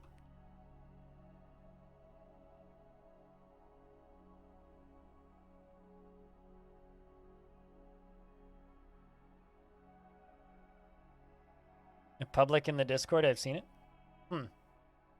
Also, I've been told by chat room that if you seal a demon into obsidian, they don't die. So when you dig through the obsidian again, a bunch of demons pop out. Seems like a good way to booby trap a fort. Let's just fill it up with demons in the walls. Digging, digging, digging, digging, digging, digging. Demon! Suddenly it's a closet monster. Kind of is amazing, but like not a very practical way of messing around with the game's spoilers. Hey, come on. If you're watching this stream and you're worried about Dwarf Fortress spoilers, I don't know what to tell you. This entire stream needs a spoiler warning.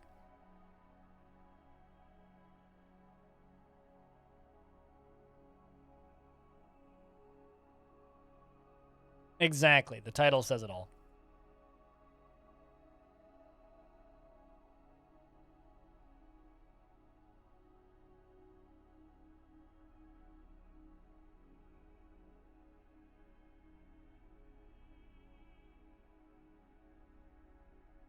Speaking of spoiler warning. Spoiler warning! I'm sorry, what?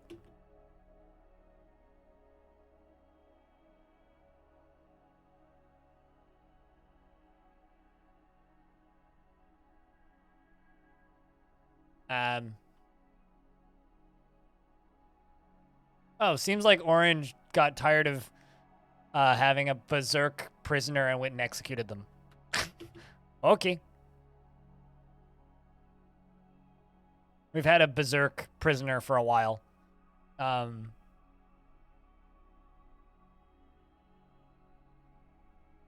it seems like they finally just killed him.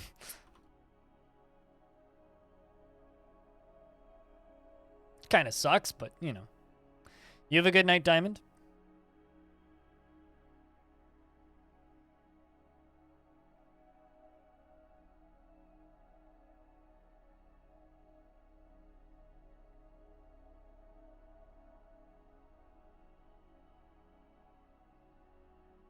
Autumn has come, so we get to wait a ton of time for the world to save again. Once again.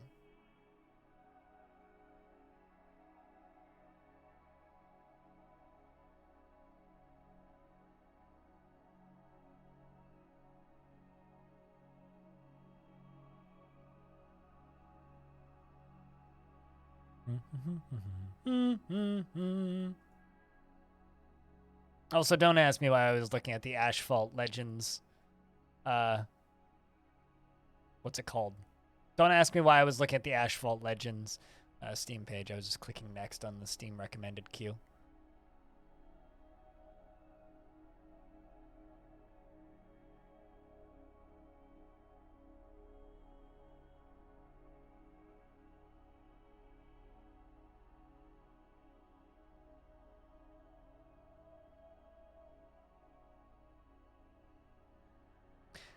Chat room, I've got a question.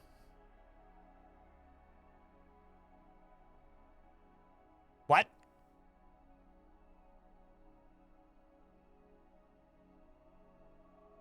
This looks awful, but how did I miss this?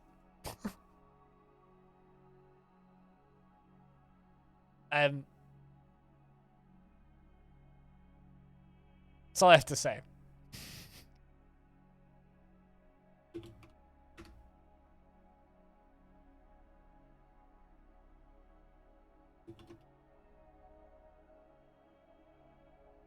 That's an April 1st stream if I ever saw. I know, right? You'd play it for $2. It's definitely 20.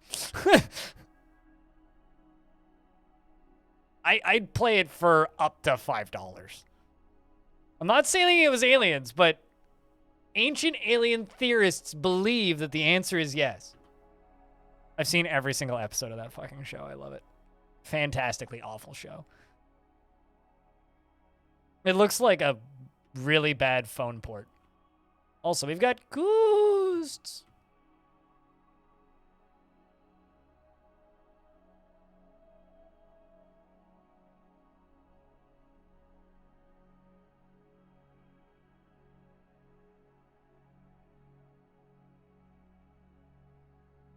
All right, let's jump back down to here.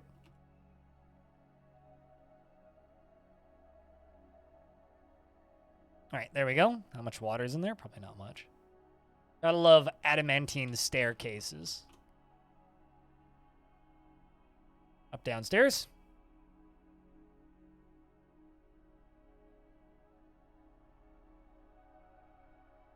A couple of copies. That guy's face and hair are the only way. Not the nonsensical bullshit he spews out every single time he speaks.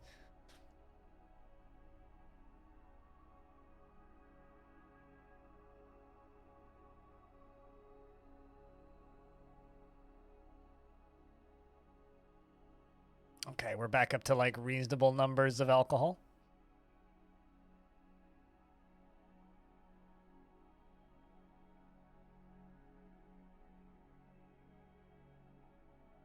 Wait, actually? Bob Ross wasn't allowed to change his hair because it was like part of the branding? Is that actually a thing? It's kind of nuts. What makes sense?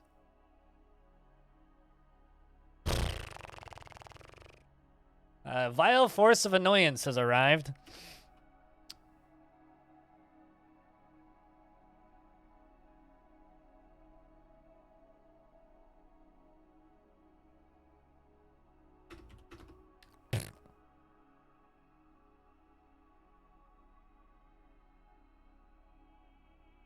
That the perm became a thing that he couldn't change. That's interesting. I mean, I could believe it. I mean, it's like Ninja had a hard time changing his hair because it was such a specific part of his brand for so long. Which army is this? The Branded Witch! The Dread of Scrapes, one of the bigger civs. They're the ones that sent the Blizzard Men after us a couple times. Beak Dogs, Trolls, Goblins. They're also the ones that were sending elves after us.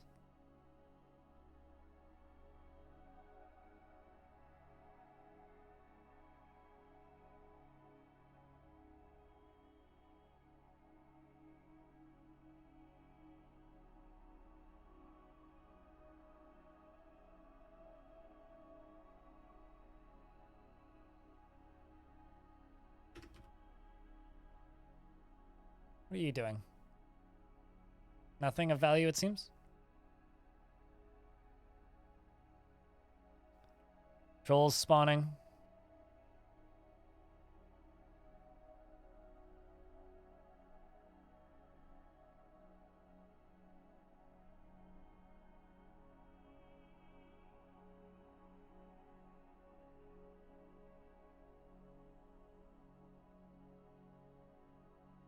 go.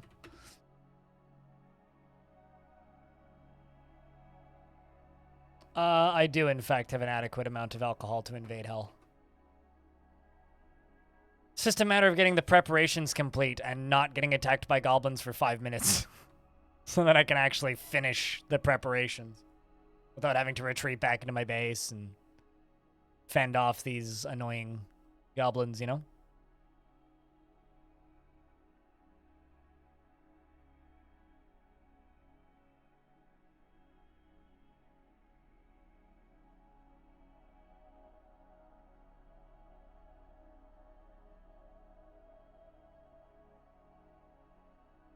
Anyway, so I've added the Ancient Aliens, the game, to my wish list.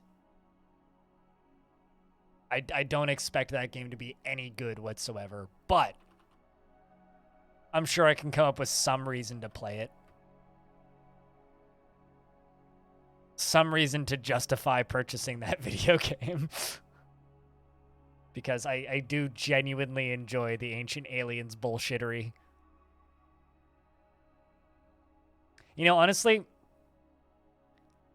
just like on the flip side, I would absolutely play a Kitchen Nightmares video game where you just play as Gordon Ramsay going into fucked up kitchens and fixing them. I would imagine it kind of being like a pseudo time management game with like a little bit of Cooking Mama in there, but with like different handicaps based on the kitchen that you go into. Because I've been watching so much Kitchen Nightmares recently, it's not even funny. It's not even funny how much Kitchen Nightmares I've been watching. It's like my evening routine these days is like end stream, finish exporting shit to YouTube, check for new games, see if there's anything in my email that I need to redeem and that I need to look at over the weekend, and then just go sit on the sofa and watch 2 episodes of Kitchen Nightmares. It's becoming a problem. Not in a timely fashion. I could make like a long walkway that could make them fight with hell. But not in a way that I think would be satisfying. There's still like I still need to finish building the what's it called? The trap doors. I haven't really prepped it to do that. I mean, do we want the goblins to fight with demons? I don't know. I'm kind of just prepping it to trap the demons, and once I've trapped the demons, then I could think about doing that if I have a bunch of them trapped. But first I need to finish what I'm building. Yeah, I've seen Brewmaster. I'm not sure what Bone Lab is. Outside of the name. No, I mean, it's certainly something that we could do once I'm done, like, defeating hell. If I trap enough of the demons, it is a possibility that I could make something like that.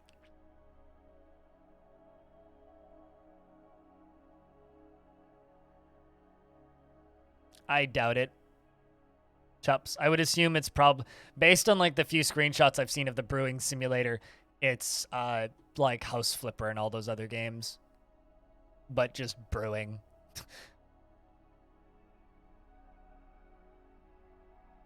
Yeah, this is the game that they're talking about. Like it's, yeah, I don't know. I wouldn't really expect this to be a super accurate brewing game, but I mean, I like beer, so been on my wish list for a bit. But hi, Chups. How's things?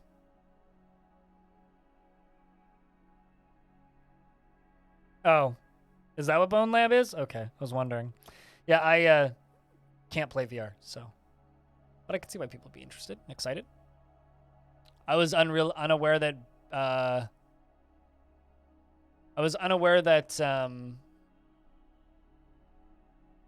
Boneworks was finished. So.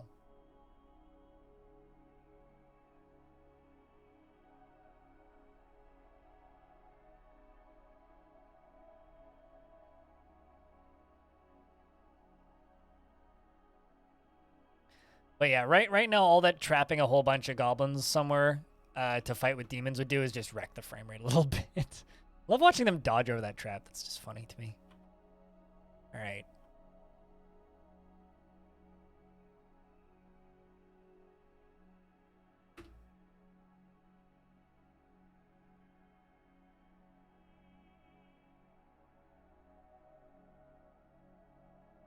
That sounds like alchemy.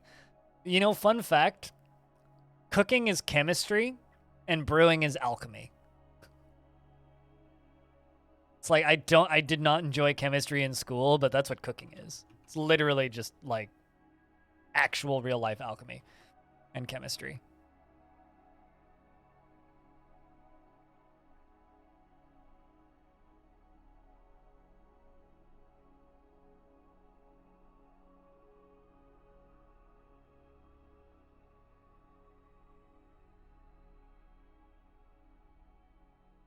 Cooking is chemistry. That's what Walter White told you.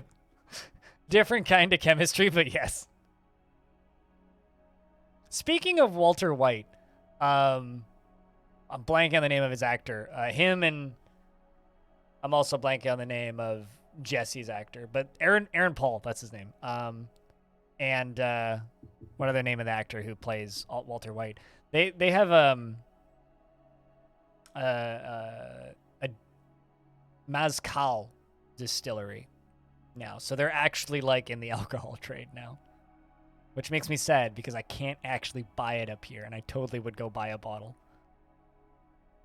because I think that would just be really kind of neat. Of course, you know, it's celebrity liquor brands. It's as legitimate as, you know, as you think it is. But come on, dwarves, get them, boys.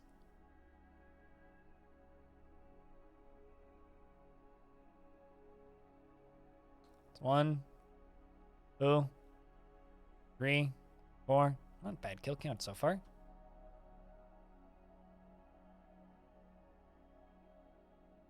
And just mashing our way through them.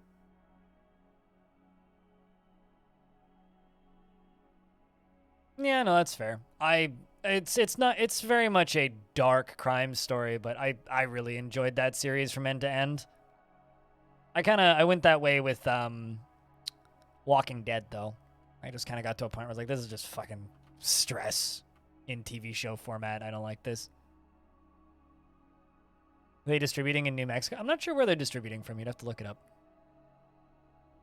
All I know is that, like, none of the liquor stores up here carry it. It's considered too small of a brand. All right, crashing through.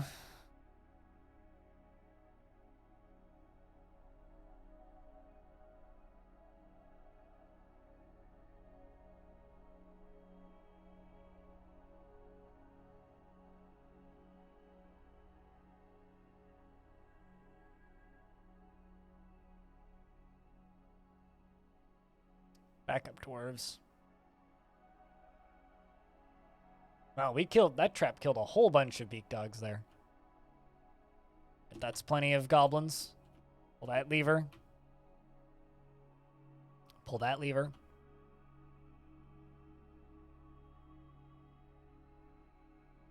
Might as well also just pull this one. Get the whole thing flowing.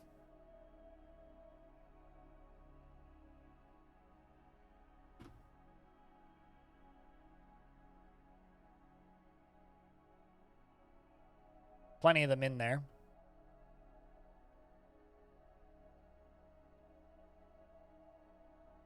Okay, Goblin Spearman got hit by Spading Blades. And here comes the lava.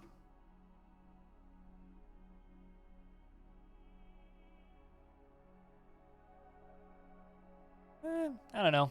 I never felt that Breaking Bad had filler, but I watched it as it was ongoing and loved the entirety of it.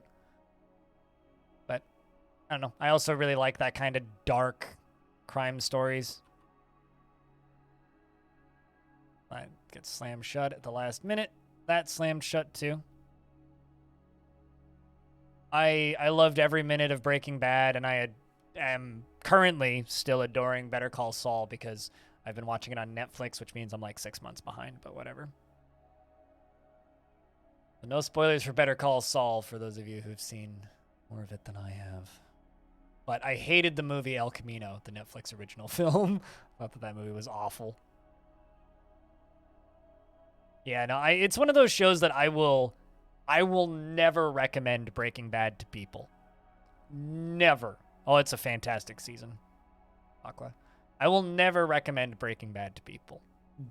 But if you like dark noir shows, it's worth trying. Because it's very much like everybody is evil, they're just different brands of evil kind of show.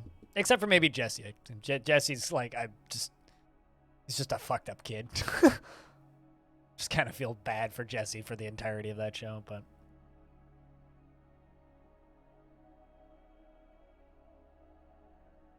They do ship to your state. If you can find somebody in California or Washington, you can get someone to bring it across the border. Yeah, I thought about looking for someone I was down in PAX, but I was only down at PAX for like 72 hours, not even.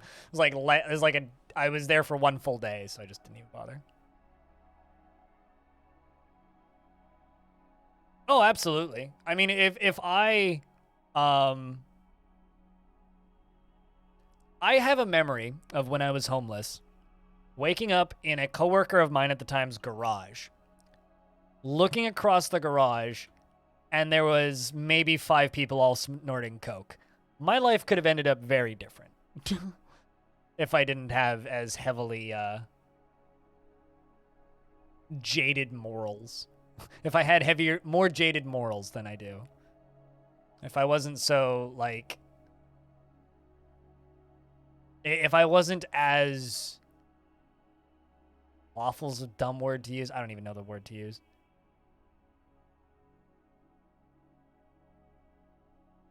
But fucking loved Breaking Bad. Fantastic show. The movie El Camino was genuinely awful, though. Alright, there goes the goblins once again. Let's pull this for a little bit. And pull this.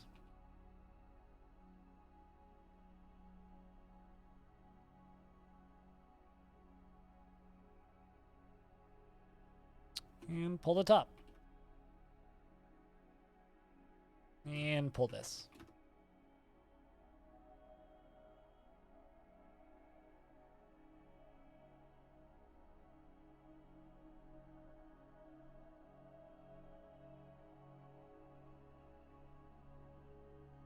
Yeah, my life could have gone very differently had I made worse decisions.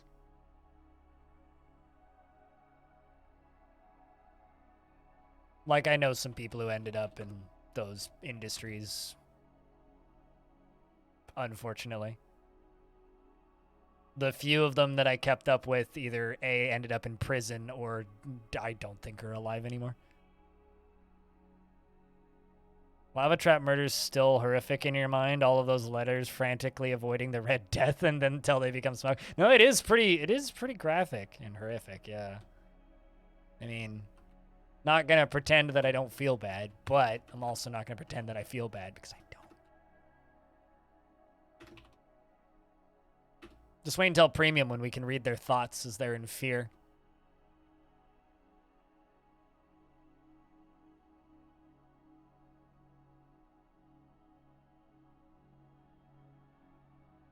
Okay, let's follow dwarves that are gonna go dig.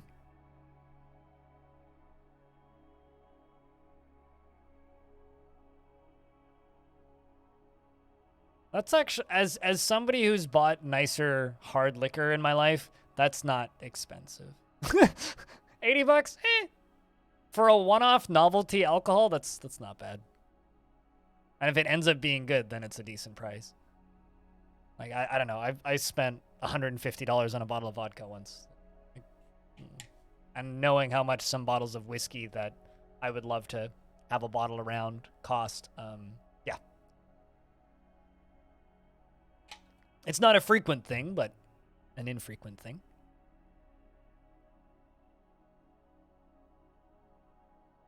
But oof, yeah, no, I know what you mean. I know what you mean. It's just like Cupo and her magma cannons, where it's just like,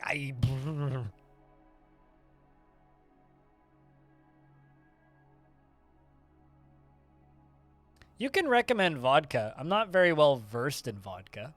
That particular bottle of vodka was a bottle of vodka called White Wolf that a friend of mine recommended, which I brought to an event. But generally my go-to if I'm buying vodka is Snow Queen. Big fan of that brand. But I don't generally buy vodka. I do like vodka, I just don't generally buy it. Depends on the flavor profile I feel like on the day, CCJ. That's like asking, it's like American or Canadian beer or European beer. Depends on what I'm feeling like. Kind of a silly question to ask.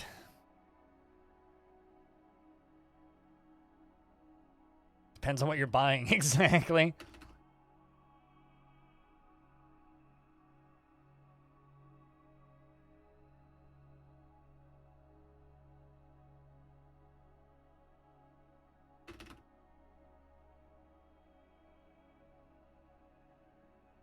Depends on if I want peaty whiskey or not.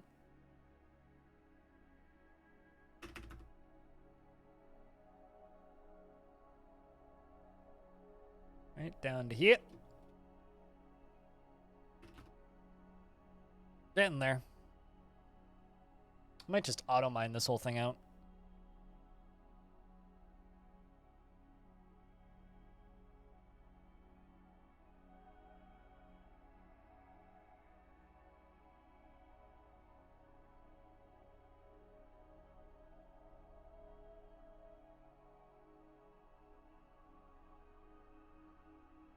Okay, who's coming to carve that up downstairs? You? We'll follow you.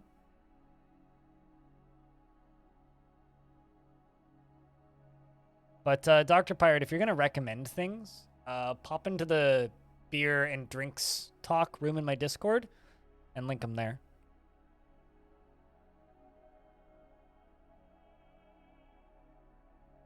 Although I will say this, I don't generally go out of my way to buy hard liquor. My actual favorite liquor that I've had recently, though, is just a pretty plain, clear liquor that was made by a local distillery that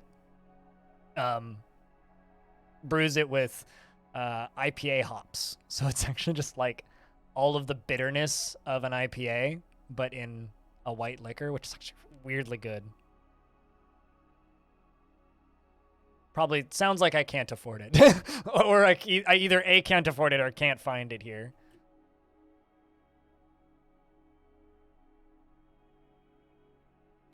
You also need to remember I live in Vancouver, Canada, and Trump made it damn near impossible to get American liquor that isn't mass-produced up here. Same with beer. If it's not mass-produced, like, it's impossible to find here now. So...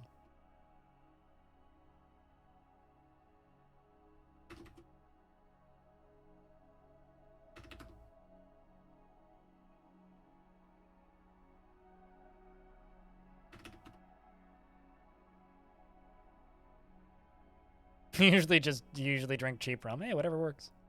I usually drink beer, so if I'm drinking, but I generally don't drink that much. I generally just smoke weed.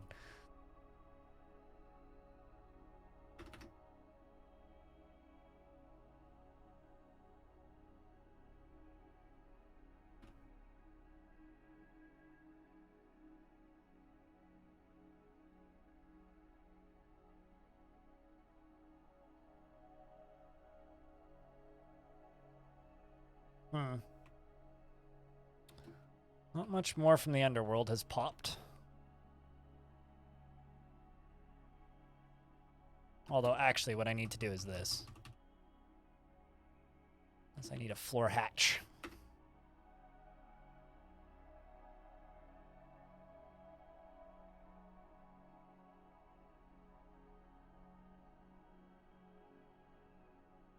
Let's go down to here.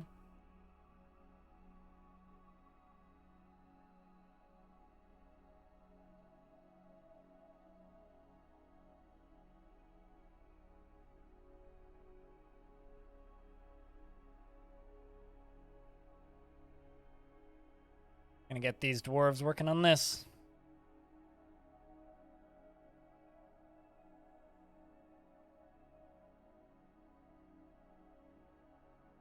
I wonder if that's gonna automate those. I've never automated with an upstairs. Recreational weed is legal in all of Canada, yes. Otherwise, I wouldn't be able to legally state that I smoke weed on stream. Twitch could go after me for saying that, technically. Not that they would, but... I can literally just walk a block up the street and walk into a store and buy weed.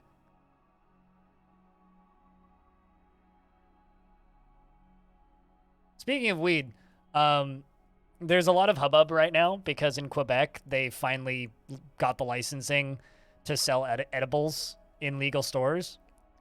Except instead of selling them in candy formats, they insist on selling them in healthy formats. So in Quebec, you can now buy cannabis-infused figs, beets, and what was the other thing? It's cannabis-infused fig... Oh, hold up. Just looking this up. Okay. Cannabis-infused figs, beets, and then there's one other. Dried cauliflower, and yeah. So figs, beets, and dried cauliflower are the edibles that you can buy in Quebec now. And you know what? I want to try and make dried figs that are weed infused because that sounds really tasty. Like, I'm here for it.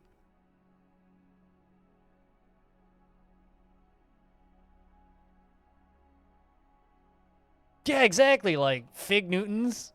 Like I could imagine cannabis fig Newtons. That sounds great. So we are slowly cutting through all this extra adamantine. All right. Let's just start working on these downstairs.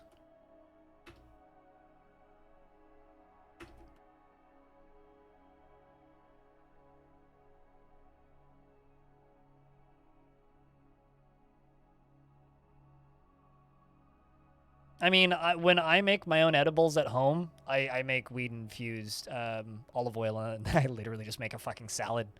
I made a homemade coleslaw actually last week, which I made into an edible, which was really good. It's like a slightly bitter coleslaw. It was very tasty. Did a good job like hiding the flavor of the weed because that's all you really need to do. Weed just tastes bad. We dig deeper.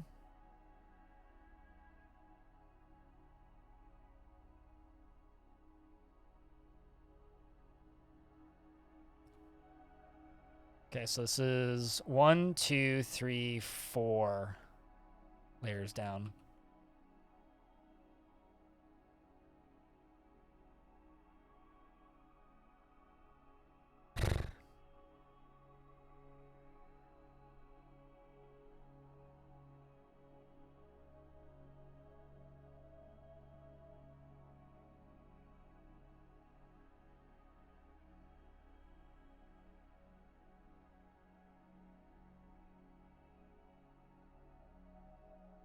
Alright, well, there we go. Stairs begin. This fortress is probably going to end pretty soon. Hopefully not.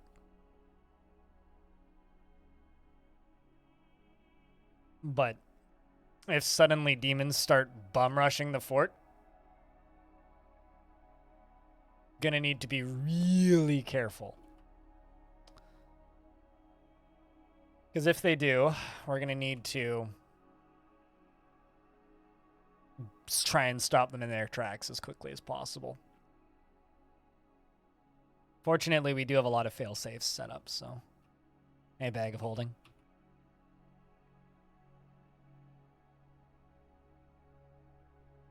All right.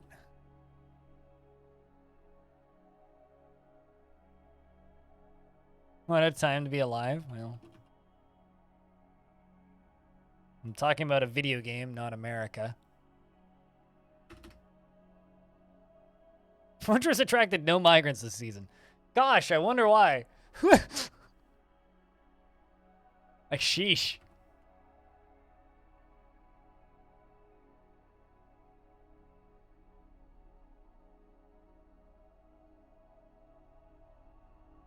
So the guy doesn't fall into the demon pit.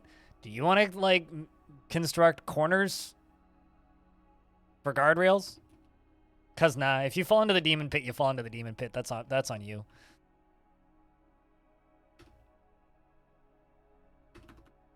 It's not my job to keep you alive, then.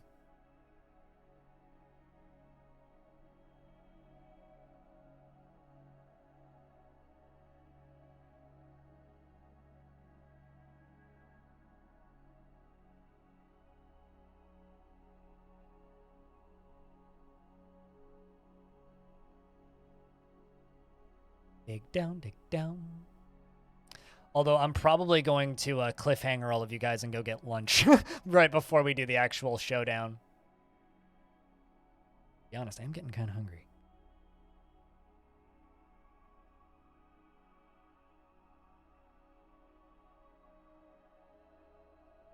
Ooh.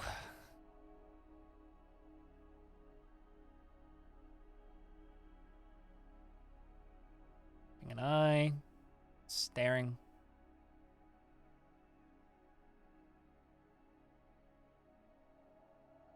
I have a feeling once we start constructing these, things are going to start getting spicy.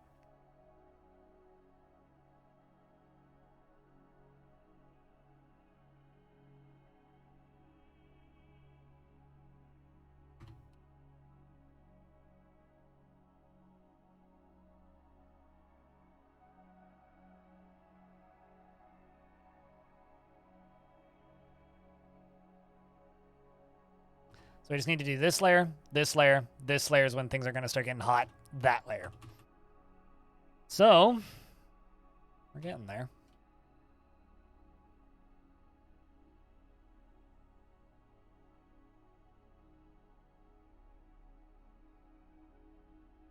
But yeah, I think that falling into hell is kind of the least of your concerns. You're not going to fall into hell. You're just suddenly going to explode because they're just going to immediately blast you. Is what's going to happen. I could start working on platforms around them, but I don't know how useful that'll be. It's 2. It's 3.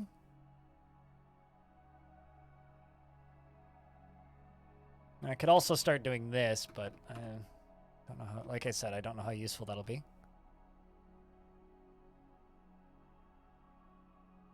Just gonna wait for this last one.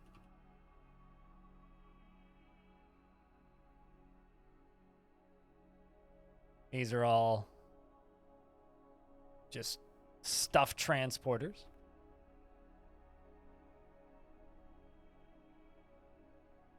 Okay, let's just start working on the next layer.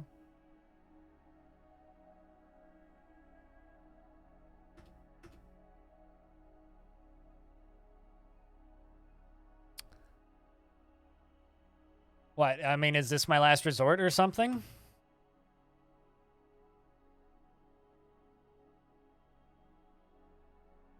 To suffocation, no breathing. Oh, that. Okay. It's been a long time since I've seen Big Trouble Little China. Whenever people say that, my brain immediately goes to cut my life into pieces. This is my last resort. You know, Papa Roach.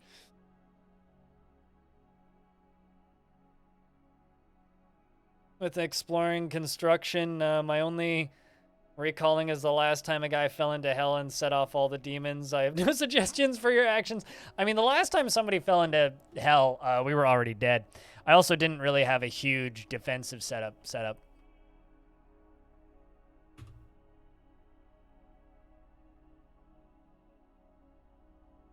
It's funny because I consider myself a really big John Carpenter fan, yet at the same time,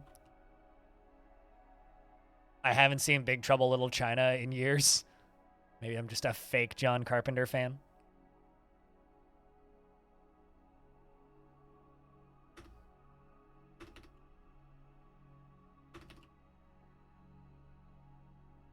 Throw a bunch of doors in here except for that corner one because it's useless.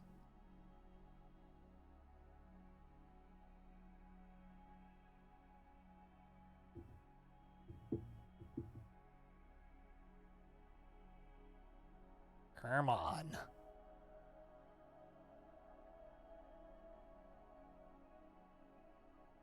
But yeah, once the demons are set off, they're just set off. There's one. The three-eyed monsters. These are sketch. They're waiting.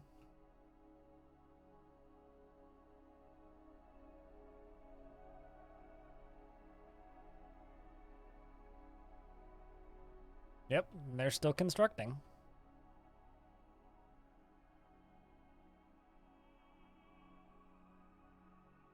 Are you able to get up?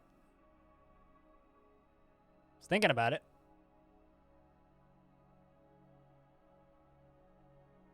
Not yet from the looks of things. All right, so what we're going to do is I'm going to build upstairs here. Let's see. I have a very important sort of question. Not quite question, but sort of question. How high can a demon jump?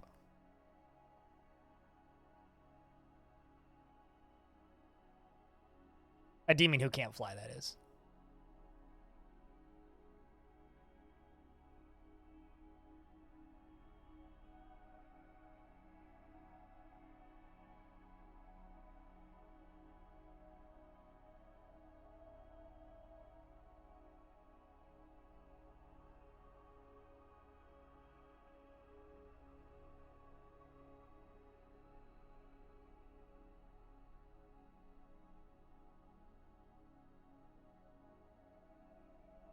And that's that done. All right, so now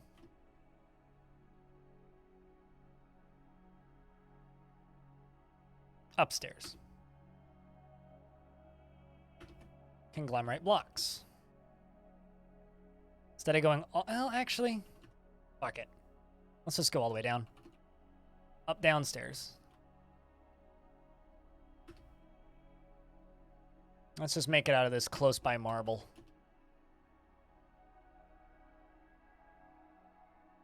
Not seeing any.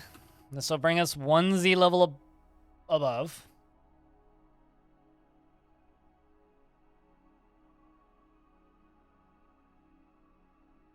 Building all those doors.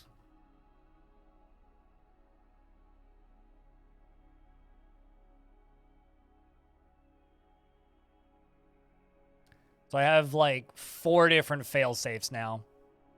The literal second they start crashing into this fortress, we will have to stop them and control the flow of how many of them are flying in. If we can do that, we're golden. If we can't, we're all gonna fucking die. And it's that simple. So, fingers crossed. Let's not all fucking die. But this dwarf might be the one to set it off. Funnily enough. Or you, even. Or you, even, Tygo.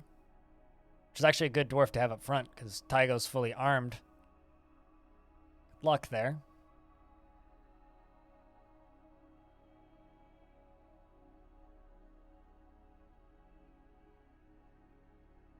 Fingers crossed. They need some good luck. Or these dwarves do, anyway.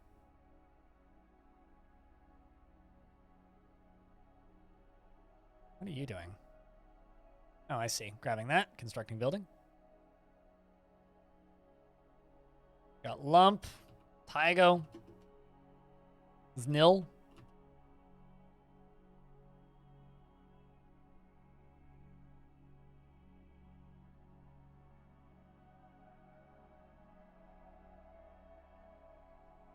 It's the first one. So is this attracting? I'll spawn.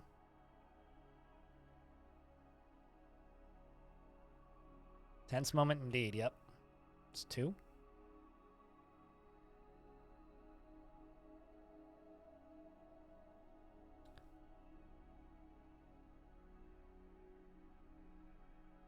Hey, Cappy, what's up? Whoop. Suspended up downstairs.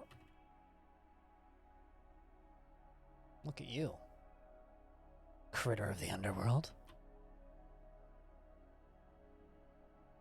Probably saw him.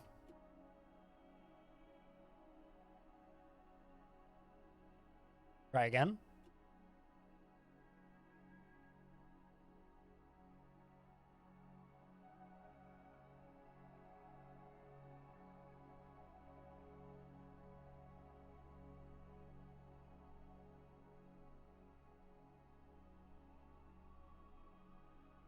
Nearly complete.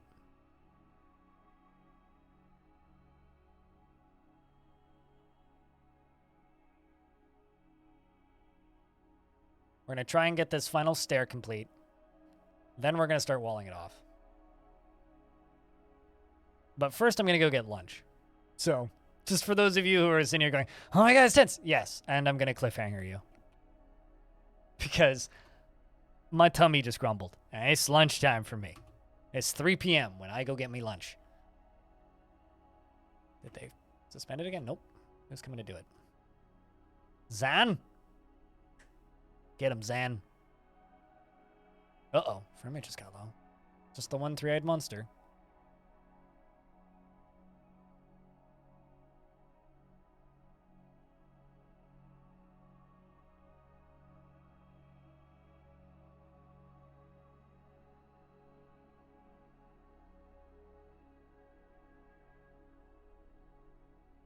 Come on.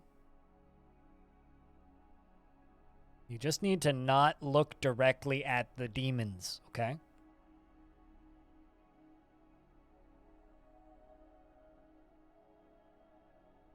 Done. Okay, so. It's time to pause. For a recap, we have one layer of stairs left to build. And then we can walk straight into hell. So, what I'm going to go do is I'm going to take a couple minutes break, chat. I'm going to let you guys listen to some